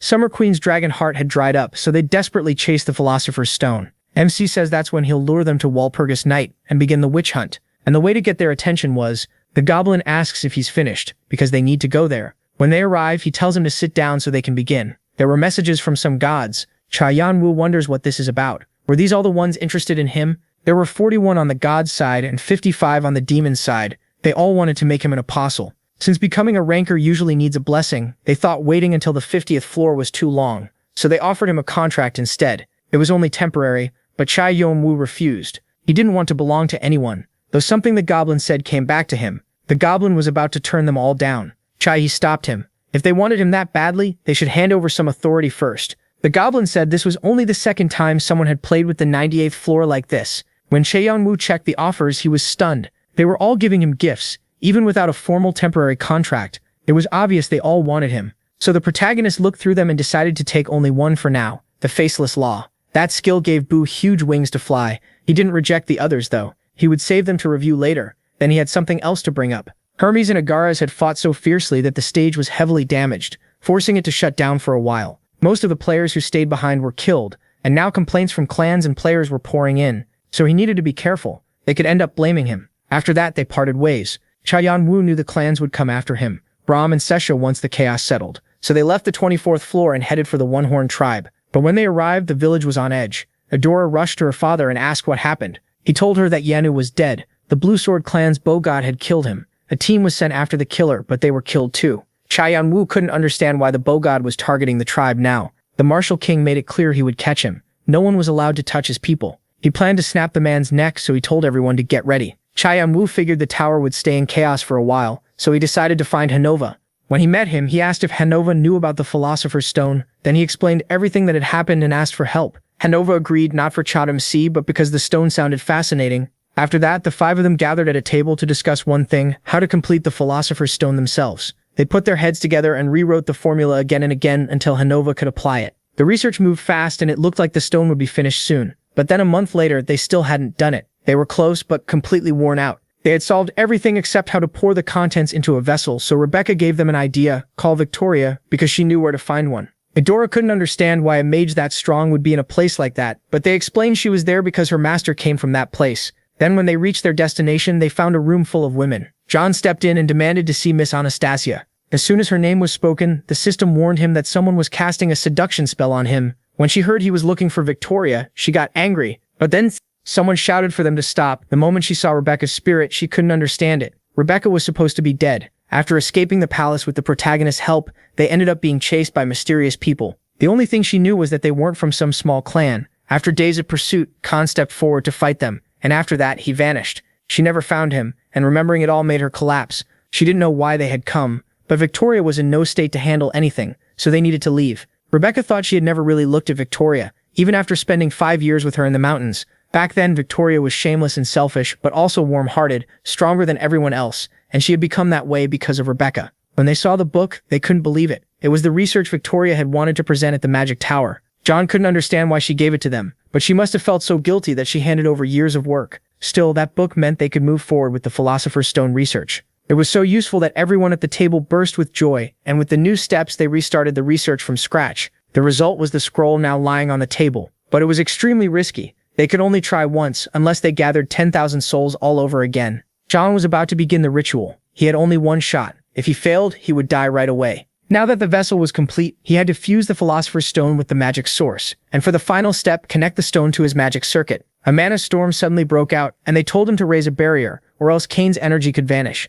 His captains felt the overwhelming power of the stone. Rebecca thought that kind of power could turn her into a divine being instead of a spirit. Cha Yanwu sensed something deeply evil. He thought it had to be the grudges inside the Philosopher's Stone. It was too dangerous. If he let his guard down, it would devour him. Then a voice from the deepest darkness told him it still wasn't time. Once he matured more, it would come for him. Cha Yanwu only heard his name over and over. When he woke up, they asked what had happened. He had caused a huge mess. But before they explained everything, they asked how the Philosopher's Stone had turned out. With a smile, he said he still didn't know. They needed to test it first. Meanwhile, Sesha demanded to see her uncle, because it had been days since he played with her. When they treated her like a little kid, she asked what he was doing, and Chirpy told her uncle was off playing fighting games with his friends. The captain thought that power was far too terrifying. When he first met him, he was just a small child. Now he had become unbelievably strong. But the captain had fought beside him too, so he couldn't allow himself to give up there. The system warned his subordinate about the devil's blessing. At the same time, he was borrowing the Philosopher's Stone's power and even casting a spirit summoning spell.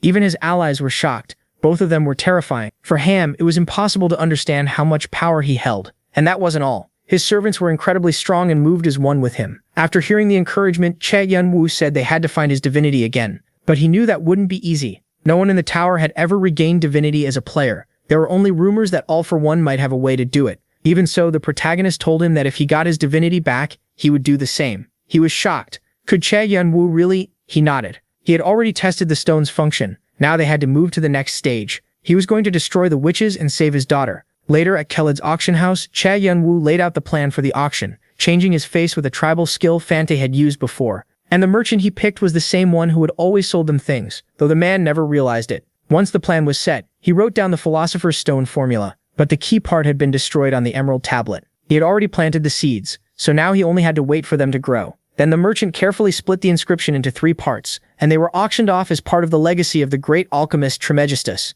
The people who recognized their true value swarmed Khalid's auction house. The 8 great clans heard the rumors and started digging into the auction. By the day of the sale, crowds of players had gathered, including all the bidders. On the first day, the tycoon Croy, said to have the most connections, confirmed the inscription was real, and its value turned out to be even greater than expected. That proof made everyone realize the inscription was worth far more than they had imagined. Soon the story spread past a single floor and across the whole tower. In the middle of that uproar, the second auction began. The winning bid came from the Magic Tower, which was ready to seize every valuable piece. At the Summer Queen's castle, she was trapped in the same nightmare as always. When she woke, she cursed him. Ever since that bastard died, the dream kept coming back. Her heart was so damaged, it had even changed her hair. She was at her limit and didn't have much time left. It was all because of that winged bastard. Then a message reached her. She was told to look at it right away. The Philosopher's Stone had been found. It wasn't complete, but its operating system and composition principles matched what they had been tracking. The Magic Tower had revealed this after buying the inscription at the auction. The night before, they announced it, and the Queen's aides said they had to get that final piece no matter what. Any method was allowed. When the last auction day arrived, all the tower's big players were there.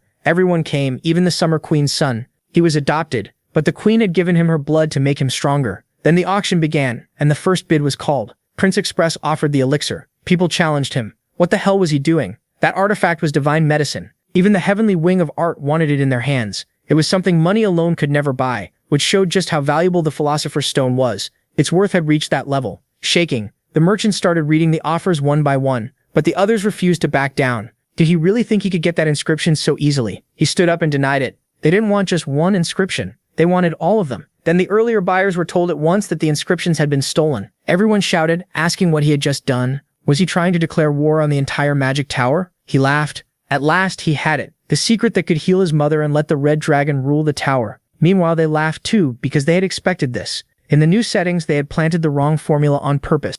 Demons and dragons are natural enemies of poison, so this would be deadly to their bodies. And since her body was already ruined by her heart, it would only get worse. By the time the Summer Queen noticed something was wrong, she would already be poisoned. Fueled by hatred, she would fly into a rage and head straight for the place where the inscription had been accepted. This was the witch's home on Walpurgis Night, and Brahm was honestly impressed. He never expected a plan this precise. He still believed it could work out, so he had to move fast. As for the Summer Queen, she was thrilled. She had finally gotten the Philosopher's Stone. People said the Summer Queen wasn't just the clan's leader. The real reason the tower feared the Red Dragon was because she was the source of its strength, sharing her power with its players. She was the core of the Red Dragon, almost the Red Dragon itself. But what if something went wrong with her? Right then, the Queen was hit by terrible pain. The others asked what was happening to her. Meanwhile, he returned to the floor of disaster and found parts of the exploration journal. That told him the auction house was the real thing. At that moment, he was ready. Using the stone, he activated new abilities and gained the third celestial spirit, which held evil spirits and a swarm of monsters that he ordered to spread out. He remembered Brahm's words. He had called him evil. This method was completely different from Brahm's. They watched in shock as the monsters devoured each other, but they had to step back. Now it was time to start the plan. The demon said the air felt amazingly fresh. He had managed to give birth to a low-class demon. Then the system warned that every demon on the 98th floor was furious. The demon introduced himself and thanked him for the summoning, promising to serve him forever. But Jeho cut him off. He needed to shut his mouth. Brahm looked at the ring and was surprised that something so small could cure the ruined illness. Meanwhile, even Marquise Caliburn of the Bloodland was asking about him. He was one of the 2 swords the gluttonous emperor valued most, and now he demanded to know what happened that day. John figured a small lie might help. He had heard the players of the land were bound by loyalty, so he made up a story that Elohim had clashed with them. Then Lao told him to run while he bought time. Because of that, they survived, and Lao died like a true knight. Caliburn believed it and invited him again. John couldn't refuse since his comrade had sacrificed himself so he could meet his master. Right then, Caliburn swore on Lao's will that John was an ally and would be protected from any danger. Elohim would pay for all of it. John thought that was good enough for now, but when they reached their land, everyone had been slaughtered. They asked what had happened there. The Duke told him not to worry about his condition and explained that the Red Dragon had gone mad. The magic tower, the magnate's people, and the bureaucrat had turned not just them, but the whole tower into enemies. He had also heard what happened to Elohim. Saying his name, he swore to raise his army again. Outside, those Red Dragon or Elohim bastards would kill the pests in the name of their emperor. That was how Bloodland declared war. The peace they had kept because of their common enemy, Archia, finally began to break. When they got there, everyone saw the place was a wreck. John summoned Boo and told him to find out what happened there. Thinking about it, Brahm asked where he had found that spirit. Even for a lich, that kind of growth made no sense. He must have been famous when he was alive. Brahm guessed he was probably one of the 9 kings. John didn't buy it. Was Boo really on the Summer Queen's level in his past? And why would a king fall into a mere soul? Then Boo showed them what had happened. The women cursed and said they had to escape that prince. Those two also appeared in Jongwoo's memories. Ark and Margaret, members of Heir Dune and the first witches born from the mother of witches.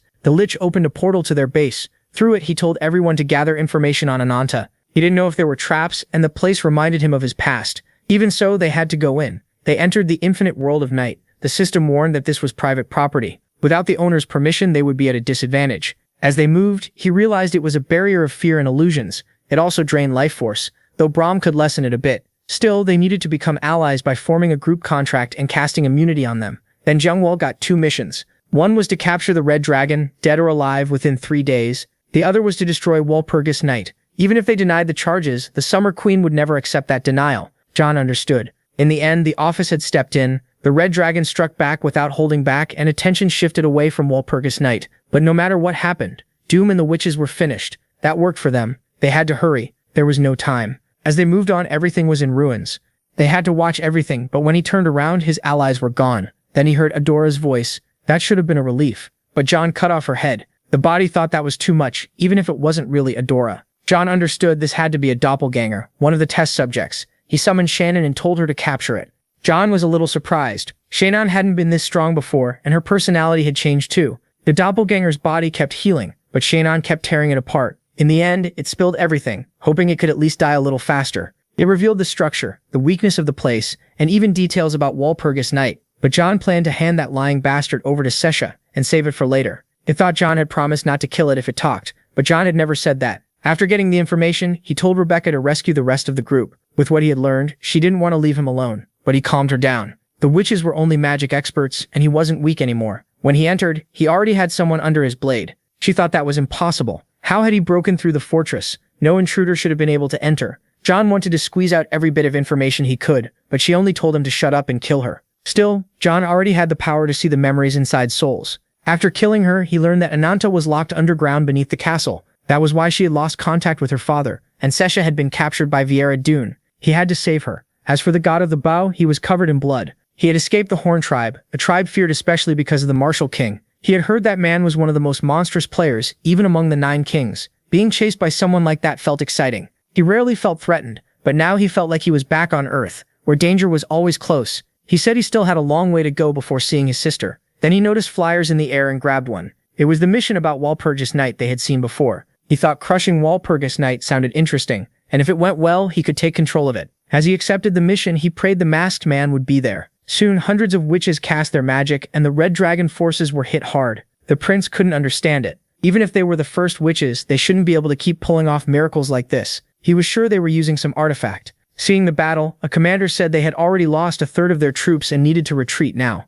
But the prince refused. The cure for his mother was there. Then in a single instant, everything changed. The prince had no idea what happened, but this was the opening they needed. They had to arrive before them. Back at the castle of Broken, she reported that the monster formation had just collapsed, and the 5 protective barriers were about to break. Only the underworld boundary formation remained. They didn't know which bastard had been tearing through them, but the enemy was close. They had to stop them no matter what. She believed that even incomplete, it could still hold them back. With the Philosopher's Stone, they had a pure one. Nothing like the stones from the inscriptions. Everyone had to get ready for battle, since they had all consumed the same stone. Then she caught a heavy smell of blood behind her. She wondered who that bastard was. She hadn't sensed him at all. And where were the other witches? When she looked around, they had all been slaughtered. She needed to warn her lady, but something was wrong.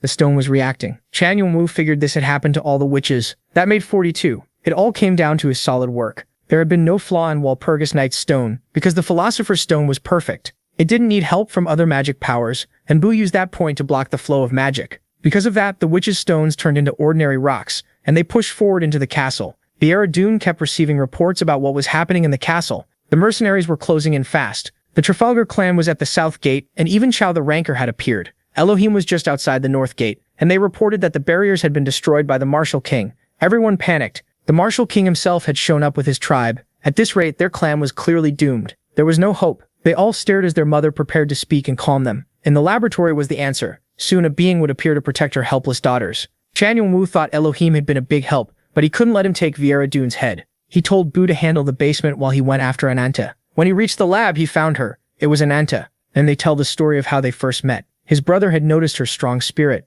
and that led to a close friendship despite their very different personalities. Years later, she was captured and tortured for the location of test subject BX-71, the human dragon she had stolen. But she refused to talk. They were insane. She said they should tell that bitch Viera Dune that she would tear her apart someday. After saving her, Cha Yanwu wondered what they had tried to do. Her mind was almost gone from her body. If this was Ananta's condition, then the other test subjects should already be dead. He teleported Ananta away, and decided the best thing he could do for them was destroy them and set them free. After getting out of the room, Wu says he managed to bring the entire library, the other Philosopher's Stone, and hundreds of witches. They were running because everything had been stolen. They asked their leader if she is okay, but after seeing the damage, she can't believe it. The materials for making a vessel were gone, so they could no longer summon their mother. Still, she orders them to prepare another vessel, even a temporary one. She says she'll go down herself and punish anyone daring to interfere with her plans. Then she lashes out, calling them useless, and ordering them to find, no matter what, Ananta and the intruder. When she sees the traces, she thinks that magic looks very similar to dragon magic.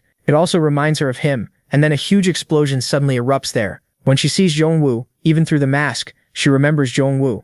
She says she wanted to become the leader of Walpurgis Night, so she would leave Artia behind. She believed better than anyone that her brother would understand, but she still poisoned Zhongwu, and even used his daughter as a test subject. She made the worst choices. He wonders what happened in her past to make her think like that, or if she had always been faking everything. Then he slices her throat. Doom wakes up, and they ask why she had suddenly been moved into this body. This was her special ability, inherited from the Great Mother, letting her move the data of her ego into another body. In other words, she could switch bodies. She curses, saying there's no way that bastard should be alive. She killed him, but those eyes were definitely his. She threatens her servants, demanding they confirm that she really killed that bastard. They swear they are sure she did. She apologizes and says she lost control. The moment her head was cut off, the Philosopher's Stone activated. It had been set to save her in case of danger. She tells everyone to take a defensive position, but then someone asks where the hell she thinks she's going.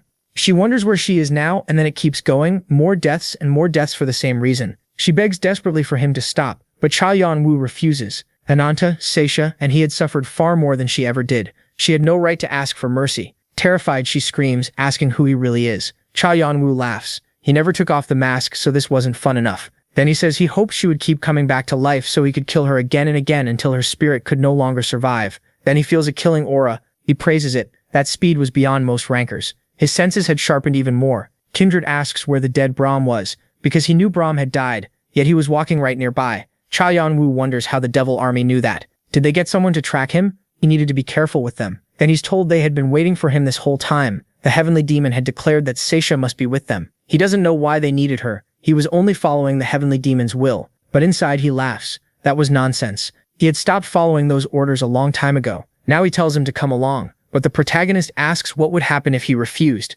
That angers Kindred. How dare he resist a heavenly demon's orders? Did he really think he had any other choice? Cha Yanwu says yes, he did have one. Dune is shaking with fear as her castle starts collapsing. What had MC done? He smiles. This was just the beginning. Galliard says everything is ready. But what were they about to do? Wasn't that magic supposed to require an insane price? Brahm calms him down. All of this would be enough. The witches could never have imagined getting this. The Philosopher's Stones made to protect them would now become projectiles. Meteor Strike. This spell normally needed at least half the mana from a dragon's heart. Rankers, mercenaries, S-class fighters. None of it mattered before this disaster. Cha Yanwu thinks that after an attack this big, there shouldn't be any body left for her to transfer into. So he decides to look for the corpse. But someone behind him shouts his name. How dare someone like him hurt him? Shamyeonwoo praises him. It was amazing. He never thought he would survive that, and now he really wanted to see him do it again. He asks if he really thought he had planned only one attack. Another meteor strike follows.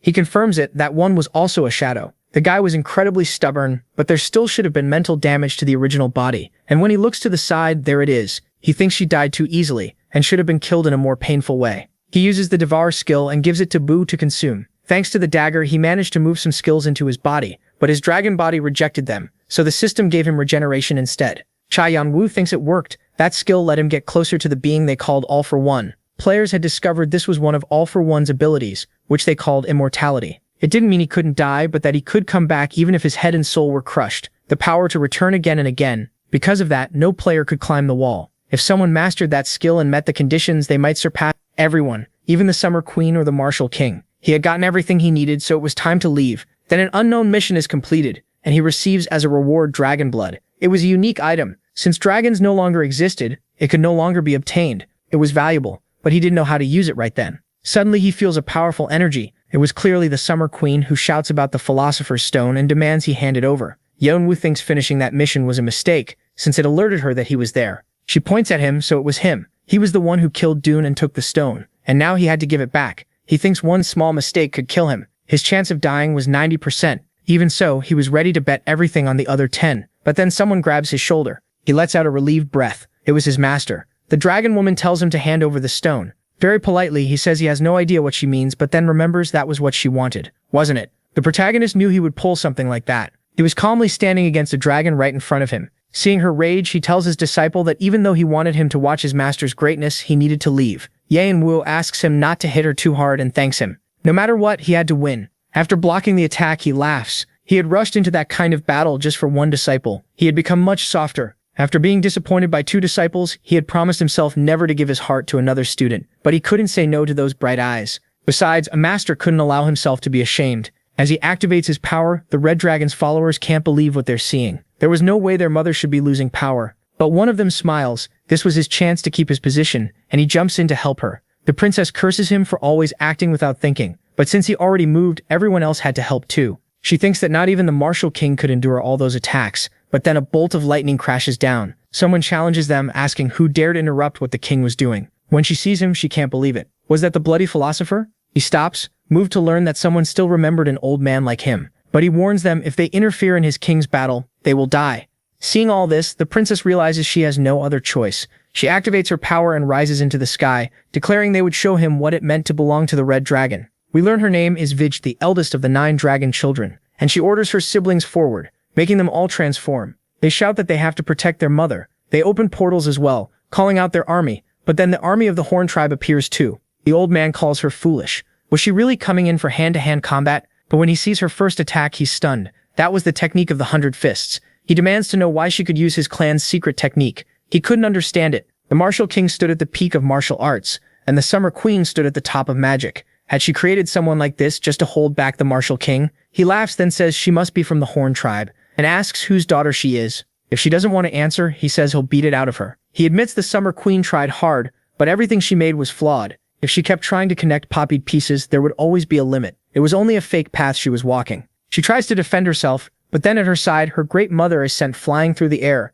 The Martial King laughs and says she should go on a diet. Everyone praises their king, but then an unnatural bloodlust erupts. She screams that she will kill him, kill all of them. The Martial King says this fight will decide who gets the right to smash the annoying face of All for One. That was when someone watching from afar thought it was incredible. He knew they were strong, but not this strong. Still, power made people self-centered and careless about their backs. He felt like it had been a long time since he sensed something like this, something similar to what he felt with his boss. He says goodbye to the Martial King, but as he aims, his whole world turns red. He wonders what this is and where he is. After checking every spot, he finally finds him. But who is Yeonwoo? Clenching his fist, he thinks this fight is his. That woman had hurt his brother badly, and she had to pay the same way. Then someone whispers in his ear that if that's what he wants, he should go fight. But Yeonwoo ignores it. He knew that soul might come out someday. Thinking about what to do, he checks his inventory and sees King's Festival. He had chosen a Jewel ingot as the reward. As he gets closer, someone stops him and asks who he is. When he answers with a fake voice, the man curses. So it was the scammer who sold him fake inscriptions. He insults him and asks if he came to laugh at his bankruptcy, since he had hired mercenaries for that mission and it all turned out useless. After recognizing him, Yeonwoo says they should talk later to Nocturne, and also tells him about the mission. He can't believe the reward and begs him to please say what he wants. He'll do any mission. Yeonwoo says he wants to buy his entire stock, including the dragon-slaying spears. He also buys the assassins and the rest of the items. Later, Yeonwoo is with his captains, and as he looks at them, Shannon reminds him that from now on he is the master, and he must never forget it. He apologizes and says no, he will not think like that again. Jungwoo understands, so they make their declaration. With the domain spirit arts, reinforcement demon arts and monster power all prepared, It was time to melt the souls into his own magic. The mages also realized the time to begin had come. He starts strengthening his muscles with magic, aura, and his skills. The pain tears through his body, and it seems unlikely he can endure all of it. The system warns that his whole body is starting to collapse, suffering irreversible damage, but his regeneration skill is now complete. Jiangwu decides he is ready. He coats his spear with the Demon King's venomous demonic magic, thinking he should clear out the pests first. The Horn tribe calls for a retreat. That creature is about to launch a killing blow. Then a light begins to shine in the sky. The dragon shouts for his brother, calling him a damned bastard. He swears to kill him, but his spirits and Jiangwu strike him at the same time. Then something bites him and drags him away. Still, Jiangwu tells them not to chase him. They need to get to the Summer Queen. He thanks him, knowing there was still some affection left in that family. But he denies it. His mother is going to die tonight, so he needs a lot more blood. Another chain from the queen's heart has been cut. The martial king uses that opening to attack.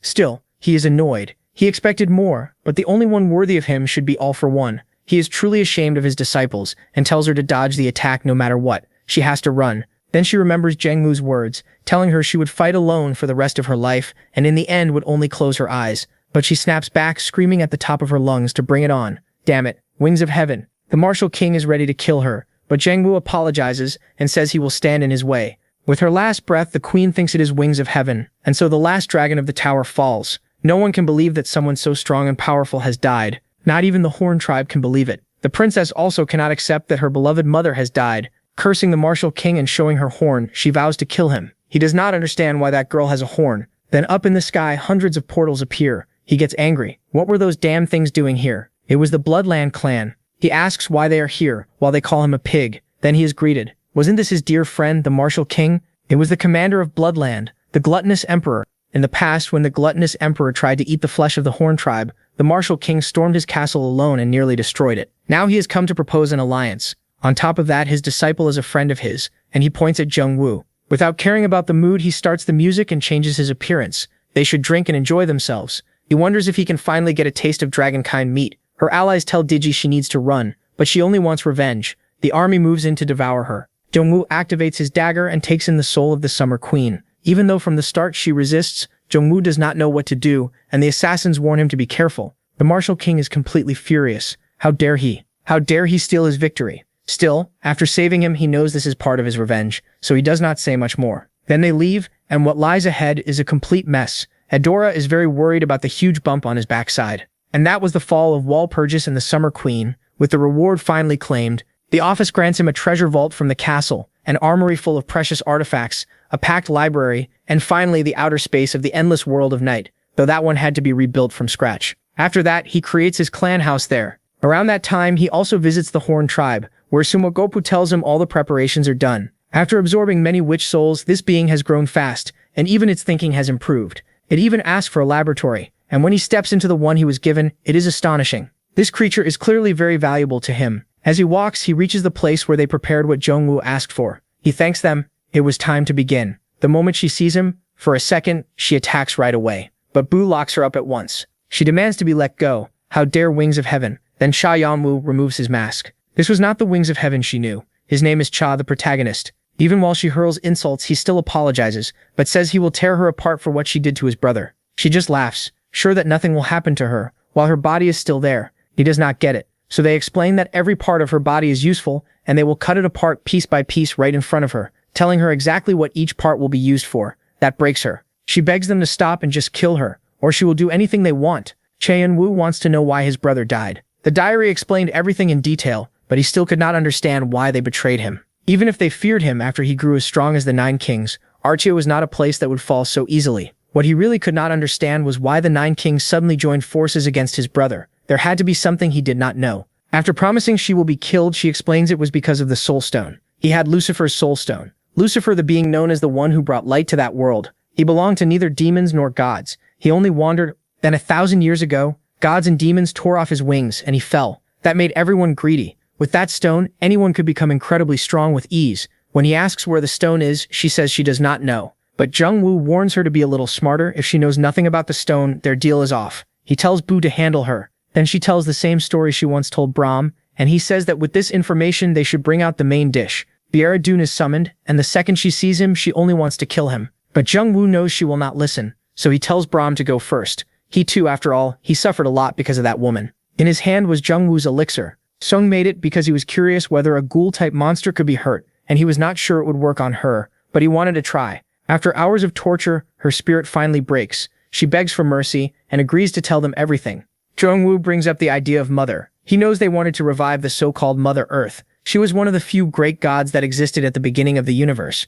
Heir had a link to her, but those ties were suddenly severed, which is why they wanted to call her back. She screams that she already told them everything, so they should kill her. He tries to speak calmly, just like he did with his brother, while she keeps trying to excuse what she did. Jung-woo tells her his brother longed for her until the final moment of his life. He never let her go, even after all of that, but now he knows for sure how foolish that kid was. She denies it. He was just as insane as the rest of them. He always wanted more and more. He always tried to take everything. He was always hungry for power, and everyone got sick of him. She laughs and says his brother was just as much of a bastard as they were. As she casts a spell that lets her be taken over, the darker her mind becomes. Jung-woo asks if she is done. He calls her stupid for not even realizing what his skills can do. He stabs her again and again, staring into her eyes, and tells her to show him her real self. She curses him, and then it becomes clear they had been siblings. Jung-woo is stunned. Was that Mother Earth? They explain that she finally achieved her dream. The moment Jung-woo absorbed Heir, he realized he had only taken a tiny fragment of her soul. Heir had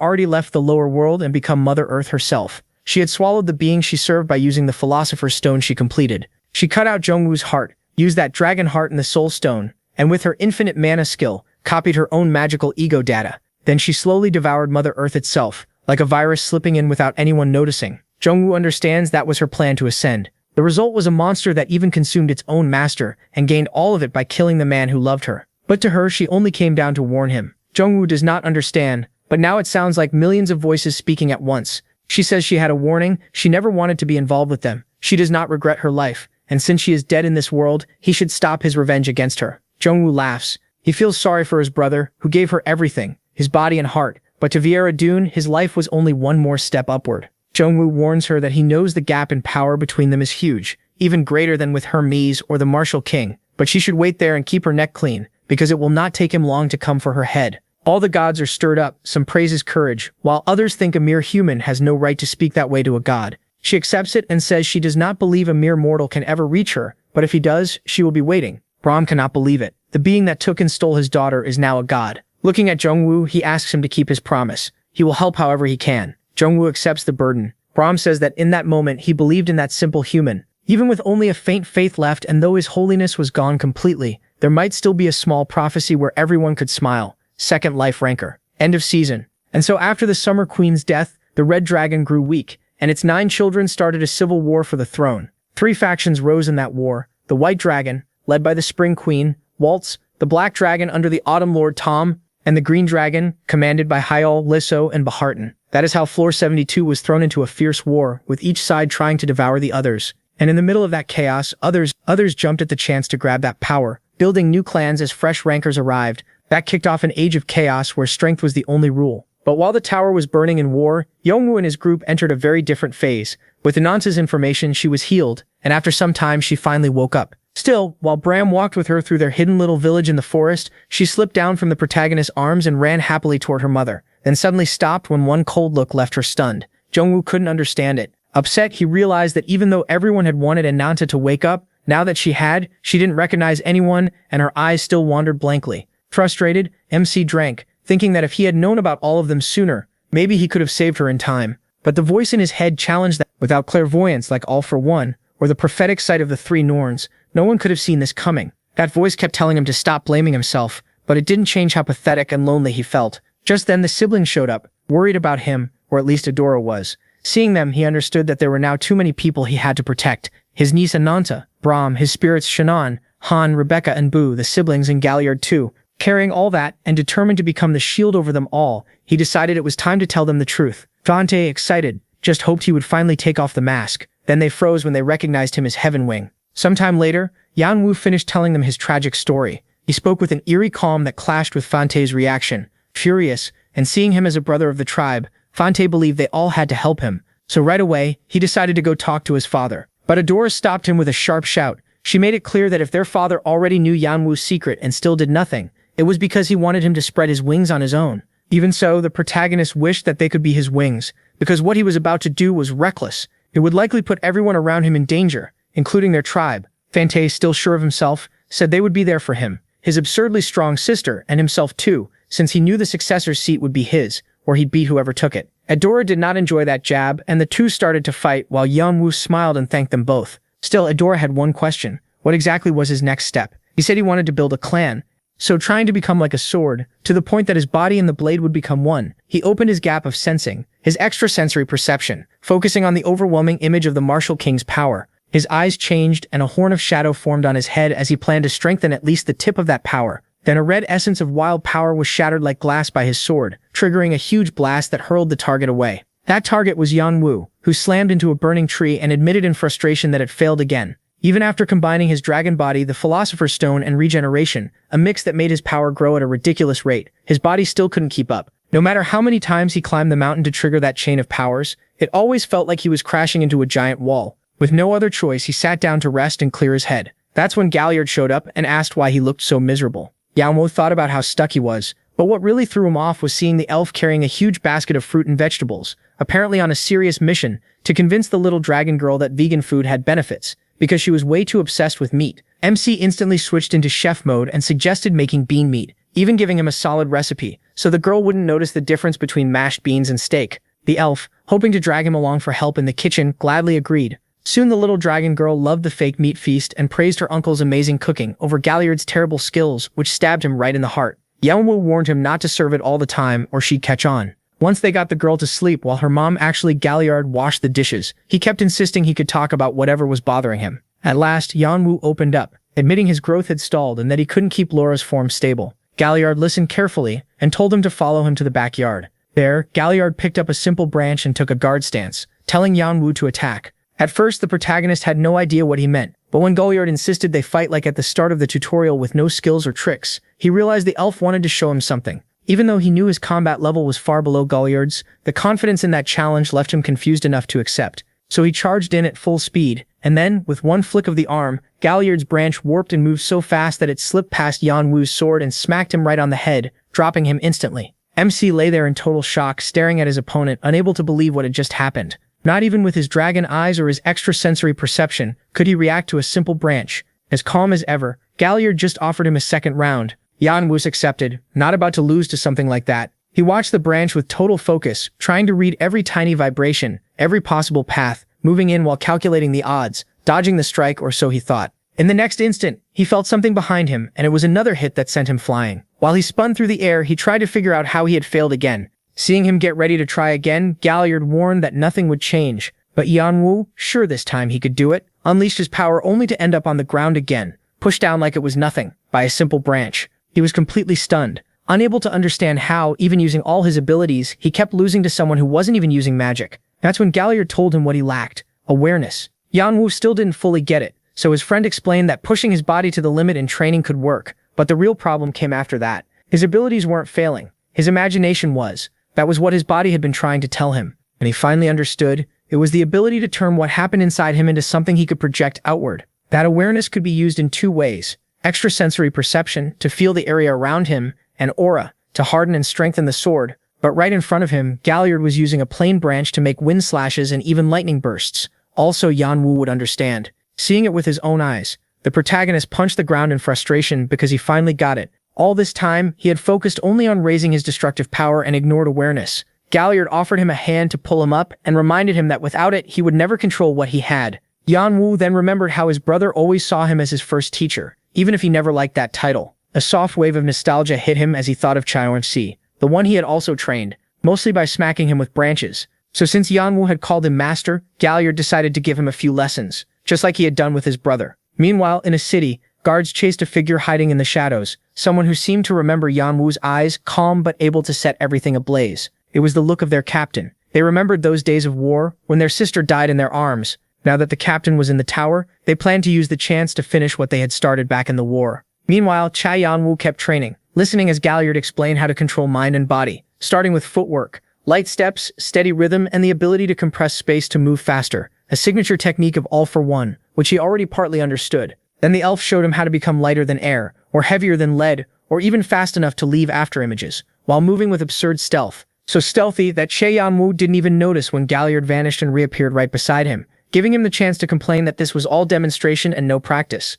So his master finally gave him his first exercise, run 1,000 laps around the village. Because of that training, he became the town's biggest rumor, with everyone seeing him as some weird guy hopping around like a frog and feeling his dignity die while Galliard kept coaching him. The commotion drew the Horn siblings' attention, and they watched as Galliard threw nuts into the air while Che Yan-woo had to chase them down, like a squirrel. Fante cringed hard at the sight, while Adora thought he looked like an adorable puppy. Che Yan-woo, though, was too focused to notice anything else, locked on his goal. At last he understood. In his case, he had to turn all that hypersensitive sensing inward so he could better read changes in the outside world. That let him gain mental energy, a channel where spiritual power flowed, useful in many ways, and the more it grew, the closer it would bring him to spiritual enlightenment. Par Yan-woo ran at full speed, aware that thanks to his brutal training, his muscles were hard as rock, yet flexible like rubber, and he could feel the cellular pulse of his whole body in the air. With that, Galliard decided Char Yan-woo had mastered the basics. Now it was time to move on. The protagonist was ready for what came next, so his master pulled out a stick to train him.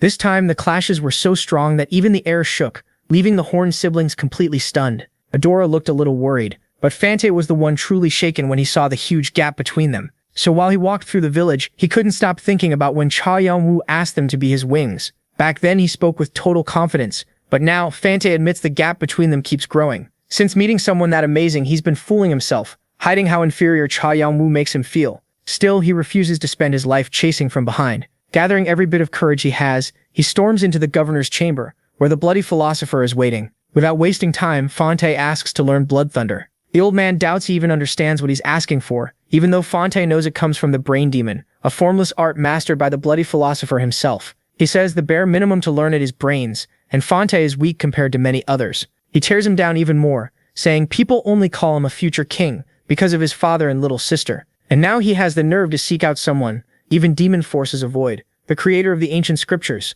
the man who even shaped his father, the martial king. He can't see how someone this weak and naive could ever handle his red blood enlightenment. Fante's pride cracks, but he forces down his anger. The philosopher takes that as surrender, but with a firm bow, the boy asks for one chance. Just one. That catches the old man off guard since he thought Fante would snap, and he knows the trouble the boy keeps causing comes from his impatience, which is his biggest flaw when it comes to blood arts. Still, seeing him stand there without backing down, he gives him a chance. Now he wants to see if Fante is truly worthy. Fante lights up though he has no clue what to do, and the old man, annoyed, tells him to figure it out himself before throwing him out of the library. He ends up sitting on the floor, thinking right when Adora arrives ready to leave. She quickly realizes he's decided to climb the tower, accepting that they want the same thing, even if they'll take different paths. She asks him to stay safe, and he watches her go. Not long after, Galliard brings Yan-woo the news that Fante entered the sealed training room, a tiny place where food can be brought in, but the door can't be opened from inside. At the same time, Adora left behind only a note, so Yan-woo figures she's climbing the tower. That pushes him to grow even stronger so his juniors don't catch up, and so all three of them begin their own quiet paths. As time passes, he gains full control over his mind and body, and he masters flash steps and learns wind path, techniques made by a lonely dark elf, who found comfort only in the wind until he became part of it. Yan-woo also gains storm eyes, which control the air around him to land a critical strike, and he tests it right away, seeing the wind currents clearly, then gathering them into an energy orb in his hand before it vanishes, leaving him stunned by his new power. His master is just as impressed, calling it a huge feat for someone of his race, and now he hopes John can do the same. Then Yan-woo takes his stance, trying to keep his balance as he pours energy into his sword. He covers it with aura, but in the end, the energy breaks apart again. Frustrated by another failure, Cha Yan-woo remembers that months ago, he went to the Martial King to ask for advice about his plateau, but the only answer he got was that this wasn't his path. That only confused him then. But now the protagonist realizes the 8 trigrams and martial extremes were never meant for him. With complete control of his body, he accepts that his sword talent has reached its limit. Galliard tries to cheer him up, telling him not to rush and saying it's better for now to greet the guest who just arrived in the village, assuming Yan-woo already knows who it is. Meanwhile, the tribe looks over the merchant's goods as he speaks nervously, because he remembers every one of them. One for beheading a monster with way too much excitement, another for crushing and eating a dragon. But among these killers, one person scares him most, a calm-looking woman, who once piled up a mountain of corpses at her feet, starting the Horn tribe's contest of who can build the biggest tower. The merchant is terrified, and it only gets worse when the Martial King appears. Just feeling that huge hand on his shoulder makes him think he's done for, even though the giant is only trying to be nice.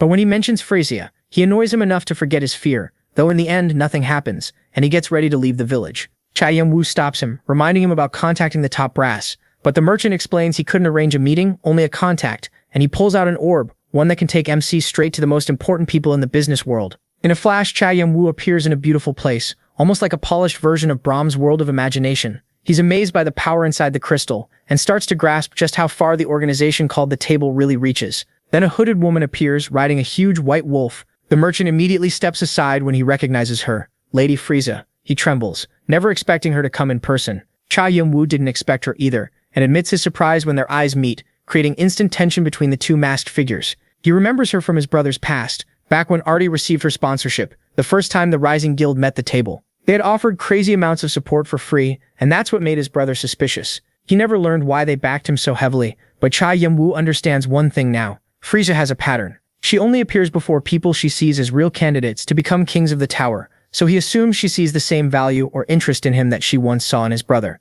She asks why he wanted to see her, and Cha Yun-woo gets straight to it. He's going to form a clan. Since the Table sponsors several of them, she quickly reads his goal. He wants their backing, but plenty of people ask and get turned down. Yun-woo takes that as her answer and starts to leave. Both merchants try to stop him, but he thinks the deal is over. Vidisha, though, assumes the human is just pretending to walk away, so she'll accept him.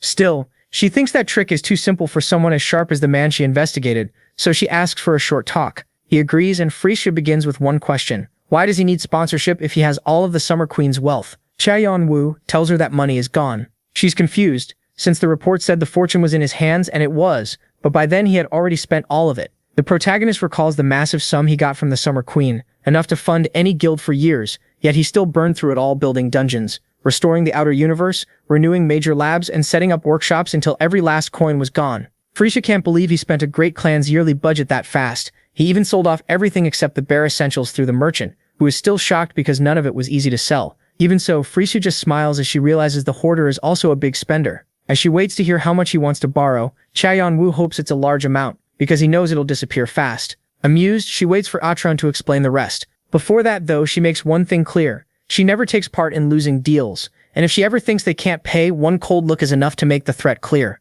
To Cha Yun-woo, she seems like a classic ruthless loan shark, and now she says goodbye until next time. Atran bows to her, and now that the protagonist has enough money again, he plans to climb the tower once more. But first, he has to deal with the Summer Queen. All of this is being watched by a snake, which turns out to be the eyes of a very interested Hermes. He's with Athena, who seems deeply worried about the boy, something unusual for her, since she rarely lets emotions take over, especially after her incompetent uncle chose to interfere. Hermes, however, isn't worried at all. He remembers how the boy humiliated Ares and figures Poseidon will end up the same, so he just wants to enjoy the show. Athena doesn't like that carefree attitude, but Hermes reminds her they can't do much from where they are, annoyed by a system that clearly seems to favor Apollo. Even so, what surprises him most is seeing his sister care about an ordinary boy who isn't even an apostle, figuring plenty of other gods and demons already have their eyes on him. Meanwhile, Dion keeps walking for a long stretch until he reaches Boo's dungeon, where he's greeted respectfully by a huge army of spirits lining the halls. Passing through them, he finally arrives to find Boo riding a demonic horse with a large guard of spirits.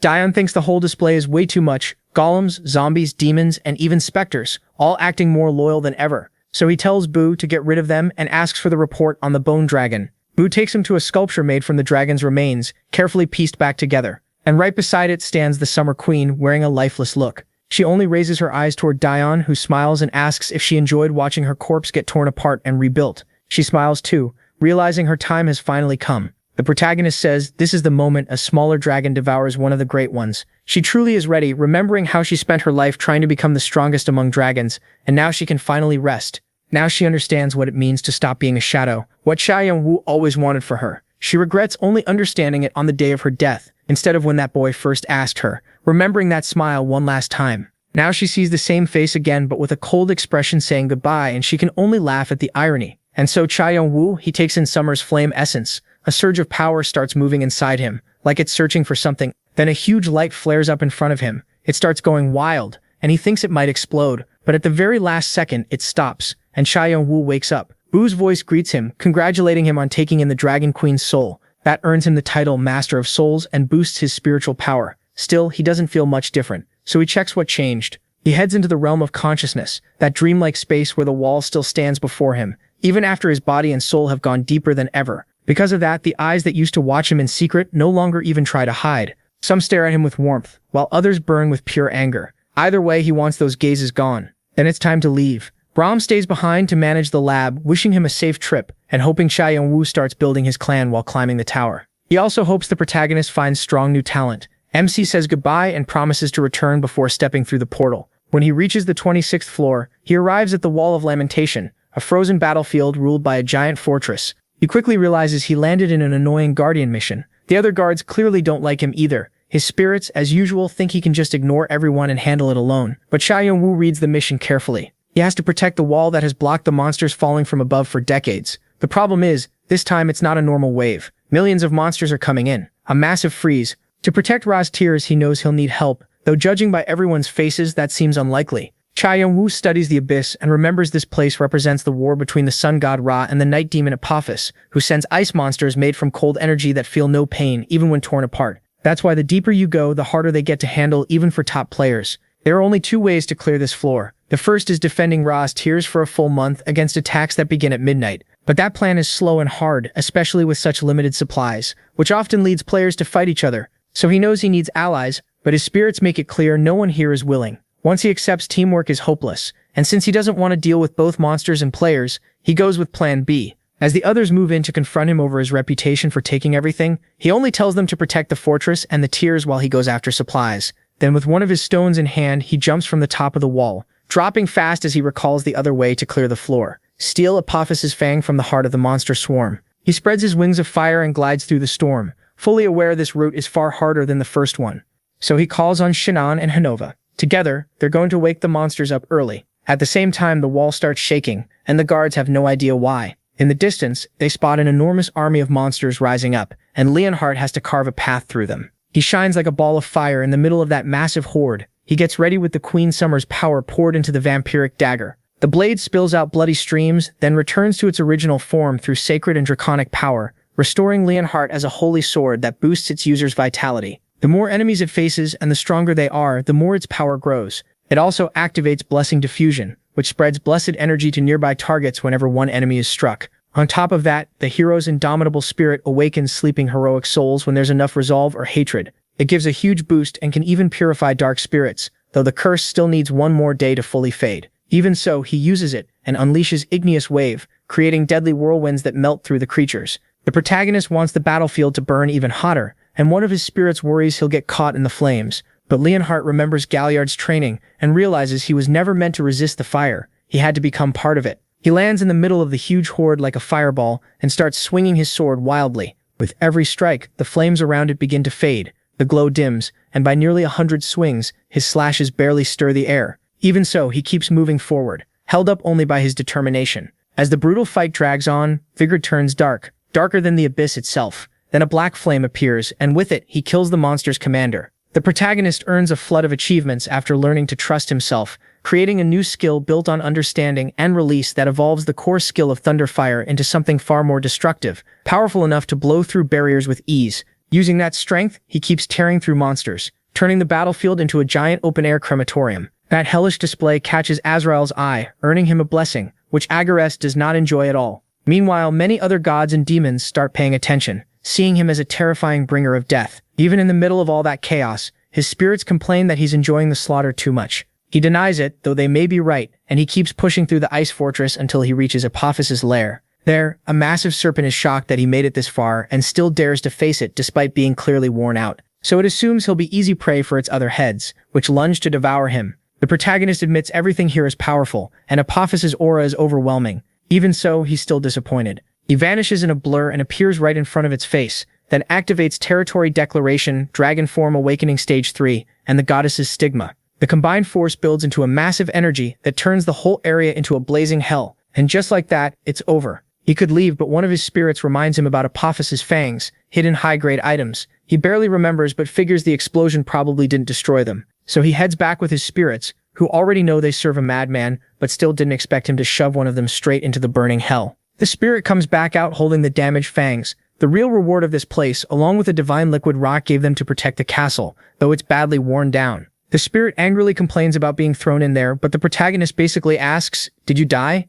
Then ignores him and swaps Ra's liquid with Apophis's poison to create the Spring of Gods and Demons. Now he has to choose between divine power and demonic power. It's the same choice his brother faced. After thinking it over, Jongwoo gave the divine power to Aether, who betrayed him after taking it. Tired of his brother's soft-hearted choices, Jongwoo already knows what he'll do. Take the power of both gods and demons. That energy awakens the divine essence Brahm had gained, though it's still very weak. Then he's transported to the waiting room of the 27th floor. the Pavilion of the River of the Dead. This is one of the rare times the rest area comes at the start instead of the end of the test, because in this section, instead of one trial in one world, there are several connected trials across different floors. Basically, he has to complete a perfect route from floors 27 to 29 to reach the final test on floor 30. He thinks it feels a lot like the tutorial, where he only had to find the first place, so he decides to enter. Inside, he finds a group of people standing in front of several sunken barges. Then the protagonist checks the mission: become another soul. He must travel across the River of the Dead to the afterlife and cross it within 48 days. If he fails, he'll remain a ghost wandering forever.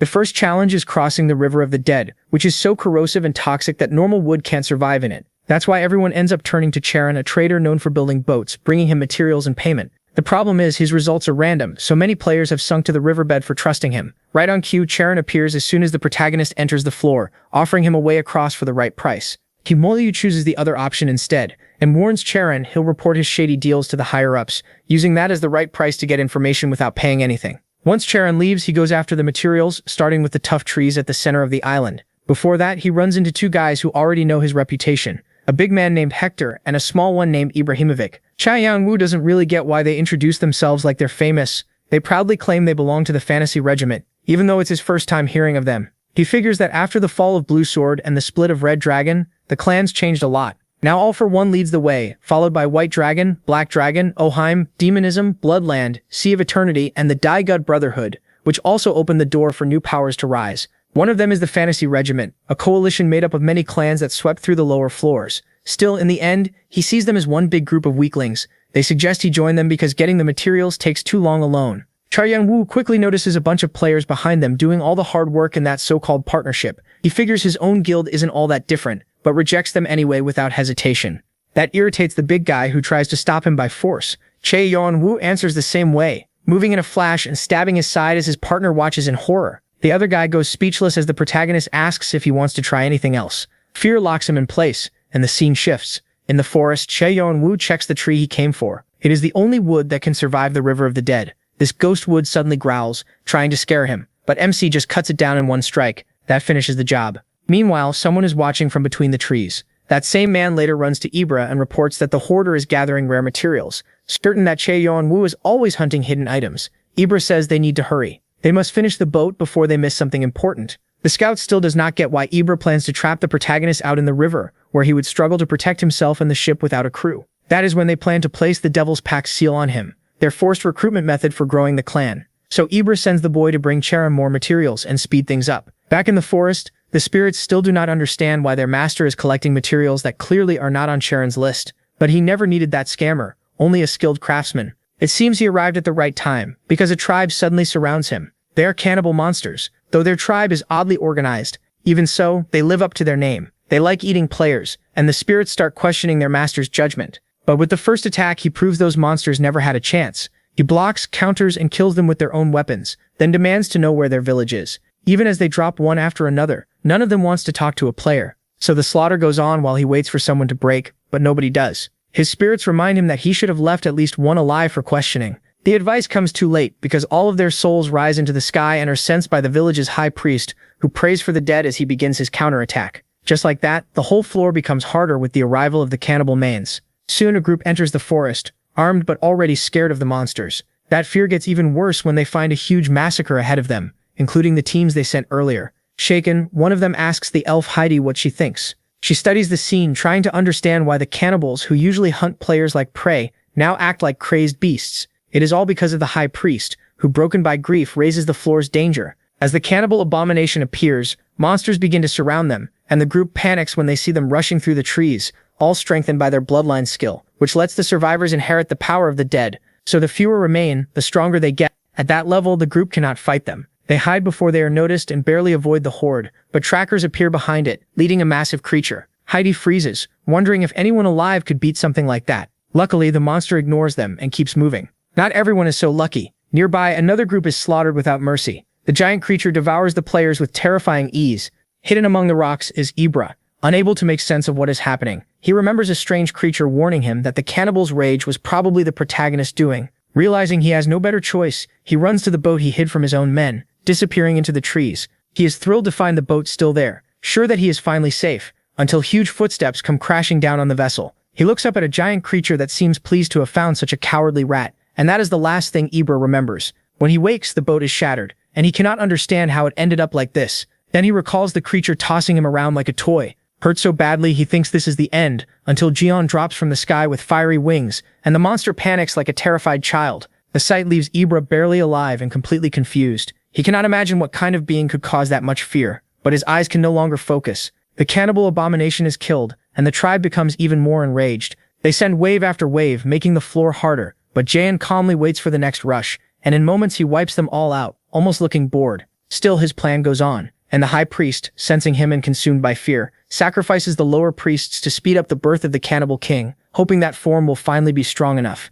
Without wasting time, Jian takes off toward the fortress of the cannibals, heading into a cave where he finds the huge king, shocked to finally see the one who has been hurting his children. He notices the sword of flames of the cataclysm, an infernal power fit for the king of the dead. Blessed by cataclysmic waters he plans to use to drown the place and put out the fire. The protagonist remembers that his brother barely managed to fight this thing, even with help from his friends, but he needs no help now. In a flash he appears beside it and cuts through its entire body with one massive slash, killing it in front of its people. Jishil admits he is disappointed to face another weak boss, but the boss was never the real goal. What mattered were the rest of the tribe, who were not only warriors but also craftsmen and boatmen, who knew how to cross the river. Their boats could do more than sail. They could reveal hidden routes, the same ones his brother used to meet his second teacher Lana, whom he hoped to meet around this time. So before what was left of the tribe, he tells them that if they want to keep their lives and dignity, they have one choice: submit. More than anything, he needs the cannibal king's token, which should force the tribe to obey him, just as they once obeyed his brother. But even with it, he cannot break the will of the tribe leaders. So Joan starts threatening the weaker ones if they keep refusing, and they expect him to bargain. Instead, the protagonist makes it clear that they only need to obey. Seeing no other option, they accept the oath of subordination. That makes him their leader, and he claims the tribe and its lands as his base. He still thinks whoever designed this floor has a sick sense of humor, since a territory is not very useful in a place he has to leave in 47 days. Even so, it can still serve as storage. That matters most for someone like Bayluk, who is obsessed with poison. Yanwu is sure Bayluk is somewhere here based on the clues, but he knows he cannot track him down in so little time. Meanwhile, the cannibals help build his boat, and the many players they had captured are released, thanking him for saving them. But he does not have time to deal with them, so he just sends them away. Then they cross the lake straight toward the main island. Once there, nobody really knows what to do. Some think about going back to the hoarder, but they are still scared of him. Just then, a blonde elf steps out of the forest, shocked to see them still alive. Soon she hears the full story of how Jian defeated the cannibals and brought the survivors under his control. But the rescue players are still lost. There is little time left, and they have no supplies because the cannibals took everything.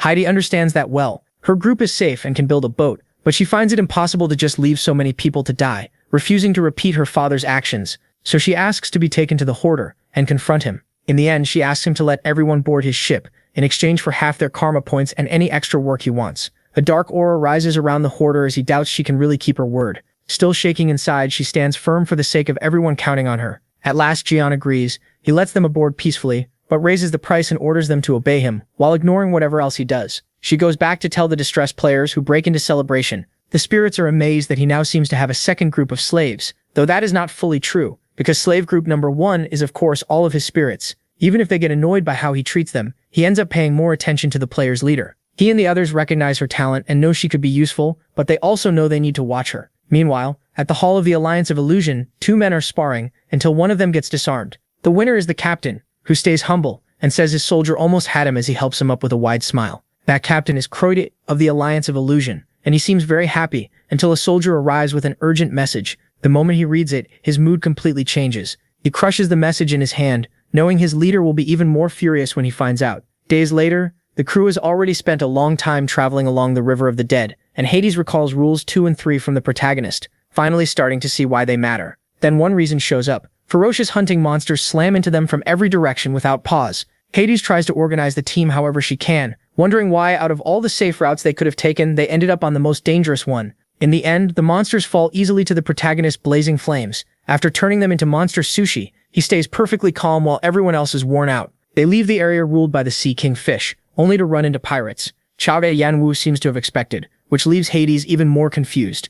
She gets her answer later, when after wiping them out, he questions a few survivors about the Crystal Palace and the Blue Rose. Hades keeps trying to make sense of it all, less and less sure they will get out alive, but the protagonist at least gains a new pirate slave, and the journey goes on. Cha Yonwu checks one of the treasures he got from the giant fish, the sea pearl, and thinks it would make a good gift for the Blue Rose. That means Lana, a pirate woman who once trained his brother and ruled this floor. He remembers their first meeting, and it was anything but friendly. A misunderstanding led to a fight, and with his third awakening and heavenly wings, Cha-yeon-woo thought he had to hold back so he would not hurt her. Instead, he was the one who got hurt. Lana was a master of both magic and the sword. She had an easygoing, bold charm that pulled him in and filled him with admiration, turning him into a cute but stubborn little stalker. It annoyed her at first, but over time they grew close and became mentor and student. That bond lasted until Cha-yeon-woo fell, and she stayed loyal through the war against the clans. Even though it cost her all the power she had built up, she never regretted it, and later seemed to hide away in a place called the Crystal Palace, somewhere along the River of the Dead. The protagonist plans to find her and bring her into the clan. He trusts that the pirates told him the truth, and that the gifts they brought will be enough to persuade her. Then he suddenly feels something and orders the ship to stop. Heidi listens right away, though she is just as confused as everyone else when Cha-yeon-woo jumps off the ship into the acidic water and slowly sinks below. He wraps himself in fiery wings to protect his body, and when it becomes clear that he is still alive, the spirits of the third heaven go on alert and rush him, but he scatters them with flame. That only excites Azrael even more, so the blessings keep pouring down on him. The protagonist sees that as pretty useful, while he keeps descending. Agares, meanwhile, keeps arguing with the others and claiming Yeonwoo as his property, but nobody cares and the protagonist keeps going until he finally reaches the Crystal Palace. But once he moves through the wreckage, he realizes not a single part of it was left untouched. The barrier that once protected it fell long ago, and the remains of a huge battle are being eaten away by the river. He presses on until he finds a door. Behind it, countless jewels float through the water. For a moment he thinks they are part of Lana's collection, but then one item in particular stops him cold. A pendant Cha-yeon-woo had once given his teacher as a gift for Teacher's Day,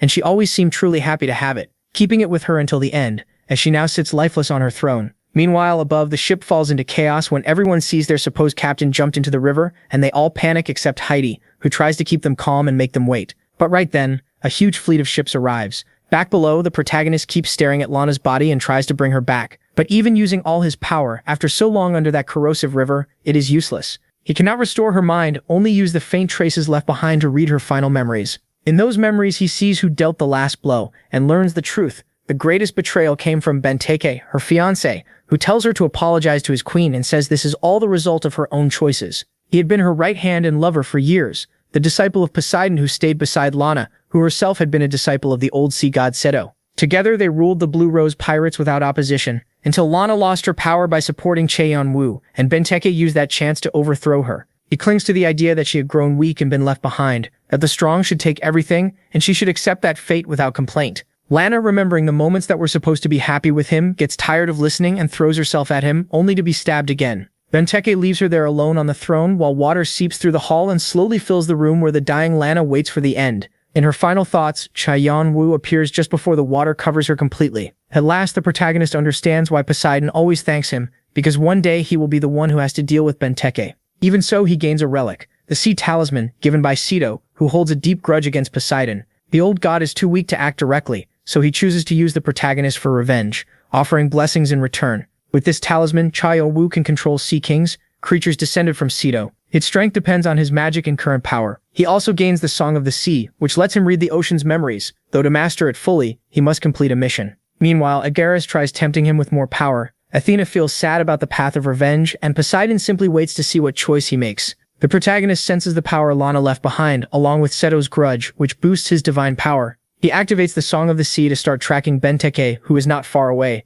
because above, ships bearing the mark of Triton are attacking his vessel. Annoyed that Poseidon moved first, Cha-yeon-woo flies upward at full speed. At the same time above, Heidi uses her shield to block massive attacks and tries to keep everyone focused. On the other side, the pirate leader announces that Benteke has decided anyone siding with the hoarder will be thrown to the beasts, though they are being offered a chance to surrender and given 1 minute to choose. Tension spreads across the ship, and many start running toward the other vessel, leaving Heidi alone as she tries to stop them, so all the cowards end up floating in the river trying to surrender. The pirate is left confused because he never said he would rescue them, so they just stay there in the burning river completely fooled. Meanwhile, Heidi keeps blocking savage fireballs as the ship is torn apart, sure it will sink soon until a huge whirlpool of fire erupts from the water. That excites the Triton captain, who decides to punish the hoarder with everything he has. That only makes the protagonist smile, because he decides to send back a gift in the form of a huge horde of sea creatures. The beasts begin tearing into the ships from below while the protagonist unleashes his Igni wave, turning the area into a blazing hell and burning the pirates, as if telling them to stop acting like minor villains. The real target is Benteke, who watches the chaos from afar, while his men report they have lost 15 ships, and ask for orders.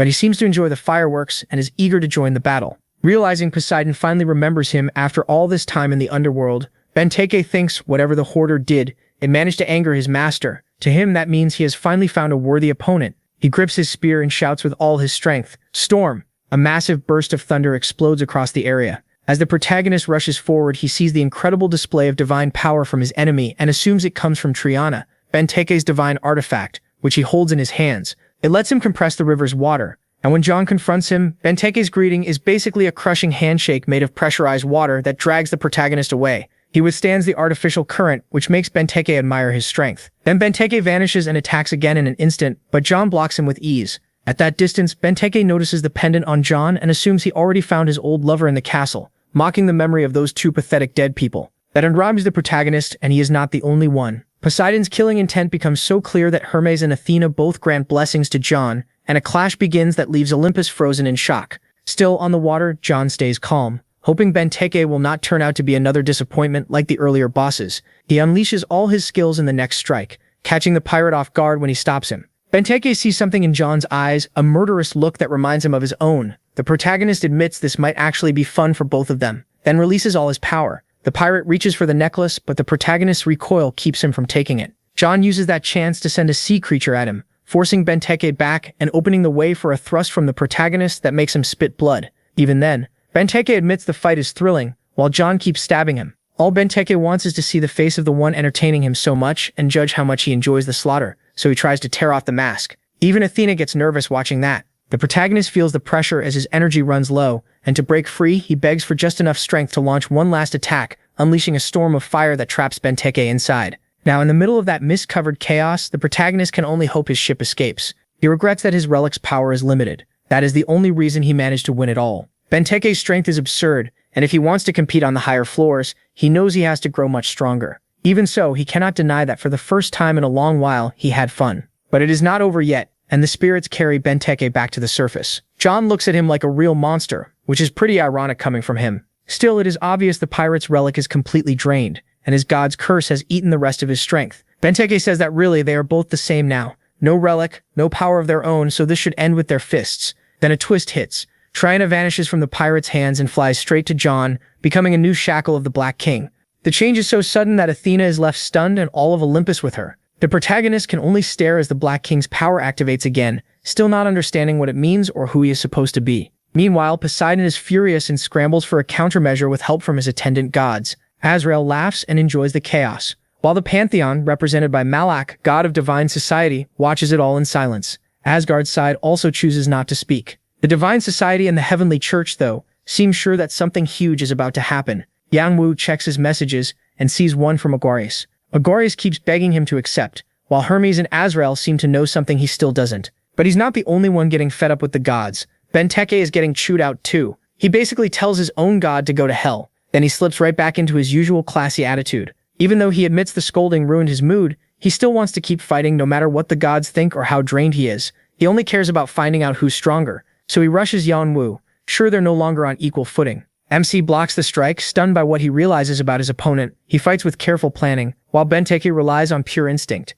One can heal, and the other doesn't care about getting hurt, so they clash like true equals, driving blades into each other's hearts at the same time. It should all come down to who has the stronger will to hold on to that thin thread of life. At least that's how it should have gone. But everything changes. By using foresight, Yanwu had steered every event to reach this moment, making Benteke the only one who was truly stabbed. Benteke is confused, but even with a fatal wound, he keeps laughing like a conqueror. He refuses to look weak. Unlike his fallen allies, he grabs the sword stuck in his heart and refuses to die like them, reaching for Yanwu's mask again. He can't pull his sword free because of the pirate's insane grip. With no way out, Benteke's power starts crushing the mask. Then out of nowhere, Benteke's hand is sliced off and sent flying. Yanwu jumps back as Benteke stares in shock. A moment later, his commander Ran grabs him and pulls him away. The protagonist keeps retreating, his mask badly damaged, trying to escape with the last of his strength. Barely able to focus, he finally sees his rescuer, a knight who calls him Brother of the Bloodland. Meanwhile, Ran flies off at top speed with his captain on his back. Benteke complains about being saved, but Ran tells him that in his condition,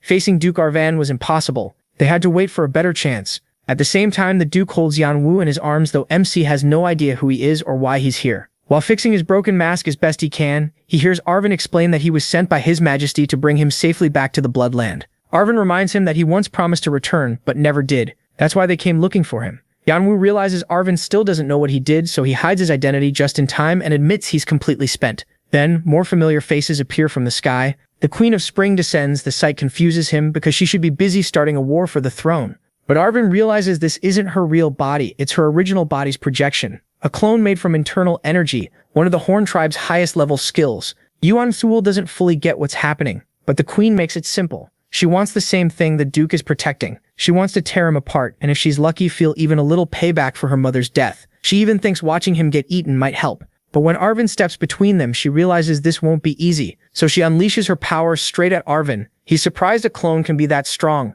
but figures she only showed up because Yuan Wu has hit his limit. To him, it's only a matter of time before everyone nearby ends up dead, and he hears a voice in his head, promising to help the hoarder escape and telling him to throw Yan Wu on cue. It's Heidi. She starts counting, and the second the signal comes, the Duke throws the protagonist right into the elf's arms. She tries to run, but the Queen of Spring's lightning catches them. Pain tears through Heidi, and her companions shout in horror, refusing to accept the plan. But holding tight to Yon Wu, she refuses to let go. She refuses to become like her father, and is ready to prove it no matter what. Her energy suddenly bursts out, forming a barrier around her. That's when her true appearance is revealed. MC sees her clearly. Blue eyes and silver hair, unmistakable traits of a noble family, everyone thought had died out. Even so, she makes it back to the ship, and yells at everyone to stop freezing up and set sail now. The Queen of Spring tries to stop them, but the Duke blocks her path, holding her off while the ship gets away. On the Giseon, everyone tries to understand why the elf saved him. She only says she doesn't want to be like a certain person, hoping that's enough. Yan Wu doesn't press her.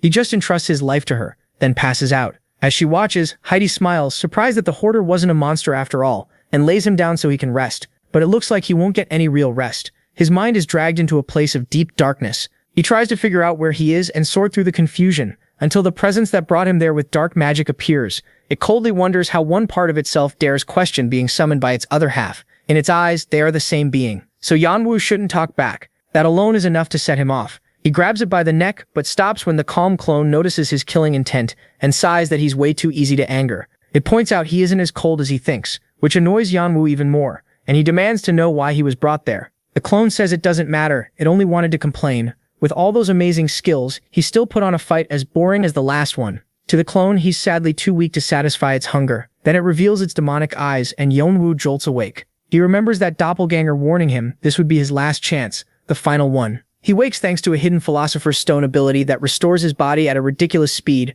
but he still can't help feeling disgust toward that part of himself that saved him. Just then, an elder from the tribe tells him the factions are still hunting the ship, so Yonwu decides to take everyone to the only safe hiding place he knows, the fortress, hidden behind layers of defensive formations that make it nearly impossible to find. With his new skill, he can pull up Baluk's memories without losing track, and since it's an anti-poison fortress, it's their best option. Getting inside still won't be easy though. The defenses are active and ready to make things difficult, so he prepares to break through and sends a wave of energy into the water, though it seems to do nothing. Heidi tells him not to push himself so hard. He finds that a little ironic coming from someone who's clearly just as exhausted, only in her case, the stress of being chased is tearing her apart inside. Right then, a huge explosion erupts, completely destroying one of the ships chasing them. Heidi is horrified by how far ahead Yonwu thinks, and how deadly efficient he can be. After that, they finally spot land and get ready to head for the island. Once they arrive and start disembarking, the protagonist notices everything is different from what his brother wrote. The place feels like a giant ghost town buried in fog, with the kind of silence that chills you right away.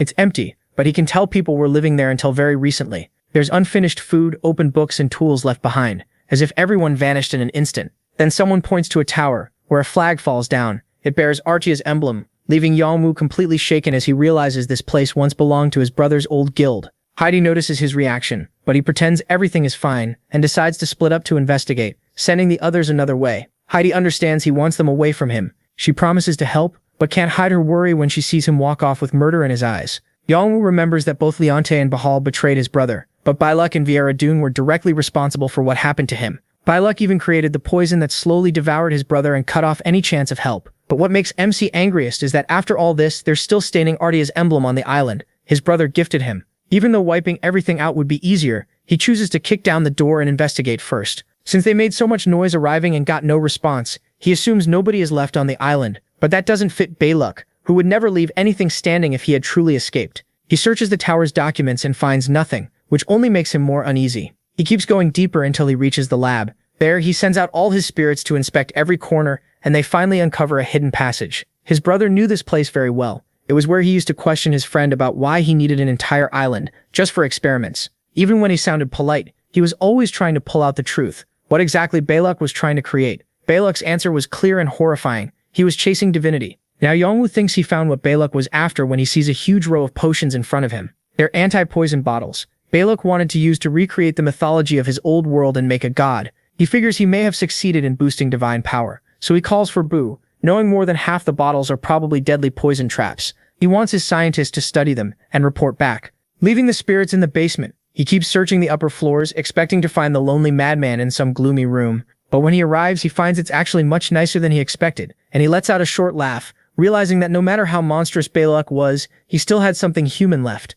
A second later, Yanwoo gets angry again, seeing how that traitor built himself a cozy home with a great view after betraying his brother. That anger stirs the Black King's shackles, which have been growing stronger little by little. They begin to understand the Black King's sadness and despair. Right then, the protagonist gets a message from Azrael, who, like Malik, seems more and more interested in him, with Azrael insisting that Azrael tells him to check the items, so the protagonist goes along with it. He starts reading their descriptions and finds one that stands out. It's about the shackles, unique relics born from the Black King's despair. The others feared the terror he inspired, grew jealous, and betrayed him, leaving the king trapped in darkness. Consumed by rage, he eventually became one with those chains. The protagonist guesses those traitors were the Olympian gods. That would explain why he keeps devouring divine relics, though he still can't figure out how they went from enemies to allies. He thinks back on the godly wars he knows, times when beings rose to or fell from divinity, and starts to wonder if the Black King was one of them, maybe tied to death itself. That idea instantly catches Thanatos' attention, along with other death gods who watch him with mockery and curiosity,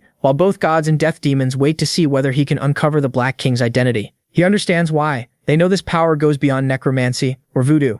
It can command huge numbers of souls, crush them, and make them stronger. It's an overwhelming power, and it still isn't complete, something even greater than divine authority. Azrael urges him to accept the king's chosen fate and become a god. He even offers to make him his apostle, and no one objects. Olympus stays especially quiet, and that silence starts to shake his theory, because Azrael is a god tied to Malak, someone outside the Greek gods. The Olympian underworld god is Hades, yet he said nothing. The protagonist wonders if it could be him, then doubts that too, since Greek mythology has plenty of betrayed figures. So he decides the best way to solve it is to complete the set and connect it to what Adora said about the three artifacts and their link to the Olympian Trinity. He figures the final piece must be Hades' relic, Ken, but since he has no clue which apostle has it, he decides to visit the Cyclops first. Right then, Boo shows up with the report he asked for. Meanwhile, Benteke is still asleep, healing from his wounds. One of his men is beside him and suddenly looks shocked when he wakes up. Benteke immediately gets up and grabs him by the neck, demanding to know where Ran is. Ran walks in calmly with food and tells him to relax, but Benteke throws the poor guy aside and complains to his commander for pulling him out of the fight. Still, when he sees Ran's steady gaze, he has no choice but to calm down.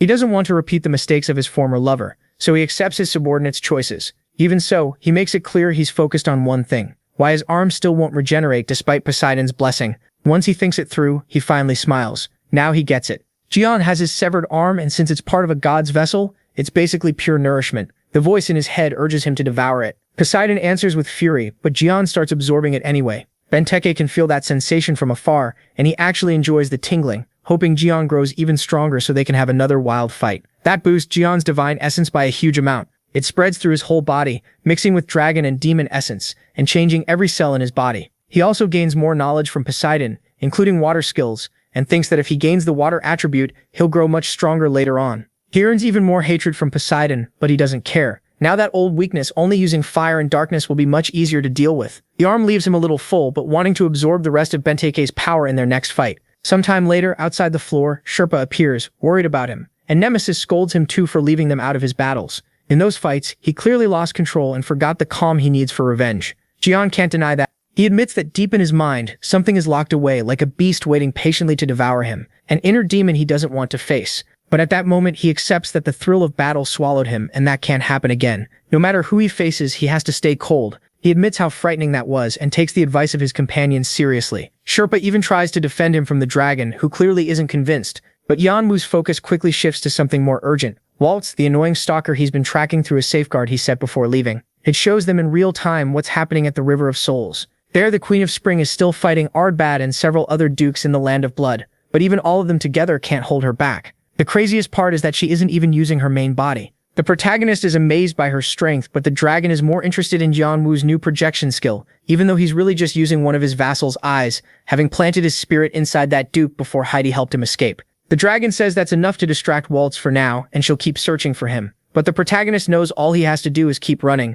Even so, he wants to see how far the fight goes. The queen hurls Ardbat into the air, and that's the exact moment Jianwu uses to order Hanyang to finish it. He appears in front of the duke in an instant and cuts him down with one slash, leaving everyone frozen as his head hits the ground. Even Waltz is stunned, but the other dukes assume she did it and launch a furious counterattack, pushing the battle to a whole new level. At the same time, Hanyang reports that with his mission done, he'll now move to recover the target. As the protagonist watches the spark he just lit with a duke's death, when his endless hunger for the gluttonous emperor's dragon flesh is enough to turn into an army, he realizes a war has begun and he plans to use it while they still think he's on their side. Still, his two companions don't like any of this. To them, that backstab was too dirty. He brushes it off and says the victim only has himself to blame for being fooled.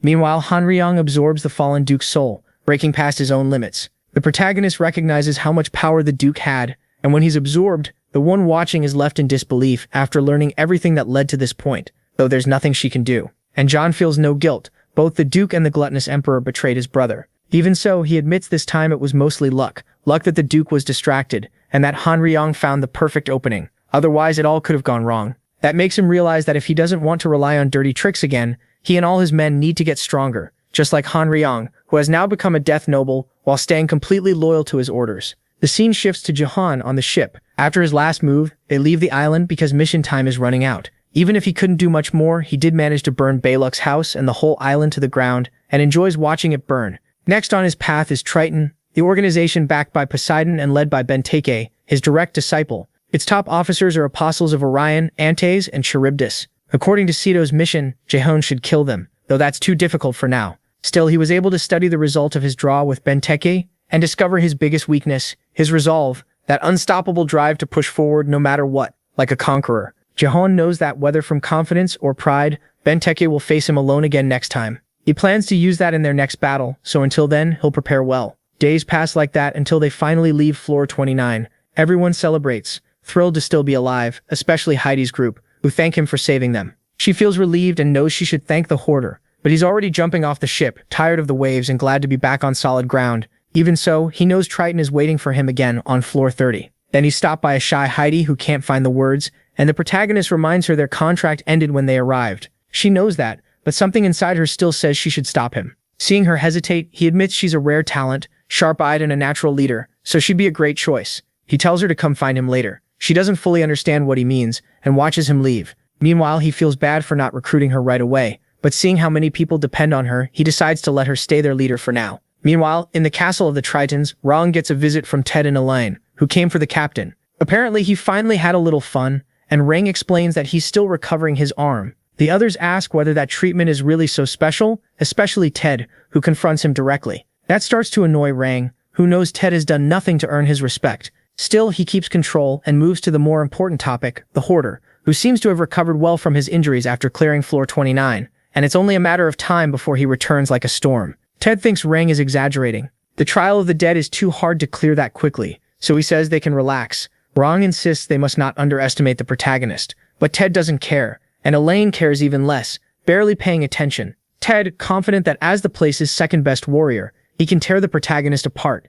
Seeing how stubborn he is, Rang decides that at least Ted's eagerness can be useful, send him in as bait, and use him to study the hoarder's weaknesses, so he gives him that job. Ted gets annoyed because it sounds too much like an order, which his brother quickly mocks. Even so, the goal is met. Ted becomes convinced that this will finally earn him the position he believes should be his as second in command, already dreaming of seeing Rang kneeling before him. Meanwhile, the protagonist reaches floor 30, where the test says that after spending so long in the land of the dead, his body has been fully tainted by that essence, and he has 3 days to cleanse himself to pass. He thinks that fits floor 30 well, since every 10th floor brings together everything learned before. That is why learning along the way always matters, and now he has to figure out the poison and make an antidote somewhere inside the huge tomb of the dead. A harsh place that would turn this trial into a desperate race for anyone else. But he has slaves for that, so he calls out his spirits, and orders them to gather the materials while he plans his next move. Boo meanwhile hopes he has finished studying Baluk's elixirs. Out of all of them, only 4 are usable, the rest are deadly poisons. John plans to copy Baluk's method, because his brother's journal says Balak was so strange that instead of looking for antidotes, he kept chasing stronger poisons. He drank everything he found to build up an absurd level of resistance, which makes it pretty clear he was not right in the head. Even though Boo understands the idea, he still thinks it is a terrible plan to swallow. Not just herbs, but extreme poisons too. John admits it is far from smart, but he still wants to obtain poisonous blood, the signature skill of that poison-crazed man, which lets him create deadly toxins through his blood, and if used right, wipe out all life around him. The madman who made it took a long time to succeed, but John wants results fast, so he has to push hard. Still, it is not a reckless gamble. He plans to rely on his calm mind and his regeneration if things go wrong. Then he drinks the first elixir. The system says the poison has entered his body. At first, John feels like it does nothing, but a second later his whole body goes wild. Something twists inside him, and he starts using his abilities in desperation. Even so, he keeps drinking poison after poison, until he finally gains his new skill. It is not quite what he expected because thanks to the Demon King's poison, he develops a leftover ability that makes him immune to many poisons and creates a new organ that secretes a toxic corrosive substance. It can even hurt him too, and it also lets him produce a poisonous mist. Even without fully understanding how it works, he starts testing it right away, heading to a port of Triton, God, where he plans to begin by releasing his slaves and using his own blood to coat them so they can spread it. He admits he does not really need to, since he has Igni Wave to cover a wide area. Still, using it to boost his beasts means he can send fewer of them in much stronger groups. So during the landing, the boards at the gate start shaking as a stampede of monsters arrives and begins tearing the entire port apart. No one can stop those powerful undead carrying a lethal poison that inflicts a huge debuff on the enemy's abilities, along with confusion and bleeding. One by one, people start falling brutally. Meanwhile, the protagonist watches the destruction from above, pleased that it worked even better than expected, and now his monsters need far less support. Until now, they were mostly a surprise weapon. But after seeing the power they truly have, he decides to use them as his front line, hoping all this will draw out his target. Right then, something approaches. He assumes it is Benteke, but the aura is different. Ted drops in like a meteor and slams into the ground, shouting for this chaos to stop, while his men cheer because he can destroy the spirits. The protagonist is not worried, though. He is disappointed it is only an executive, not the leader. Ted, on the other hand, realizes the hoarder really is here. He is surprised, since the undead were not in the report, and assumes they are some trump card, meaning he should not have to dirty his hands. From that, he guesses the protagonist still has not recovered from the last fight, and decides to capture him alive before charging in. But Shanann stops him, and Han quickly creates a large ring of darkness. Ted, who was already confused by those creatures, suddenly feels the poison hit him. Completely shaken, he cannot understand how it is affecting him, then realizes he needs to force it out with his divine power. That distraction is all the two spirits need to pierce his body, leaving him mortally wounded before Cha Yong-woo, who has not even lifted a finger. The spirits declare that no one leaves the protagonist's domain without permission.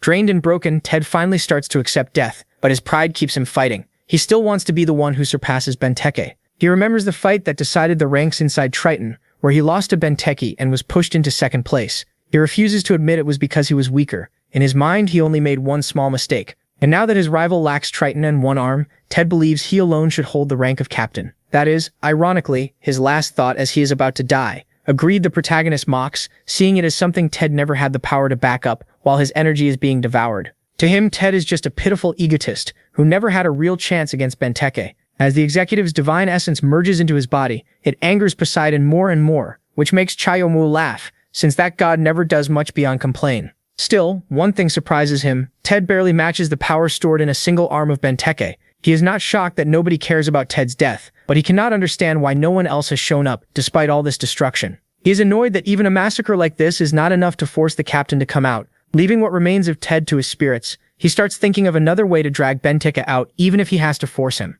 Meanwhile, on the upper floors, word spreads fast that an entire port and General Ted fell in a savage attack. Rumor says the one behind it is the famous hoarder from the lower floors, who is still destroying Triton's strongholds even now. A lot of people start to worry about how far the hoarder might go. And at that very moment, he is standing in a desert, frustrated because he could have left this floor already. He has destroyed so many strongholds, yet Benteke still will not show himself. He cannot even find him with his expanded senses, so he assumes Benteke may still be badly hurt after all this time. Still, after everything that has happened, he thinks Benteke should have gotten back up by now, because he is no coward. Just then, Han uses an overly sweet tone to politely ask for Ted's soul, while Shanann protests, saying that is unfair and insisting it should go to him instead. The two start arguing, but the protagonist ignores them because his thoughts are on Rebecca, who refuses to use her human form and barely answers his questions. He cannot understand why someone who supposedly wanted to live again is acting like that, but that can wait. Right now, he senses a presence, a small troop near an oasis. It is not who he is looking for, but their emblem says they belong to the fantasy regiment.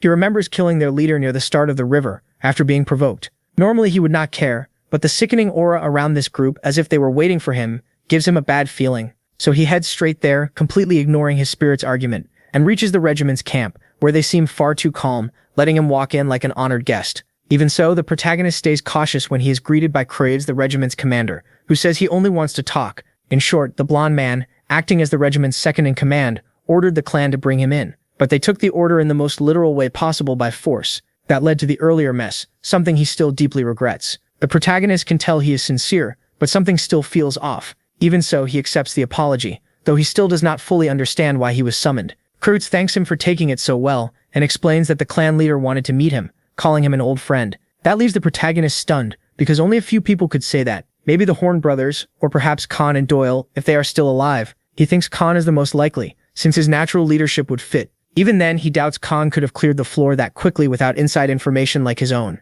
Still suspicious because Kreitz clearly has no intention of naming the leader. The man apologizes and says revealing it now would be risky. He asks the protagonist to meet with the leader once training is over, and also requests permission for his people to act as guards for a while. The protagonist finds the leader amusing, thinking he has already spent quite a while being followed by people from all kinds of factions. Though the blonde man denies any tie to those groups, he warns that they could be hostile, especially now that two of the so-called divine beings are in conflict. Yanwu has never heard that title before, but apparently it was given to the super rookies who reach the upper floors. Among them are Faceless, Dr. Dom, Ranu, Benteke, the regiment leader, Adora, and the last one, Yanwu himself. All of them are seen as candidates to overthrow the kings. Most are already building clans that threaten the current balance of power. He is not surprised by his fame, but he is surprised Adora has made it this far. He figures she cleared floor 42 and became even more driven after his request. He also finds the name of her faction funny, the Castle of Demonic Beauty, and imagines her brother would hate it. Kreitz assumes the people following Yonwu are allies or enemies of Triton God, so if he allows the regiment to shadow him, they can drive those people away. MC does not like the deal, but he can use it to remove some variables, now that the whole tower is watching his war, so he agrees on one condition. Spreading his wings, he says only someone who can keep up with him may come near, then expects Kreitz to follow as he shoots straight into the sky. Kreitz, confused, realizes he will need wings. Meanwhile, in the palace of Triton God, Elaine complains that even with Ted dead, their leader still has no intention of coming out. Rank sees the situation getting worse. Ted is dead, the Hoarder is closing in, and Elaine seems far too happy even though her brother just died, making it clear she is not normal at all. He simply tells her that the captain is still preparing. There still isn't a single sound coming from inside the room, and that annoys Elaine because she knows the Hoarder and the other factions are already closing in, so she decides to go tell him herself. But when she tries to open the door, a magic barrier stops her. Rank explains it's not that he refuses to pass the message, he simply can't. Benteke is in a divine trance with Poseidon, and getting too close would let the god drain his power.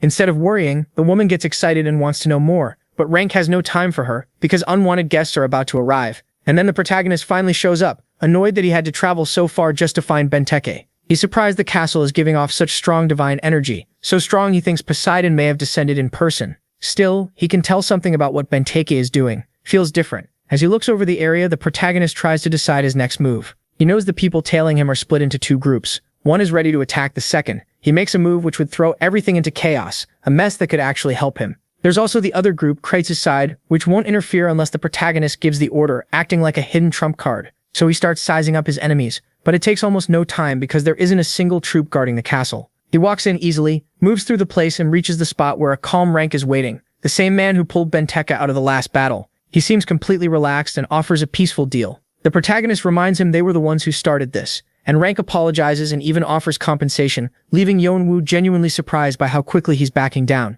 Then he notices he's being watched and realizes Rank just wants to avoid a war they can't win with their patchwork forces. But the protagonist only wants one thing, Benteke's head. Rank warns him about Poseidon's wrath, but MC is already used to making him mad, so the talk ends there. Rank regrets it and gets ready, releasing his power hard enough to crack the floor beneath his feet as huge serpents burst out, along with a swarm of troops. The protagonist quickly wipes out the pirates, burning them alive, then uses them as momentum to charge the hungry snakes. He doesn't get how an apostle of Orion can control them and tries to go straight for Rank, but he can't even move. Something stops him as his body starts breaking apart, and out of nowhere he's sent straight into a creature's mouth. Dragged across the battlefield, he defends himself with his sword and fights from being swallowed, guessing he's up against an apostle tied to Poseidon's daughter Charybdis, the queen of monsters. Rank takes the chance and unleashes a tsunami attack, creating a massive raging current that crashes in like a deadly tide. But before it can hit, Yonwu shoots into the sky, letting the full force of the attack slam into the giant serpent instead. With both enemies exposed, he drops a blazing hell on them, setting the ravenous creature on fire. Rank escapes, but the heat tears through his body and leaves him stunned by how much Yeonwoo has grown since last time, not giving him a single opening. Then he calls Boo, summoning a giant eye in the sky that shocks Rank and nearly stops his heart under that crushing stare, dropping down on him. But Elaine has it even worse. She lets out a terrified scream, crawls across the floor, and begs for mercy. The protagonist is surprised she came out of hiding so easily, all because of fear, and decides she's an annoyance he should finish first. But at that moment, someone appears behind him, a figure wrapped in bandages who grabs her at once. The bandages rip away the rest of Elaine's body piece by piece, and she drops heavily to the ground. Rank stares in shock. The mummy's furious screams become a signal for the troops to rush in, led by that same figure, but they're stopped by the protagonist's spirits, angry that someone stole their prey. Even so, the mummy shakes the shadows off with incredible skill, surprising the protagonist. Seeing how precise the aura control on those bandages is, he figures this must be another one of the new divine beings, the faceless one, who can even endure his hellish gaze without blinking. Yeonwoo still finds him annoying, so he charges to kill him, and the fight is about to start when a portal opens and cuts them off. Another enemy steps out, Ranul himself, the bringer of misfortune, who with one motion summons an absurd number of magic circles. The protagonist recognizes it as a style similar to his brother's, and now he understands why even the faceless one chooses to pull back. The circles aren't complex, but there are far too many, and they're far too strong. They could wipe out the whole area. Up in the air, Kreutz cuts through the magic circles, remembering he promised not to interfere, but protecting Yeonwoo matters more now. So he goes straight for Ranul, activates his holy cross, and forms countless swords that fall like meteors. Ranul deflects them without effort, but in doing so he tears up the ground. From the rubble, someone starts walking forward, fed up with seeing chaos in his territory, looking over his fallen allies and swearing to kill everyone, daring to challenge him. It's Rank. Standing tall, he calls on all of Orion's power with a burning stare, and Orion answers, starting a divine descent. That power floods through his whole body, giving him a celestial form that leaves everyone stunned as Orion revels in being there, free. He moves his massive limbs packed with power, unleashing such an overwhelming force that it creates a small ocean of its own, a violent tide that makes him the fourth major force on the battlefield. Even then, Ranul and Yeonwoo keep fighting without pause. Kreutz tries to hold Ranul back with his swords, but soon notices the enormous tsunami rising over the land. Fear hits him as he thinks about the protagonist's safety, while the protagonist, instead of panicking, simply waits for the wave and activates his time distortion. He gains just enough extra seconds to study the situation, knowing how chaotic things get when the super rookies enter the field. The thrill of it all makes him think Benteke definitely won't be able to stay away, especially when a vice commander starts releasing all his power in desperation. He's also curious about the regimental's second-in-command, so he plans to use the chaos to test how far that man can go. With those extra seconds of sharpened time sense, Yeonwoo calmly watches every violent force, learning exactly what he needs and finding the precise crack where everything falls apart. Then, without wasting a moment, he bursts forward at full speed toward that point, forcing his way through and clearing a brutal path. In the middle of all that chaos, the protagonist realizes that, after all, he didn't finish everyone. The faceless one is still standing and still eager to fight, while other figures in the back look worn out. One of them is Kreutz, watching in amazement at the incredible power that made his leader take such an interest in the protagonist. He remembers that absurd calm Yeonwoo showed while a storm of attacks came down on him, and thinks maybe he worried too much about someone who clearly stands above the 6 new stars. That brutal exact slash stopped the strongest blow of the battle, letting MC escape with only a few injuries and stay conscious even underwater. Ranul, on the other hand, is left completely drained, coughing up blood after all his magic circles explode, and the backlash leaves him badly injured inside. Even worse is the protagonist's gaze, that awful stare that feels like it's pressing straight on his soul. Terrified, he realizes that as long as that gaze is on him, he can't properly use his dark magic. He has no choice but to retreat, hoping to return later, and vanishes with a scroll. Yeonwoo follows his escape for a moment, but then his focus shifts to the faceless one, who seems entertained by the chaos and pleased by the level of everyone present. If his goal was to kill Benteke, then after seeing the protagonist's overflowing power, he decides Yeonwoo might be able to handle it alone, so he leaves it to him, though he warns that if he keeps getting stronger, he'll keep an eye on him, then leaves. The protagonist is puzzled by the mummy's behavior, thinking that body holds far more souls than it seems. He also notices the last explosion did absolutely nothing to him, and realizes his aura, skill, and foresight are abnormal in every way, enough to mark him as dangerous, though not an immediate problem. The real problem is Rank, who has already collapsed on the ground, staring blankly after failing to endure the divine power. That works well for the protagonist, but now he has to deal with the pirates rushing in to avenge their leader. That irritates him, making him wonder why they're still alive after all this. Wanting to end it fast, he grabs Rank's face and starts absorbing him. But with his last strength, Rank cries out that Yeonwoo still hasn't won, reminding him that as long as Benteke lives, Triton God will not fall. That absurd loyalty only makes MC angrier, and he crushes Rank's head at once to shut him up. Rank feels pain not only from the force but also from his soul being torn from his body, and even then he stays loyal, wishing the best for his captain. Yang Wu's disgusted by that level of devotion to a traitor, just as the pirates arrive to avenge their leader. They're quickly stopped by Kratos, who claims that fight for himself and his men, letting the protagonist keep moving toward his real target. Yang Wu agrees, though he's surprised by how fast Kratos recovered. He moves on and leaves him behind as the knight charges into battle. Soon he reaches the huge doors of Poseidon's temple. Sure, his target is inside. He studies the massive iron gate guarding the entrance, but what stands out isn't just its toughness. It gives off a heavy, choking presence. And from within, a voice tries to force itself over his will, pushing him to kneel. But Yang Wu doesn't budge. His cold blood keeps him steady. He ignores the voice completely and drives it out, though some unknown energy keeps trying to bind him, an energy carrying a small trace of Benteke's power. It leaks out more and more in a huge flash of light as the door opens, and without understanding what happened to Benteke, Yang Wu finds him sitting comfortably on a bed, waiting. He now has a new arm, and it's packed with power. Benteke is thrilled it finally arrived. Chidi, the protagonist, stares at the arm, totally confused. It's the same thing Benteke once called a cursed gift from his god. Benteke rips off the bandages, revealing an arm soaked in divine power. Chidi MC tries to make sense of it. That isn't a divine item, it's a living piece of something heavenly. Benteke admits he got it after his real arm failed to heal, so Poseidon tore off part of himself and used it as a replacement. At first, Benteke accepted it without understanding anything. Then that thing fully took root. Once it became his new arm, it flooded him with overwhelming power. Little by little, Benteke turned into nothing more than a vessel for Poseidon. The god kept trying to fully absorb him and strip away what was left of his humanity. Poseidon wanted enough power to face the hoarder, promising Benteke a place for his soul in the pantheon he ruled. But Benteke refused in anger and fought the takeover. However he could. Now all he can do is slow it down, because that arm keeps trying to consume him. While he watched the fight outside against Yang Wu, he lost everything. His men, his land, his whole life. Trapped in that ridiculous sanctuary, he feels like a guard dog at the gate and hates his god's cowardice. Poseidon went this far over one mortal he clearly despises. He finally puts it together. Everything involving him, Lana, and Benteke is part of something bigger. Poseidon doesn't feel hatred. He's terrified. And from the start, what he feared was the power of death. Then the fight begins with a massive attack from Benteke. It smashes the ground down on the protagonist. Yang Wu dodges and strikes back with his flames, but the divine arm swallows them at once. The arm rises skyward, not even bothering to block the protagonist's stab. He barely has time to react before a spear shoots from Benteke's arm and forces him back. Their clashes keep growing stronger until they end in a huge explosion. From it, drops of blood scatter, though both seem to have taken most of the impact without falling. Benteke feels blood run down his cheek, and it excites him. To him, nothing beats a fight like this. Battling a madman while trying not to be eaten by Poseidon. That mix drives him even crazier, and he wants to meet his end like a true conqueror. So he unleashes a brutal strike that sends the protagonist flying. Everything in its path is wrecked. Yang Wu gets back up after activating all his abilities, then sees Benteke release an absurd amount of divine power. At that point, he can only accept that this is now a kill-or-be-killed fight. But then the damage finally starts bringing down the temple, and below, the pirates spot the finisher fighting in the sky as they desperately search for their captain. They finally find him under the rubble, still getting up even though divinity has nearly consumed his whole body. Seeing their worry, Benteke tells them not to waste it on him. No matter how much Poseidon tried to ruin him, he still led them to victory again and again. His men cheer for him like the conqueror he is, full of hype.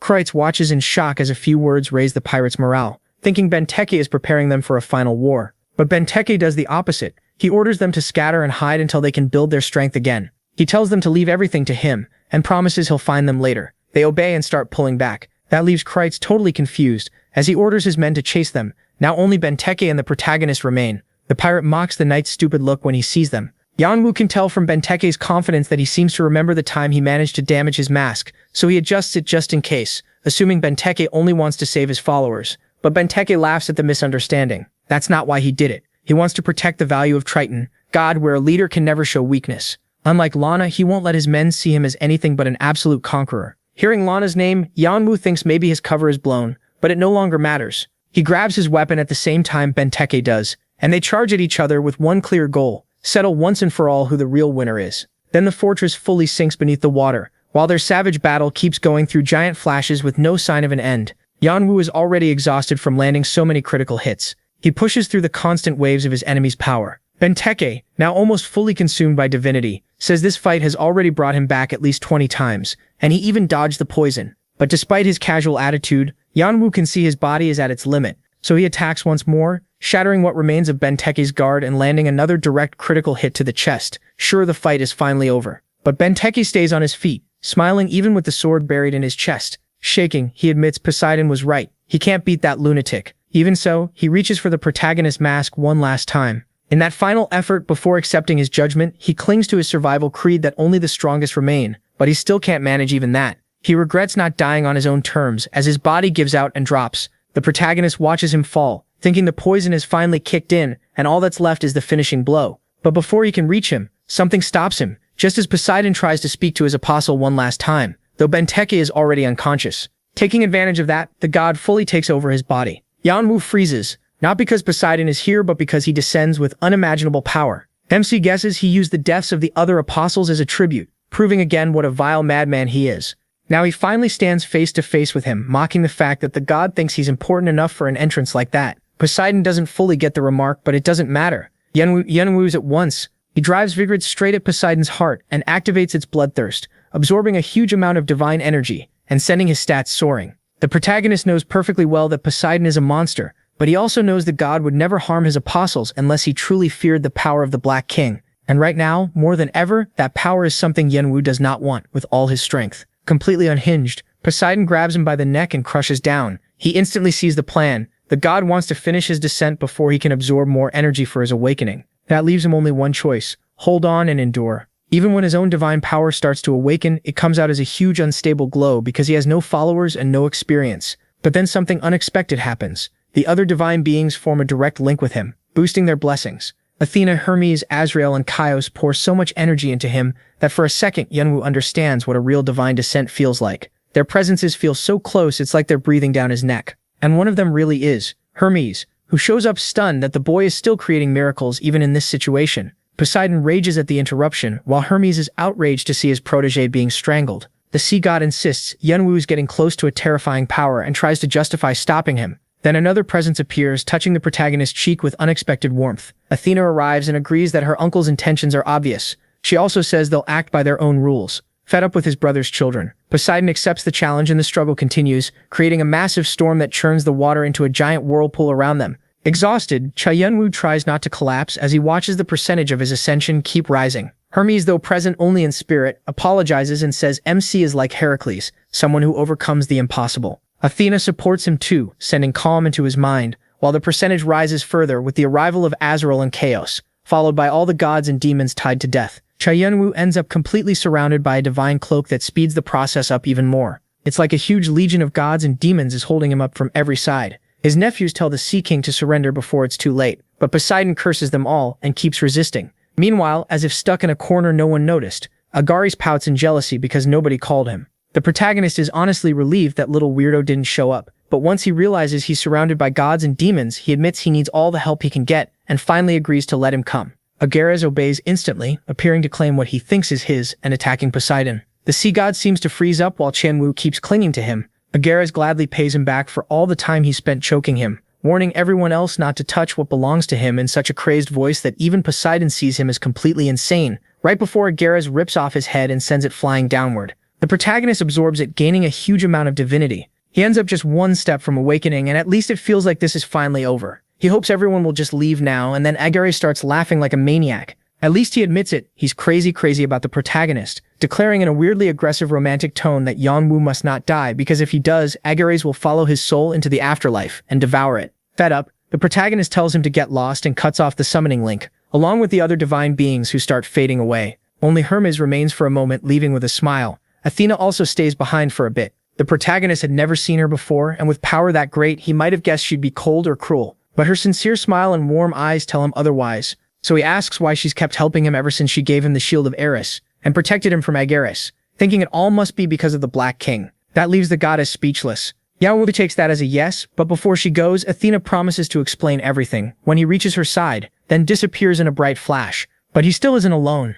One demon remains, whispering to him. Azrael whispers in his ear, telling him to stop jumping to conclusions. He reminds Yanwu that he's only human, and says the road ahead will be easier if he takes his hand and becomes his apostle. For a second, it almost works, but just before, the protagonist knocks his hand away. He admits he's curious, just not that curious. Azrael sighs at yet another rejection, then fades out, the last divine being to leave. At last, Yanwu can rest. He drops right away and falls straight toward the sea. His spirits catch him in time, amazed that he summoned so many gods at once. Once again, they realize their master is incredible, but he also clearly needs serious sleep, so they find a cave where he can rest, and all of them guard it together. Even so, an enraged Azrael barges in, furious that the mortal rejected him again. He can't stand that the chosen one of the being he serves prefers that insignificant human. Still, he decides to guide Yeonwoo by force, knowing the Black King doesn't care about chance, order, or the other gods. Power is all that matters to him, so Azrael tries to force his energy into MC, and that angers every divine presence around them. Before anyone can step in, his body moves on its own and grabs Azrael with such force that he freezes.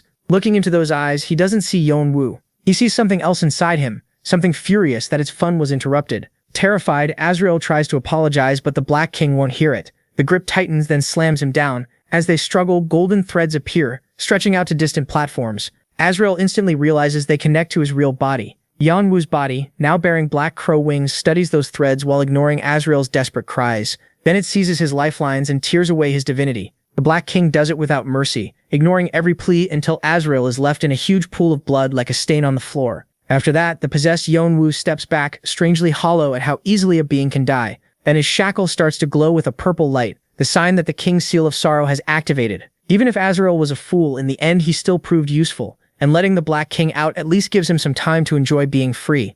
Later, the spirits are still guarding the cave when Yeonwoo wakes up and asks if anything happened while he was asleep. They all look confused. They've been watching the whole time. Yeonwoo turns to Rebecca, but she didn't notice anything either, which leaves him even more confused. More than that, he can no longer feel even the slightest link to Azrael, and he's also lost the authority Hermes and Athena had given him before. Hermes and Athena try to calm him down, but Agares just smiles in satisfaction, clearly knowing more than they say. Yeonwoo wants to know what happened during his blackout, so he searches for some clue and finds something unsettling. The Black King's seal has been lifted. Looking deeper, he learns that the Black King's despair and pain have fused into one shackle. That raises the number of souls he can bind and gives him a skill called Black Death, which lets him consume specters and turn them into dark energy. He also gains a summoning skill that uses souls from his collection to force a dead soul to appear, and it can even make his army of monsters evolve to completely insane levels. Still, he can't understand how, right when Azrael vanished without a trace, a new skill from a sealed artifact appeared, one that not only replaces his blessings, but boosts them even more, so much that he starts wondering if the shackles aid Azrael. Then he laughs at himself, because the idea that something strong enough to devour a god is wandering around the tower would be way too big of a problem. Even so, the doubt stays,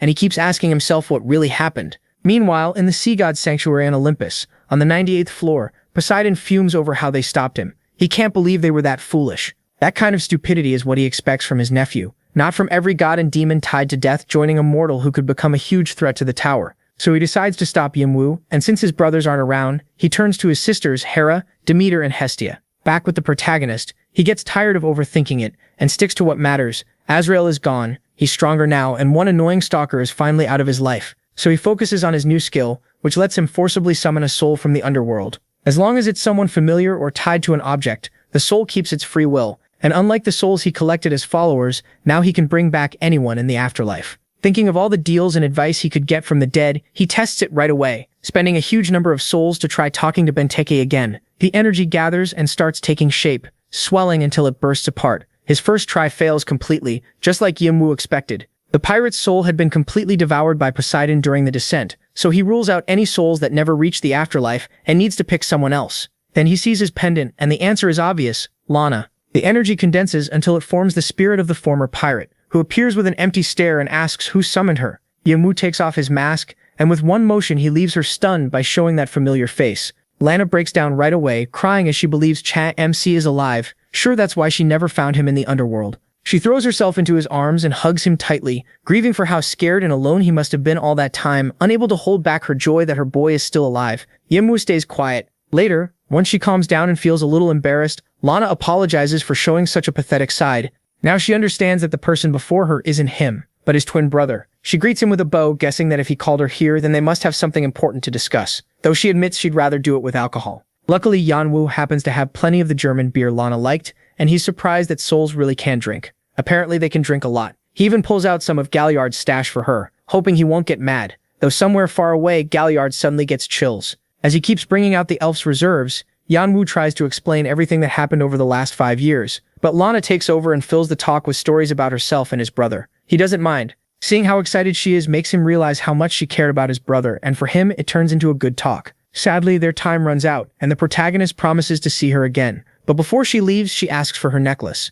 He gives it to her and she pours in energy that automatically completes Keto's mission, freeing the sea talisman along with the god's blessings and authority, because she knows he'll need a lot of power soon. Even Lana is surprised by how much Seto cared for him, giving him so much power without holding back. But before leaving, she asks one last thing. What happened to Benteke? Yanwu clearly remembers the pirate's huge smile, and that detail makes her laugh, because she never had one like that. Then with a calm smile, the former pirate fades into the air. Yanwu looks at his pocket watch, relieved and thankful that the tower isn't made up only of traitors, but also people who truly loved his brother. That alone is enough to keep going. So he activates the skill again, and this time tries to summon Xia Yanwu. But the energy scatters, it can't find him. MC refuses to accept it, and tries again and again, but every result is the same. His anger keeps building, almost beyond control. He demands that they bring him his brother, and in exhaustion he begs the gods to tell him what happened, even offering to become anyone's apostle if they give him answers. He gets only 2 messages, and after reading them his frustration gets even worse. Everyone, even those who supposedly care about him, stays completely silent.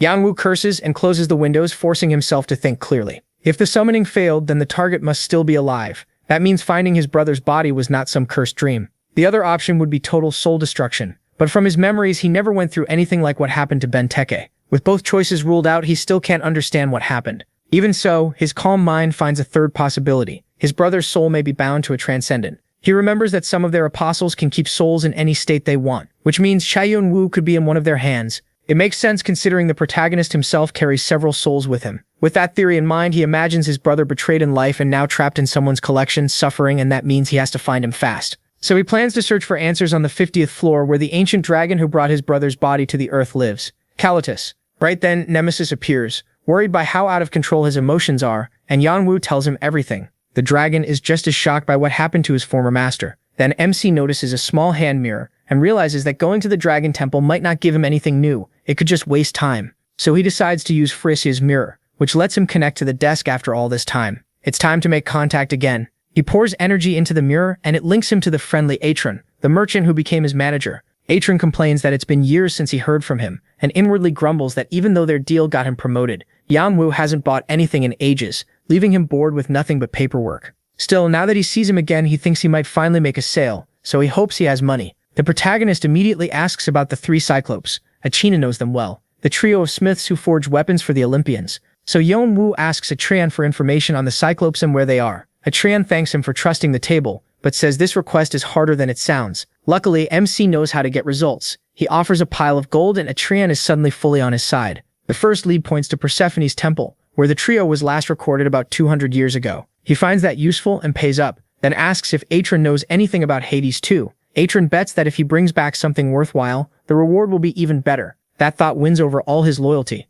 Then he vanishes in a flash to get to work. With that done, Yanwu waits and hopes this lead on the Cyclopes will help him understand the shackles, and finally let him find the last missing piece he needs to control death itself and learn what really happened to his brother. He puts everything on this one gamble and waits on a rock in silence until Frisia's little mirror starts to glow. Anishan bursts back out of it, excited by what he found. The search was easy, but once he sorted everything out, he realized this wasn't just worth good money. It could also help the whole table. Yanwu sees that as a problem, so he quickly buys exclusive rights with an extra tip, enough to secure the merchant's loyalty. Before leaving again, the protagonist asks for the rest of the report. Atron confirms the Cyclops brothers did go to that temple, but it happened more recently than expected. The ones who went were their apostles, and he hopes that helps. Yanwu heads there at once, helped by the fact that it lies on his route and serves as the entrance to a hidden stage. It's known as a great place for rankers to train their mental and elemental power. A path to hell made up of 10 rooms, each worse than the last, with the final gate leading into the underworld itself, reachable through Persephone's temple. But Atron gives one last warning.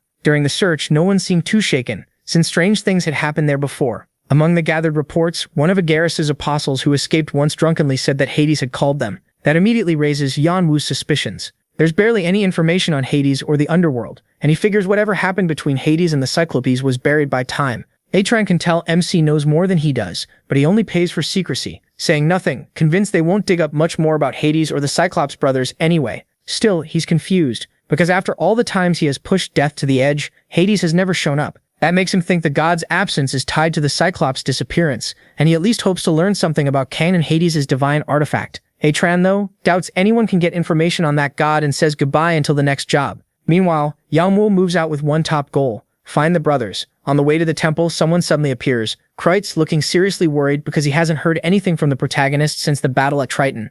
MC barely even remembered him, and he's not great with clingy people, so he spreads his wings and shoots off. The blonde man chases after him, begging him to see a doctor or healer, or at least let him come along. All that devotion makes Yanwu a little uneasy, but it also makes him curious about what kind of leader could inspire loyalty like that, so he lets Kreutz follow and keeps going. Their trip ends at what looks plain at first, but is actually Persephone's temple. At the entrance stands a figure wrapped in a cloak. Kreutz is shocked and recognizes it as Green Shadow, a being far above any priest or priestess, and its presence means something is wrong. Yanwu understands right away. After what happened with Poseidon, it's obvious Green Shadow already knows who he is and why he came. Still, that saves time. When they land, Green Shadow welcomes him and invites him inside, saying Persephone is waiting in person. That stuns Yanwu. He expected maybe a message, nothing more, but he moves to enter while Kreutz stays behind. That throws him off, since Kreutz followed him all this way, only to stop here. He assumes the invitation is for him alone and that Kreutz will wait outside. Green Shadow confirms it, and the two head into the temple.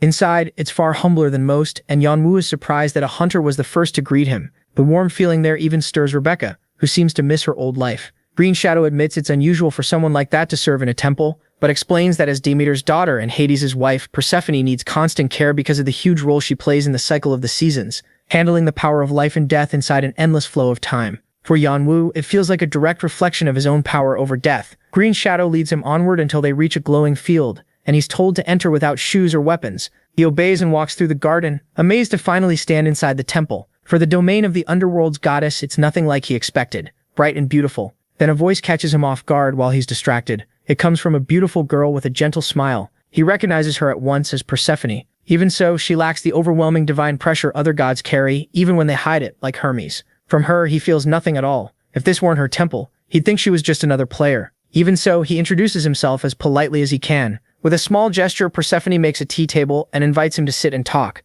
asking him not to feel so uneasy. She explains that humans and gods both have souls, and before death, all are equal, so that's how she chooses to treat others. Yanwu sits, still surprised by how different she is from the other gods. Unlike those who only want control, her respect feels real, so he goes straight to the question on his mind. He asks about Hades' divine relic, hoping to avoid hunting down the Cyclopes. But even in a peaceful marriage, Hades keeps work and private life separate, so only he knows where it is. The only thing Persephone remembers is that something happened in Tartarus, and Hades rushed there at once, saying he'd return, but he never did, and it has been a long time. Yanwu falls into thought. Tartarus isn't just any place. It's the deepest pit in the underworld, the prison holding the titans and giants who challenged the Olympians. So if Hades still hasn't come back, something serious must have happened, especially since the Cyclops apostles were also called there and vanished without a trace. Even so, he knows Tartarus can't be reached through the normal gates of the underworld, so he can't just go. Luckily, Persephone says that since he's already after Kain, she hopes he might also find her husband along the way. She's clearly worried about his disappearance.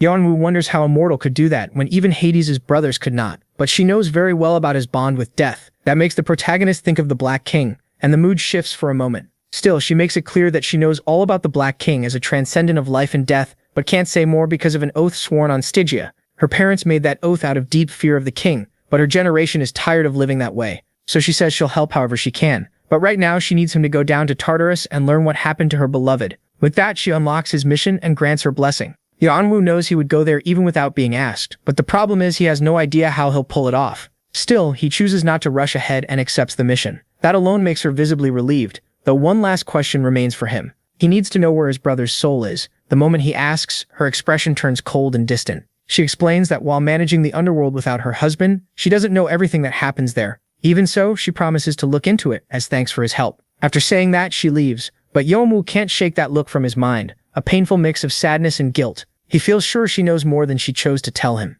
Right then, the pocket watch starts shining brightly, and a voice comes from inside, freezing him in place as he recognizes his brother's voice, without a doubt. Meanwhile, high above the Protectonoid tribe, a place inhabited by beings who were once gods but lost their transcendence after falling from divinity, their blood is still treated as sacred by the Elohim, making them a key faction in the clan. Among them lies a half-conscious man named Heir, an elder of the guild who became leader after the death of Paneth's father. Now Paneth stands over him, and after a long round of torture, she accuses him of betraying the clan by joining the devil army. She throws down proof of that betrayal, making it clear he even rose to a high rank. She also reminds him that even without sharing a drop of blood with Leon, the former leader was still his adoptive father. Paneleth makes it plain. She is disgusted by the man before her, a traitor who sold out his own clan and still wanted to be its leader. Heir snaps back, saying someone raised in privilege could never understand what it was like to grow up branded as a traitor's son. He admits he really did become one in the end, but insists his father never was. He was a hero of the tribe, condemned by that title over a single mistake. That constant hatred made Aether despise them all, and swear he would rise above everyone who rejected him,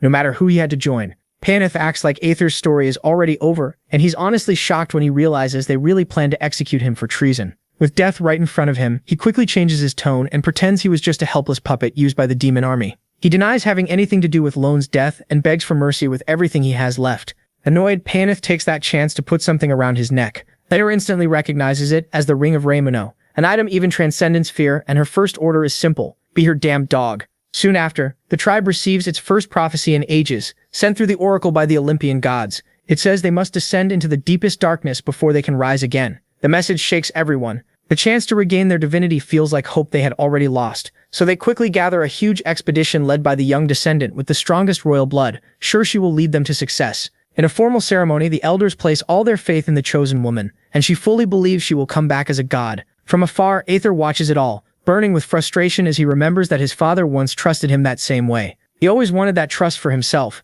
but now he's nothing more than a resigned watchdog. Thinking back to the one time someone believed in him without question, the days he fought beside the Celestials and Cheyan Wu, a piece of happiness that no longer exists. Still, he snaps back to reality and feels pathetic for missing Artia, knowing that like the Elohim and the demon army, they were all just tools for his own goals. Even so, he can't help regretting how everything ended. Right then, Paneth shows up and rushes him along. She says they already wasted too much time on what she calls old people's nonsense, and asks if he's ready, because now he'll serve as the guide dog for the whole force, leading them straight to the deepest darkness, Tartarus. As the troops begin marching, Uther's frustration only grows. Back with the protagonist, he's still shaken by the voice he thinks belonged to his brother. The Green Shadow hears nothing, and when he asks Kreitz, he gets the same answer. That only makes him more certain. His brother called out to him, even if for a second, he wonders whether he imagined it. Still confused, he looks down at the watch, trying to understand what just happened. Clearly rattled, he sends out every soul he can to search the area from top to bottom, but they all come back with the same answer. There was nothing. They tell him to forget it because there's absolutely no sign of anything. Reluctantly, he calls them all back, but he still can't believe it was only his imagination. His eyes return to the watch, whose hand normally moves in a small, steady way, but now it's completely erratic. He starts to think summoning the dead somehow affected his brother, though he can't make sense of it. That authority should outrank any other power, especially inside the Queen of the Underworld's temple. So if his brother really is in the underworld, he should have appeared somehow. He's sure his brother is the one who moved the watch's hand, and even if he has no proof, his dragon instinct and something even deeper in his heart, his twin instinct, screams, it's true. Later, after leaving Persephone's temple, he learns two things. First, the dessert he ate was nectar mixed with the elixir of immortality, a powerful sacred medicine even in diluted form. Second, his mission is to go after Hades in Tartarus, since his wife only knows that he summoned the Cyclopes and then vanished. Now with the goddess's blessing and the authority of death on his shoulders, John gets ready to enter. The first step is clear: cross the hidden stage called the 10 Gates of the Underworld. So he starts down that hellish path at the first gate, which Kreitz has apparently crossed before.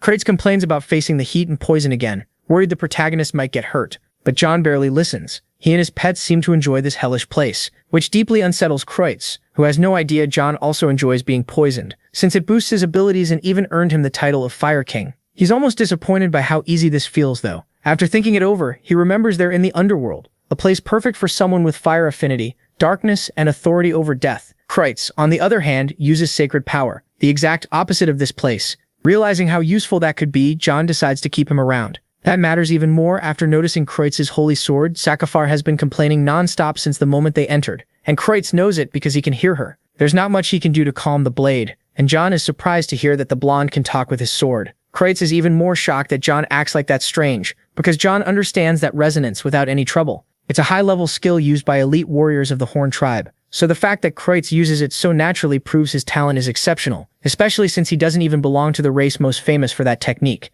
The blonde admits this isn't the first time someone understood him so quickly. His captain did too from the start. That makes John assume the captain must be at least master level. Kreitz still feels uneasy about moving on while his sword suffers, but by now he has accepted that if someone doesn't have a personal bond with John, he won't hesitate to leave them behind if needed. So he asks not to be treated like dead weight and promises not to interfere with the mission, trusting that he can keep up without causing trouble. The protagonist agrees without caring much, sure that if things get bad, he'll just leave him behind. Then he orders his summons to keep moving, and the group advances together. Kreitz watches as Jahan moves ahead with the blonde. Knowing he can't fall behind, he decides to move too and tries to call his dragon, but the system returns an error again and again. Once he realizes summoning it is impossible, Kreitz gives up and has no choice but to keep going as best he can. That's how they reach the Mountain of Blades, the first of the 10 gates, each shaped by the tastes of one of the kings of hell, the judges of the dead. Because of that, Jahan knows he can't waste time if he wants to move fast. He heads for the cliff, though he can tell those steps are absurdly sharp. One mistake would be enough to end everything right there. So he activates his dragon eyes and maps out a safe route with his gale steps.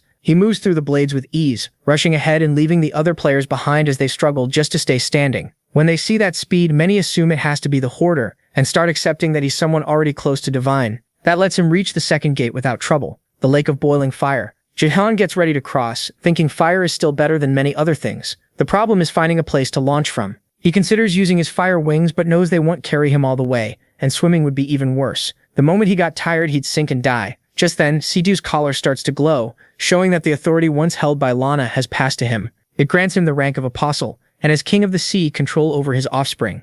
Along with that comes faster thinking, a clear boost in problem solving, and Tanen's fear and overwhelming terror that crushes weaker beings, weakening them, and if he can break their will, it drains their life force and lets him control them. He also gains Water Guide, which lets him control small amounts of water. With those new skills active, the protagonist jumps into the lake and uses his control over water to form a layer of protection under his feet. Then he starts moving forward, walking over the boiling fire. But as he advances, alerts appear and lava serpents rush in to attack him. The second they surface, they feel that power and are hit with intense fear, making them back away with ease. The protagonist realizes crossing like this will be easy, just slower than if Boo had cast a flying spell on him. Still, he wants to save his achievement points for now, so he decides to test another ability instead, filling his body with an energy that spreads fear into the creatures living in the river of lava. Once they're terrified, he takes control of them and pulls them up to the surface. That leaves them all floating there like corpses, leaving the other players staring in confusion. Those makeshift platforms let the protagonist hop across them and move faster. He does wonder what will happen when they wake up, though he doubts they'll kill many people.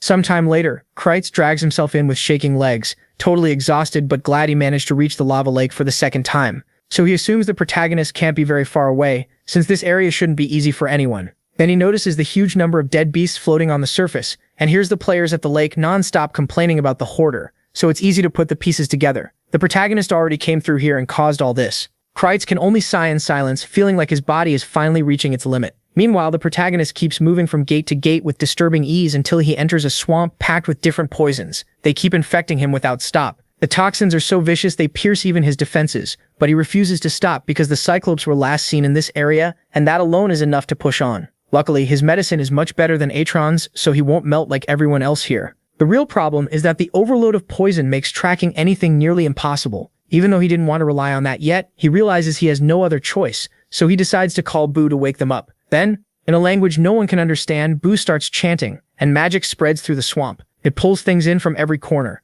restless souls and vengeful spirits hiding in that place. Yangwu hopes their stories will finally give him the answers he needs. Meanwhile, Kreutz reaches the poison swamp, totally worn out. The place terrifies him. Plenty of players end up literally melted there, fused into the ground with blood, poison, and acid. It looks like a nightmare. Even so, he feels instant relief when he realizes he finally caught up to MC. But MC is surrounded by a giant storm of souls, and that sight kills the blonde man's cheerful greeting. Seeing how focused he is, Kreutz realizes this is no longer just an order to follow him. It has become personal. He really wants to learn who he truly is, so he decides to wait. As he does, he silently apologizes to Sakafar because he needs to borrow that power to survive the swamp, activating a divine shield that keeps the poison out. At the same time, Yunwu's overwhelmed by all the spirits Boo called from the swamp. There may be tens of thousands, and every one of them wants its tragic story heard, creating total chaos. He has no idea how to find the right one among so many souls, especially since their power levels are similar. Making it this far meant they were all strong enough to survive that hellish path. In the end, he has to trust luck and check them one by one, using temporal difference to keep it from taking forever. So he starts questioning spirit after spirit,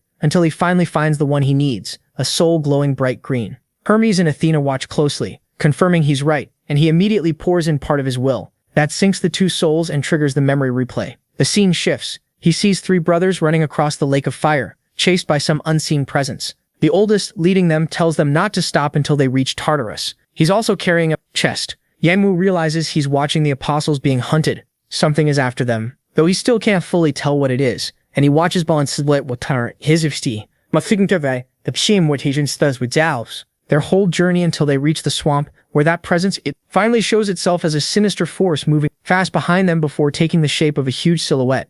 The apostles stare in horror, knowing it's an enemy they can't beat. The oldest brother instantly understands there's only one choice. He gives the object to his brothers and begs them to keep going. because if they stop, the entire surface will be in danger. Getting that thing to Hades matters most. The others don't want to leave him, but he's already made up his mind. He unleashes all his power, ready to sacrifice himself, and calls down divine descent, refusing to let titans or giants be controlled again. He begs his god to pour everything into his next attack, not to win but to buy time for his brothers to escape. Meanwhile, Yeon-woo studies the memory, confused by the mention of titans and the object the other two carried away. He guesses the beings locked in Tartarus are connected somehow, though the shadow doesn't seem directly tied to them. He keeps watching the clash between the apostle and the dark entity until a clean hit reveals something hidden inside it, and Yeon-woo tries to get closer to see it clearly. But the final impact twists the whole memory, and a void opens, throwing him out of it without warning. It leaves him dazed, but he has to recover fast because a sudden event triggers, bringing a wave of poison so dense that even his resistance can't fully stop it.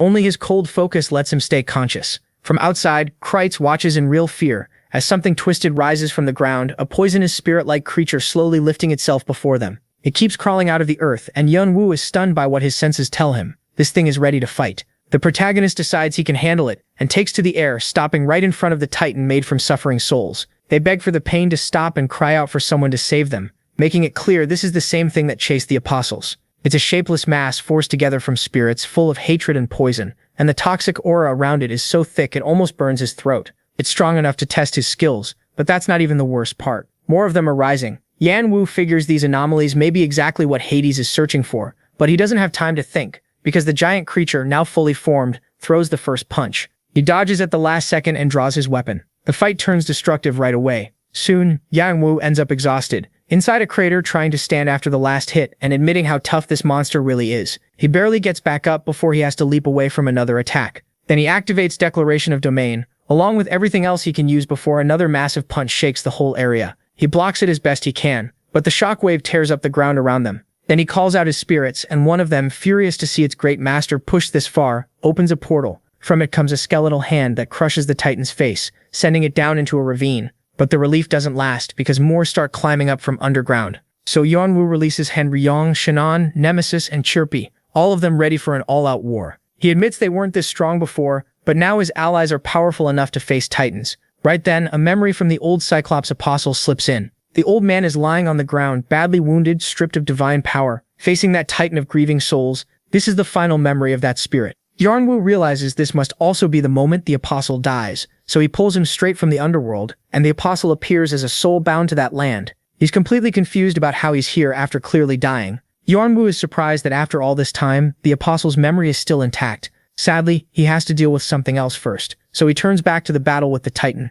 Looking over the fight from above, he admits the Dark Titans aren't strong enough to stop him, but they are slowing him down. The longer this lasts, the more it becomes a battle of endurance, and if something stronger waits beyond the next gate, he's finished. So he decides to end it right now by finding a way to land one decisive blow. Just then, his shackles begin to tremble together, like they're reminding him of something he's forgotten. The problem is, he can't remember what. While thinking about what he can use in this gate full of death, Seto's necklace activates too, showing him a resonance with the depths. Then he realizes there was never any need to fight at all. He's about to try something that could leave him brain dead if it fails. But even so, he takes the risk and spreads his will like an aura over the whole place. The pressure reaches even the shadows and starts slowing them down, while the spirits think their master has another plan. They watch an essence begin choking the titans, trying to weaken them enough for him to take control. Then he closes his eyes and enters their minds, but the backlash hits at once. The vengeful souls flood him, overwhelm him, crush him, and for a moment he loses control. He feels them close to erasing his mind, but keeping his cool, he steadies himself again,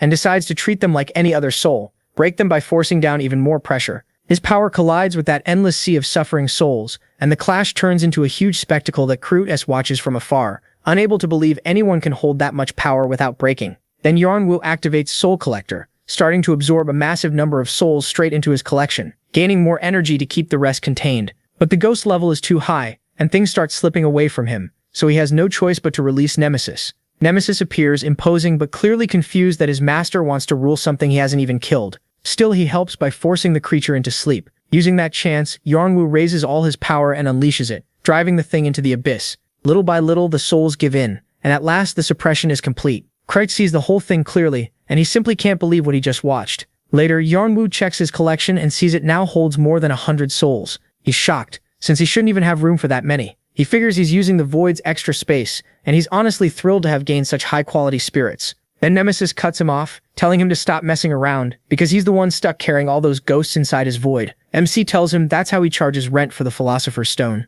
The dragon complains too, since he's not the only one living there, but it's not like he can charge rent to a kid like Chirpy. That answer is enough to shut down the dragon's complaints, though Yarnwoo knows he'll reward him later for being so good with Little Phoenix. Now that the chaos is over, he returns to the Apostle of Brontes, who is completely shaken after seeing a mortal use the power of death. Noticing that reaction, the protagonist worries the man is rambling and might disappear before giving answers. So he asks directly if he's still connected to the Cyclops and whether he knows where Hades went. The ghost gets agitated the moment he realizes Yanwoo knows that much. MC explains he's there on Persephone's mission. Understanding the spirit doesn't have time for long explanations. The apostle, seeing his condition and realizing he's facing a messenger, decides to speak honestly. He says he and his god have waited for centuries, just as the prophecy said, one that apparently foretold Yanwoo's arrival. Even so, with so little time left, he'd rather send him straight to the Cyclops, and with that he starts to shine and forces a descent. The divine being opens a massive gate, burning the last of his soul. On the other side stands Brontes, the eldest Cyclops brother, who seems to have been bound there for ages. He kept draining his own divinity, while waiting for someone who could take over his task. A simple one on paper, by Hades' order, carry something called the Flame to Tartarus. That box used to seal away the Dark Titans, and it was the reason Brontes had to sacrifice himself and remain trapped there. Yanwoo can't hide his shock when he realizes the flame they carried is the same thing he knows as the Soul Stone. Brontes, though, calls it only the flame, the primordial flame. The name hits him hard, but Brontes barely reacts. He just says Hades urgently needed it back then, so they delivered it. That makes Yanwoo cut him off and explain what the primordial flame really is. It's what he knew as Lucille's stone, the one now in Viera Dune's hands. Before that, it belonged to his brother, and even earlier, the Cyclopes were the ones meant to transport it, but they vanished on the way. Maybe the other brothers failed, and somehow Jingwoo got it, only to lose it later too. Still, that doesn't match what Jingwoo read in the diaries, so he starts thinking there may be another Lucille's stone. Seeing the protagonist won't explain anything, Brontes quickly starts telling the full story. In the beginning, there was a flame guarded by Lucille in the lighthouse, but Lucille was tempted by something he should never have wanted, and in chasing it, he devoured the flame. That raised him to a godlike level and gave birth to the being called Lucifer. Gods and demons were enraged, and they soon captured him. As punishment, they tore off his wings because what he consumed was the source of every myth about immortality, something no one was ever meant to own. Even then, Lucifer never gave the flame back, so he was cast into the underworld. There, his soul was shattered into pieces. Those fragments became soul stones, pieces of what was once the primordial flame. That's why the flame the Cyclops carried was purity, one of the 5 that had gone missing. And apparently there are 14 in all. They came from Lucifer's descendants who gave rise to both light and darkness, and from that, the 7 virtues and 7 sins. Now it finally clicks for Yanwoo. There isn't just one stone but many, and just one was enough for Viera Dune to devour Gaia and rise to the heavens. Gathering the rest would mean unimaginable power, but before MC can go further, Brontes asks why he's so interested when he already has one of those stones. That freezes him. Yanwoo has no idea what Brontes means until the Cyclops points to his pocket where his brother's watch is. It turns out the watch is actually a Lucille stone. Brontes is impressed by the craftsmanship, better than almost anything he's seen. The only strange part is that it's inactive. He demands answers, but Brontes is exhausted and running out of time, so he'd rather fade away than keep talking. With no other choice, the protagonist listens to the end. Brontes says Hades ordered them to bring it to Tartarus because a great darkness was coming. As a craftsman, he never knew the whole picture, but he understood the important part. The giants and titans trapped in Tartarus were close to breaking free. Yanwoo realizes they forged something with the stone to stop that, and Brontes confirms it. But spectral titans found them anyway. The rest, MC already saw. He's confused, since it sounds like someone betrayed Hades' side. But what worries him more is that Brontes is fading fast, and almost happily. After waiting so long, he finally finished his last duty, though he still regrets failing to protect his brothers as the eldest. Yanwoo understands that feeling. That regret is strong enough to keep a soul bound, and he can't let Brontes go yet. There are still too many questions, so he offers him a chance to reunite with his brothers in Hades, and seek revenge. Brontes might have cared, but there's so little of him left that it hardly seems worth it.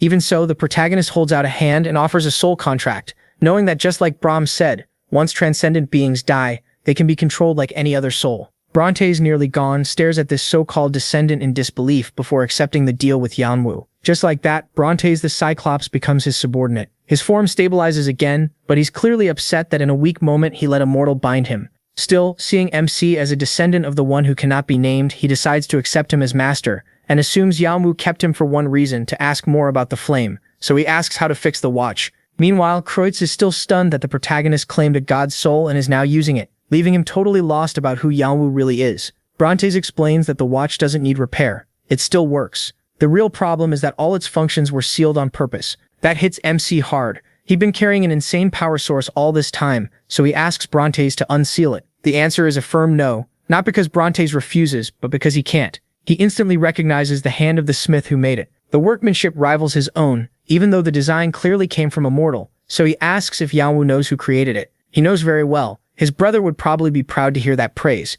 though he still doesn't know what the seal was hiding. Still, Brontes corrects himself. In theory, he could open it, but only with help from his brothers, so he offers a deal. Since the protagonist is already carrying out Persephone's mission, he should help with Hades' mission too. And if he does, Brontes will find his brothers to help unseal the watch. Yanwu agrees. The mission updates, adding a subquest to find the remaining Cyclops. At the same time, he notices something troubling. The Titans already know he's here. Even though he left survivors among those monsters, he figures there must be an informant, and Brontes confirms it. He knew of that traitor in his time too, though not their identity, only that they're dangerous. Before Brontes can fade again, Yanwu asks who it might be, but there's no time to chase that now. Spreading his wings, he pushes on toward Tartarus, passing the 7th gate with ease and quickly reaching the 8th, the Iron Phase. There, his summoned spirits and all the others are already fighting a huge savage shapeless creature moving through melted iron paths. Everyone tries to make an opening for him, including Kreutz, who gives the signal. Yanwu answers by unleashing every single attack he has until the monster is finally burned to ash. Then Nemesis asks what he thinks of the creature they just beat, called Medusa. Yanwu says it was strong, but Nemesis pushes for a real answer. He gets the point. Without his elemental advantage, he wouldn't have stood a chance, not even with everyone fighting together. With that in mind, Nemesis warns him Tartarus is full of monsters like that, so moving forward in this state may be a bad idea. That brings MC back to his brother's memories. Yanwu entered the hidden stage with his group, but after the 7th gate they ran into monsters that were stronger and more insane each time. Those battles wore down both their power and their morale until they had no choice but to retreat and wait for another chance. Even then, Yanwu was left with deep regret because he couldn't even glimpse the entrance to what lies beyond the 10 gates. Tartarus, Nemesis reminds Yanwu that even his brother had to give up, along with all of Artia. He understands. Right now, he's almost alone, and his spirits are getting tired. Even so, though, turning back would be the smart move, he can't bring himself to quit. If he leaves now, he may lose the chance to learn more or even see his brother again. More than anything, he feels they still need one last talk with him, and that need keeps him moving. So he enters the 10th gate, the Dark Abyss. Amid constant fighting, the spirits feel that if this keeps up, they'll die all over again. Even so, they know Yanwu has no plan to stop, and through their bond they can feel his desperation growing. He wants clues about his brother, but it's also clear he's worn out, so they realize they have to support him if they want his resolve to last to the very end. Together they press on with Yanwu leading the way. On this new floor, the mission sounds simple: just move through the thick darkness. It's supposed to be a test of willpower, but that's not the real problem. Too many beasts serve the Titans here, and some are strong enough to challenge Yanwu directly. He barely holds them back with Dragon Fear and Infernal Sight, but the exhaustion is starting to hit. Still, he can't let them loose, because fighting would only make things worse. The farther he goes, the more he feels the eyes of Titans and Giants on him. At the same time, help from the heavenly world is mostly blocked. Only Hermes and Athena still have a clear link to him. Well, and his personal pest, who keeps mocking the gods for not being able to see him. But the protagonist ignores that. Thanks to Kreutz and his divine power, barriers can be raised so MC gets short moments to rest. During those breaks, he reads the memories left in the place and finds something unexpected. The Cyclops brothers cross this level without much trouble. That surprises him, since his own group only made it by avoiding every fight they could, otherwise they would have died. Even so, they finally clear all 10 floors and earn several rewards, unlocking the next hidden area and finally arriving before the gate. Tartarus, the place Brontes never thought he'd reach. Yanwu stares at it in silence. This is Tartarus, the prison of the god Zeus, struck down. Even stripped of his power, that fallen being never looked away from the 3 Olympians who brought him down. Kronos, the god of time and death, is likely waiting beyond this point with his followers. What Yanwu can't figure out is why the gate won't open. As Brontes explained, a place like this would never be left unguarded, so instead, he has to use Hades' hidden passage. He releases a soul Hades sent to guide him through his realm. When the summon still works, he realizes Hades must have believed he'd make it here one day. He moves through a place built far better than expected, filled with art everywhere. Even Kreutz is impressed by how grand it is, and Yanwu finally notices what has stayed with him all this time. It followed him through every hellish gate without a single complaint or question, so he decides to let it stay with him until the very end, trusting it to stand by him no matter what. The spirit leads them onward. Between old statues and relics, the hidden path appears, and at the end of it stands a strange portal before them. Yanwu looks over his allies one last time and steps forward. Inside, there's nothing but total darkness. The system warns that the area is too dangerous for players and urges immediate evacuation. At the same time, hostile gazes and evil energies start closing in from every direction. Then the mission suddenly changes. Before moving on, though, he feels something else. A heavy stare fixed on the back of his neck, full of distrust. At first it makes no sense, until he realizes those eyes aren't on him. They're on the Black King's shackles. Whatever is watching them feels deep disgust, almost by instinct. That throws him off, but he doesn't get time to think. The ground suddenly gives way under him, and he realizes he isn't standing on stone at all, but on something soft, sticky, and horribly familiar. Then it hits him. He's standing on a Titan's eye. He jumps back at once, sure he's made a huge mistake. But when he looks down from above, the Titan's eye doesn't move at all. There's no life in it, making him think it's dead. He rises higher to get a better look, and finds that no matter how far he goes up, the body seems endless. Just as he's about to use his perception, another presence draws near. He knows moving now would give him away, and the massive being coming closer releases such crushing pressure that even the gods and demons backing him react. Yanwu quickly understands this thing is on Agari's level, so he hides among the rocks and watches a giant leg pass by as if searching for something, and he fears that something is him. That leaves him with two bad choices: attack with almost no chance of winning, just to try escaping, or stay still and wait to be found. He hates the second option, so he activates his dragon eyes. But no matter how closely he studies the giant, he finds no weakness. Even so, he feels he has no choice and draws his sword, ready to strike until a voice suddenly stops him and orders him not to move. Not knowing who spoke, he obeys and hides his aura again. The Titan decides there's nothing there and leaves. From his hiding place, Yanwu then sees a large squad arrive, furious that he almost challenged the giant Perses inside his own territory. He recognizes them right away as Hades' Legion, the force that protects the underworld, Pluto. Every member carries divine power, and they fight titans and giants in Tartarus without rest. Kreitz is with them too, clearly relieved to find him alive. The protagonist admits he's not exactly doing great, though he figures Kreitz already knows. He's right. The Legion saved Kreitz the same way. That makes one thing clear to Yanwu. Even if his pride hates admitting it, if that really was Perseus, their clash would not have ended with a simple hit and run. That's why the Legion's leader treats him like a reckless fool. Still, MC first wants to know who he is. The man introduces himself as Rai, commander of the 19th Legion of Pluto. Rai asks if he used Bronte's guide to get here. Yanwu confirms it. The commander is glad they managed to save someone their lord had asked them to watch for. He wants to meet whoever sent them, guessing it's Hades, since he has a message from his wife. That clearly surprises Rai, who tells them to follow him somewhere the giants can't crush them. As they move, the protagonist keeps studying Rai with interest. Even with everything he learned from his brother, he's never heard of this man. Still, Rai's level is clearly that of a transcendent, far above him. Yanwu isn't sure whether Rai matches his master, but what confuses him more is this: even after reaching that level, Rai still hasn't become a god. So what's stopping him from crossing that line? Rai starts to feel uneasy under MC's stare, though he tries to ignore it. That only makes the commander more irritated, and he bluntly says he can't stand players. Yanwu understands why, and Rai doesn't even try to hide it.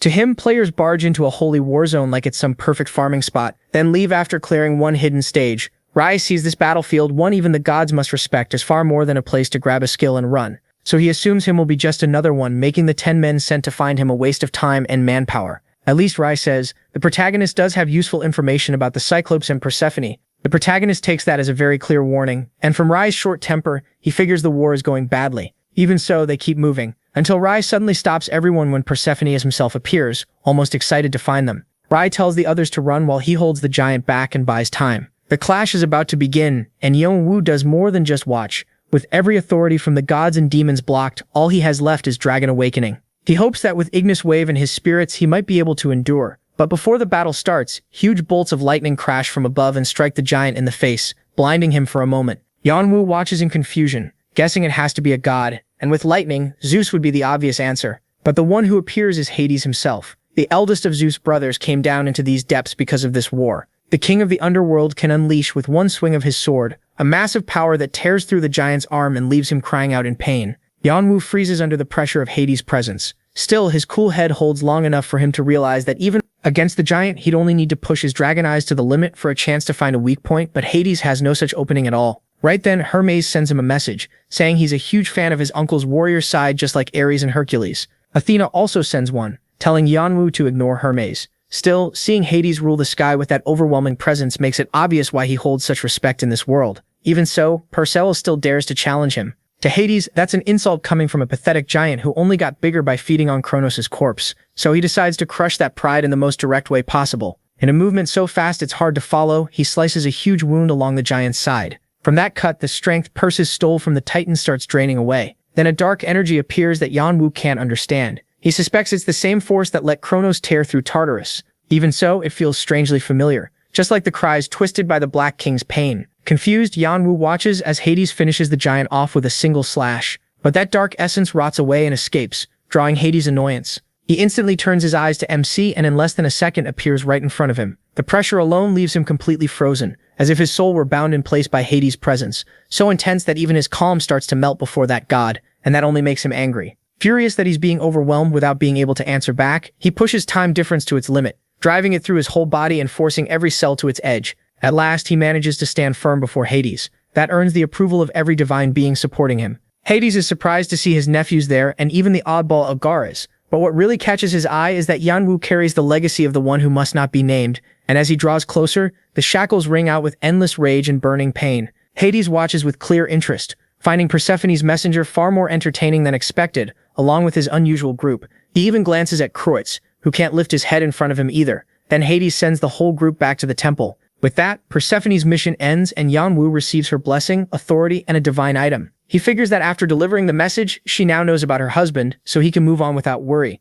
But a new mission appears right away. Before checking it, he looks over the Ring of Living Souls, Persephone's only reward in exchange for news about the man she loves. The item restores fatigue and grants soul rebirth, which can purify the colors of a person's soul. It also has soul growth, a power forbidden to ordinary mortals, but one he can now awaken. He uses that new awareness right away to ease the pressure on his soul from simply being in Tartarus, the same strain is hitting Kreutz, but his divine sword makes up for it much like the ring does. As for the rest of the rewards, he still can't use them because he lacks the authority for it, just like Persephone warned. Like the other gods, she doesn't have direct access to Tartarus, so he has to wait until her husband allows it. That's why his new mission is to help Hades end the war that has wrecked Tartarus, and get him back to his temple and his wife so he can claim the rest of the rewards. That technically wasn't part of the deal with John, so he feels tricked. Even so, he understands what it means to want to be with someone you love so badly that even a goddess would trust everything to a mere player. So he doesn't plan to complain. Besides, he already had another reason to help Hades. He needs the Cyclopes to fix his pocket watch. That brings him to the lower edge of the underworld temple, which is completely ruined,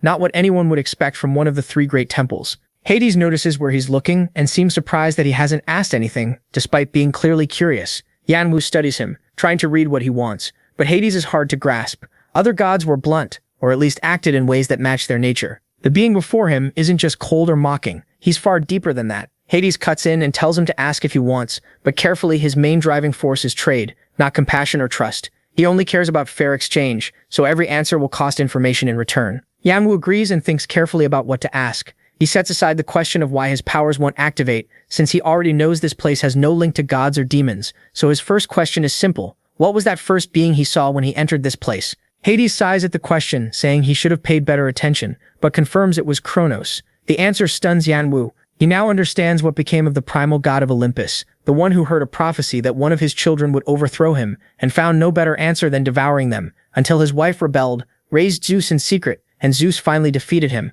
Kronos isn't just the source of Olympus's myths, he's also its greatest monster. Hearing Hades speak of him so casually, Yanwu drops his main theory that this was the Black King. He's left shocked that a being that huge died here, and Hades instantly reads that thought. He explains what happens to the god of time and death when time itself is taken from him, leaving him exposed to his question in return, wondering whether Persephone told him anything else. Confused, the protagonist says she only asked him to find Hades. That visibly relieves Hades, surprising Yanwu to see such an emotional reaction from a god who seemed so cold, especially when his only real concern appears to be his wife. After that brief exchange, Hades gives Yanwu the floor again. This time he asks how the war is going down here. Hades says it's not really a war anymore, just a small resistance inside a ruined Tartarus. In fact, things have stayed like this ever since Hades arrived centuries ago. The reason is simple. Giants and titans, once far weaker, started feeding on the fallen power of Kronos. Little by little that let them push back Hades' army. Until now this temple is all that remains of the old order of Tartarus, which is now ruled by the very prisoners it once held.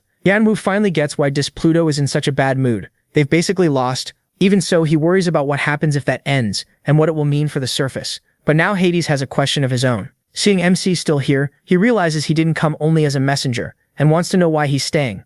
Pluto answers honestly. He came for Kinna, his divine relic. As they keep moving toward Hades' throne, Hades tries to figure out what he wants with Kinna, then smiles when he realizes Yanwu doesn't even know what it really means. If he truly wanted it, he'd have to inherit everything Hades has, becoming his avatar and the leader of all his followers. With that in mind, Hades warns that he's only just met him, has no idea if he's worthy, and even if he were, their short time together already proves he would never serve anyone. He understands the refusal, but he can tell Hades isn't angry, he's amused, testing him. That's exactly what he's doing, and when he gives him nothing to work with, Hades gets bored and drops the game. Then he says the real problem. He can't hand over Kine for one very simple reason. He doesn't even have it, leaving the protagonist stunned. Then he remembers how, long ago, the Titans and Giants mocked the Cyclops brothers for how they looked, forcing them to seek shelter with the Olympians, whom they helped to settle old grudges. Back then, they brought 3 divine relics, each meant to raise its owner to the throne. Astrape, which called down lightning, came to represent Zeus, while Triana raised the tides and stood for Poseidon.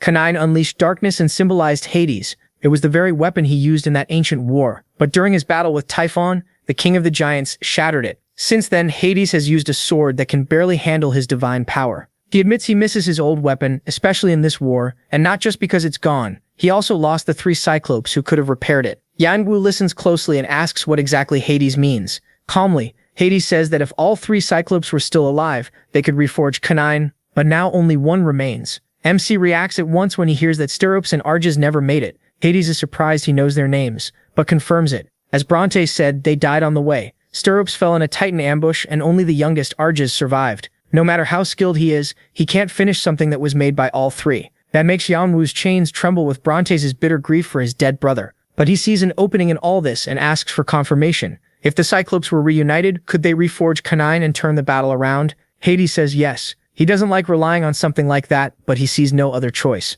So Yanwu asks that if he solves this and ends the war, Canine will be his reward. Hades bristles at the nerve of that demand, but the protagonist doesn't back down, forcing the god in anger to swear in his own name that he'll give him the relic without making him an apostle, as long as he's ready to face the consequences if he fails. Completely calm, Yanwu only asks him to call Arges and bring the relic of the dead brother. Now calmer, Hades can clearly tell MC plans to use the Black King's power for something, though he can't guess what. Even so, he decides to play along and see what happens, calling a servant to fetch the Cyclops, who returns at once with his brother's relic. It's placed before Yanwu, and he gives the Cyclops a chance to reunite with his brothers by releasing Brontes, who, the moment he sees his brother's condition, breaks down crying and runs to hug him. He still can't believe they've met again after 200 years, but Yanwu still isn't done. Ignoring the emotional moment, he activates soul summoning to draw Steropes up from the underworld, and the second Cyclops appears before them. Completely confused, he is embraced by both brothers, finally reunited in a scene full of longing and pain.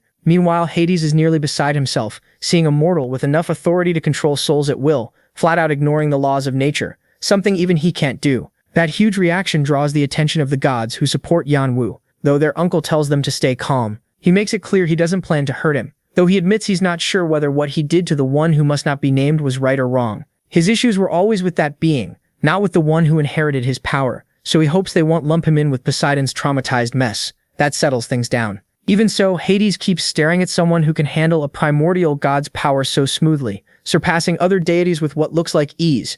Steropes is grateful for the help, but he knows nothing comes free. Yanwu tells him his time is limited, and he needs all 3 Cyclopes to reforge Kine, so he asks him to join him. Steropes refuses right away. First, because a mere mortal is asking him for something like that, and second, because that same mortal is a direct descendant of his sworn enemy. But Bronte stops him, reminding him that the boy is not their enemy, just an heir. He doesn't want the brothers separated again, and when he sees his younger brother also burst into tears, Steropes has no choice but to agree. Even so, he sets one clear condition. The deal is only for forging Kine and restoring order. If Yanwu ever tries to use him as one of his spirits, he'll destroy his soul on the spot. He accepts without hesitation, and that seals the deal, though the other spirits know it's a lie. They watch another fool get pulled in with them while the system grants Yanwu a huge amount of merit points, which would be great if it weren't followed by a new submission, the Helm of Darkness. It explains how Typhon, king of the giants, refined divinity from Kronos' corpse to strengthen titans and giants, creating massive warriors and an army preparing to leave Tartarus and conquer the world, with Pluto as the last brave defense. Now that he's surrounded, it's only a matter of time before he falls, so the protagonist's task with the Cyclopes is to forge the Helm of Darkness. In return, he'll earn Hades' respect, the title of Master Craftsman, and the relic. That shocks Yanwu, not just because of how huge the rewards are. What shocks him even more is the Master Craftsman title, one of the rarest in the tower, given to only a handful. With that, he figures he won't need help solving the clock, but there's a new problem now, getting the materials. Hades' mocking laugh makes it clear he already knows that. After such a long war, there's no stockpile left, and even if there were, he couldn't hand it over. Yanwu gets it right away. He'll have to gather everything himself. Hades confirms it, then warns him the final battle could start at any moment, so if he wants to run, now's the time. But there's no hatred in his voice. What MC hears is someone who's lost hope, the same kind of desperate resignation he saw in so many people during the war. Hades expects him to give up. Instead, he accepts the challenge, leaving him stunned. Even so, Hades smiles at that courage and wishes him luck, lifting the restrictions and giving him his blessing, hoping he keeps his promise. Meanwhile, back in the village, Brahm talks to his daughter, saying they've already spent a year there, and when Chaxi appeared, she quickly became popular with the boys, so much that some of them even fought over her. In the end, she turned into a real heartbreaker, though the only truly broken heart is his, and Antak can't even hold a fork, and Brahm swallows his pain, forcing a smile as he keeps talking to her, noticing how much she looks like Cha. Holding her hand, he admits he may have been a god, but he was a terrible father, wishing he could see those teenage tantrums again. There's not much else he can do, so he goes to get the sweets Yanwu sent, planning to eat them with coffee. But outside, he runs into Cha, who's sad because her mother still acts cold toward her. Brahm gently explains it isn't coldness after such a long sleep, she still can't recognize her. But once she wakes, he's sure she'll love her more and more. Even so, while playing with her ball, the little girl gets annoyed at being treated like a child. She understands her mother is sick, so she wants to make lots of friends, sure they'll help her find a cure. Then the thing she's playing with flies straight into Brahm's garden. She knows she'll get scolded if she goes in there, but she has no choice. She carefully moves through the plants until she reaches her mother's room, confused to find herself there. Before she can step inside, her grandfather spots her,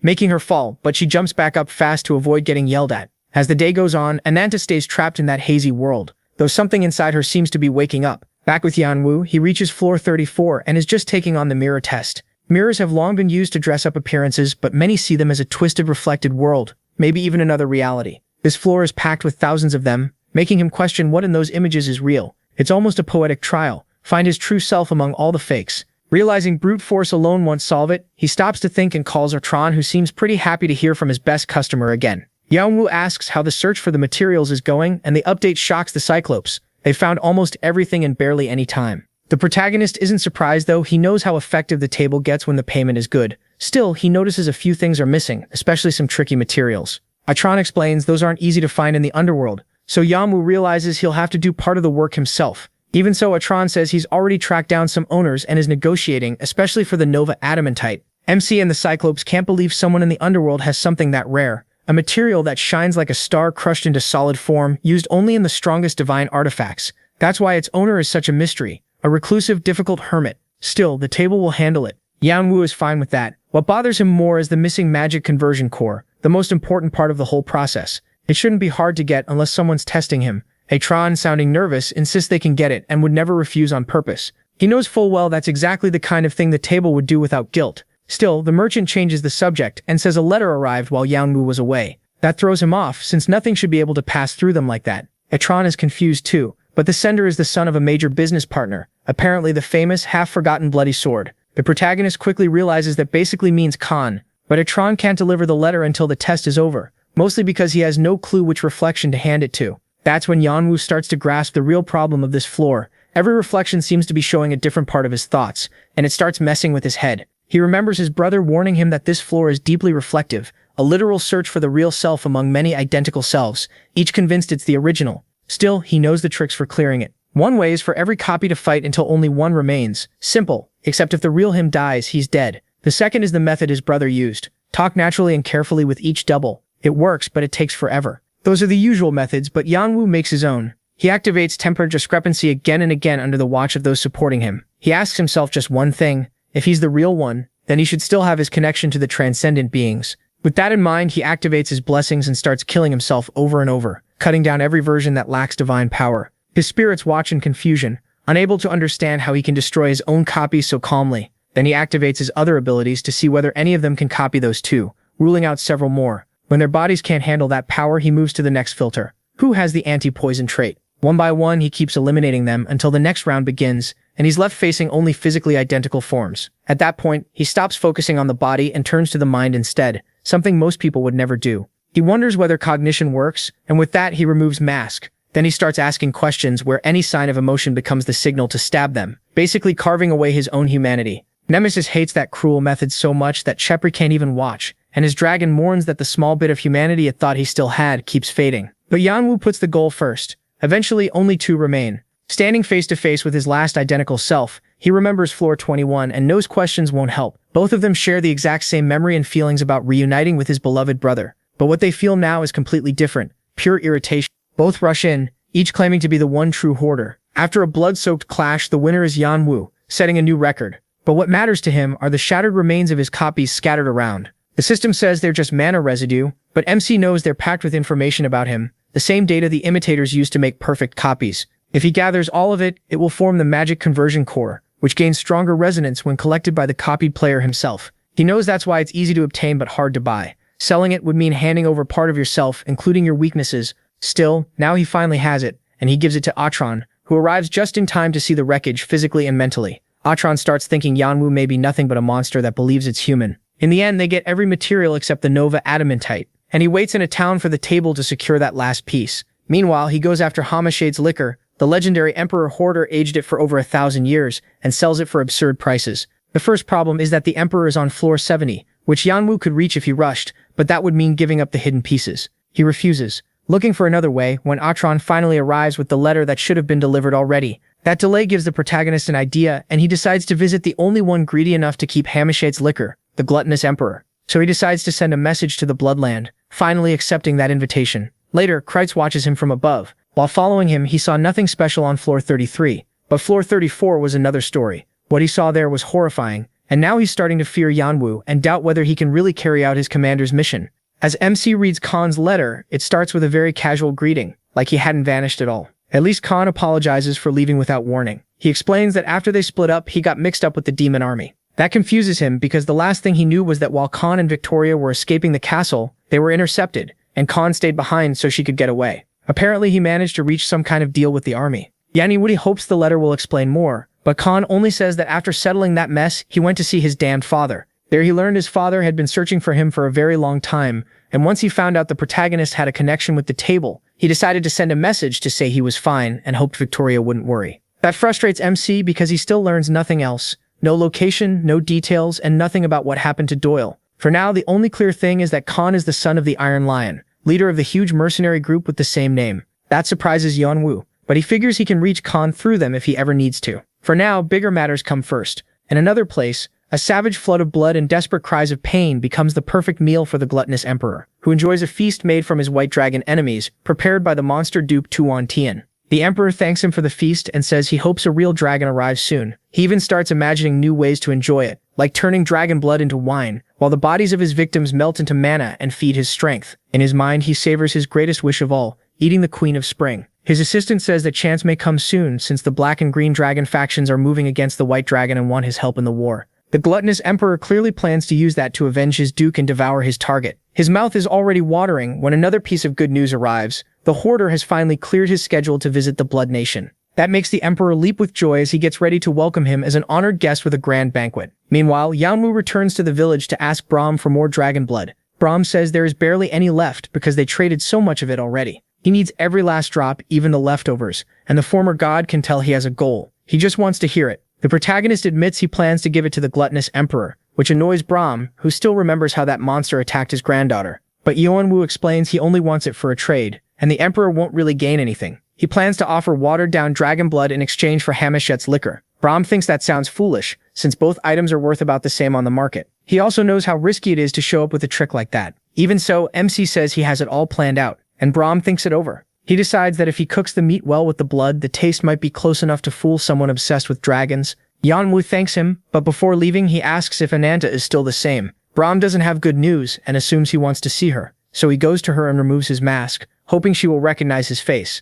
But her eyes stay empty, and that brings a flashback of Ananta arguing with a carefree Yanwu, which seemed to make the dragon girl blush in irritation. Back in the present, the protagonist sees no reaction at all. Even after showing her that face, Brahm still hopes these kinds of triggers will work, and Yanwu can only hope she improves next time. Before he can leave though, he gets stopped by the cute little dragon, who asks why he is here, if he is not going to play with her. He tries to explain that he is short on time, but she makes an adorable pout, and MC realizes she gets her way with the same charm as her brother. She wins him over while his spirits watch the loving uncle their master turns into, and the little one drags him away. That moment stays reflected in Ananta's lifeless eyes. Time passes, and then he reaches the Blood Nation, ruled by one of the 9 kings, the gluttonous Emperor, the only voice with power there. By his command, everything is prepared with great fanfare to welcome the Hoarder, who is still being followed by Kreitz, watching Yanwu's web of influence keep growing. Together they enter the Crimson Land of Sunset, where Kreitz guesses that if his commander is investing so much in him, then he must plan to give him a high rank in the fantasy regiment. Seeing all the connections Yanwu could gain, Kreitz thinks he should be pleased, if not for how moody the Emperor is, Even the protagonist did not expect to be welcomed by the Crimson Guard, the escort used for clan leaders and marked by the red banner of highest status. It amuses him, because the more trust they show, the more it will hurt when he stabs them in the back. Still, the only thing he feels then is intense hunger in front of what the gluttonous emperor calls a light meal. Youngwoo can't tell if the man is really that greedy or just pretending to be humble, but since he is invited, he digs in. The first bite shocks him. The taste in his mouth is soul shark. It was prepared by Duke Tuan, the emperor's trusted chef, and MC knows it is one of the hardest species to harvest. Yet it is served here as a simple soup appetizer. It is also packed with an absurd amount of elixirs, so many that Youngwoo feels that one bowl cost a whole year's budget for a mid-sized clan. He starts wondering if every dish on the table is like this, so he activates his dragon eyes to inspect all the luxuries being passed off as food. Meanwhile, Kreitz enjoys the incredible feast too, grateful just to be there with him. He is stunned by how well the protagonist gets treated everywhere, and starts wondering what to even call someone like him, deciding he must be some kind of infiltrator. After the food gives them huge buffs, and before they even finish, the emperor keeps offering more. This time he brings out the finest liquor Youngwoo has ever seen. The golden color catches his eye at once, and the emperor immediately notices because that bottle is exactly what MC came for. It is Hamashed's wine, made by the great tyrant of the upper floors, a figure who rivals even the vampire lords. He can hardly believe he found it so easily, and even thinks how easy it would be to kill the emperor before he finishes digesting. But even though his blood boils when he remembers what happened to Henova and the danger around him, he knows there are too many dukes here to make a move and get out alive. So he forces himself to stay calm, planning to kill him later. For now, he drinks, or rather stores the liquor in his inventory, adding it to his growing pile of rare items. Then he plays his part, thanking them for the feast, and offering a bit of meat and blood from the Queen of Summer. That sends the gluttonous emperor into a frenzy, and he instantly calls for his chef. Youngwoo is surprised that something so small could excite him this much, but his thoughts get cut off when his watch suddenly starts shaking, reacting to the energy around the emperor's neck. Then the Cyclops brothers recognize it as another soul stone, though they complain that this pig cannot even draw out a fifth of its power. Youngwoo is shocked, remembering that even his brother once found that strange power hard to understand, but now he sees how the most useless man in the nation rose to the throne. It was all thanks to Luciel's stone. Now everything makes sense, including the emperor's obsession with dragon meat, which he devours with wild joy. He gets so thankful that he calls the protagonist his best friend, and says he will give him whatever he wants. So the protagonist takes the chance and asks for more Hamachet wine. The emperor agrees and wants to give him plenty, but Youngwoo knows he only needs 2 more cups. Even so, he nervously asks for 2 full jars. Apparently it works, because the next thing we see is the gluttonous emperor, trying to make MC stay a little longer. MC says he does not have that much free time, and the emperor understands, knowing the great deeds of the hoarder he admires. He says he will keep supporting him, and sends him off warmly. Before he leaves, Tuan gives him one last gift, the Moon Reveler dagger, which raises his luck, something that could help in his search. Youngwoo thanks him, then departs, while the emperor asks him to send his regards to his other friend, the Martial King. As they leave, his spirit tells him to explain his plan to his companion, but he stays quiet. Then, out in the forest, Kreutz waits for an explanation about what just happened there. Going back a bit, when Youngwoo asked for 2 jars of Hamachet, it was basically the same as asking for the whole stock, which left the emperor shaken. But after giving his word, he had no clean way to refuse. Luckily, Tuan leaned in and whispered something in his ear, and that completely changed his attitude. He became much more confident and told Youngwoo that the liquor was too valuable to hand over without the council's approval. The protagonist thought the deal had failed, but the emperor made it clear that there was still one way,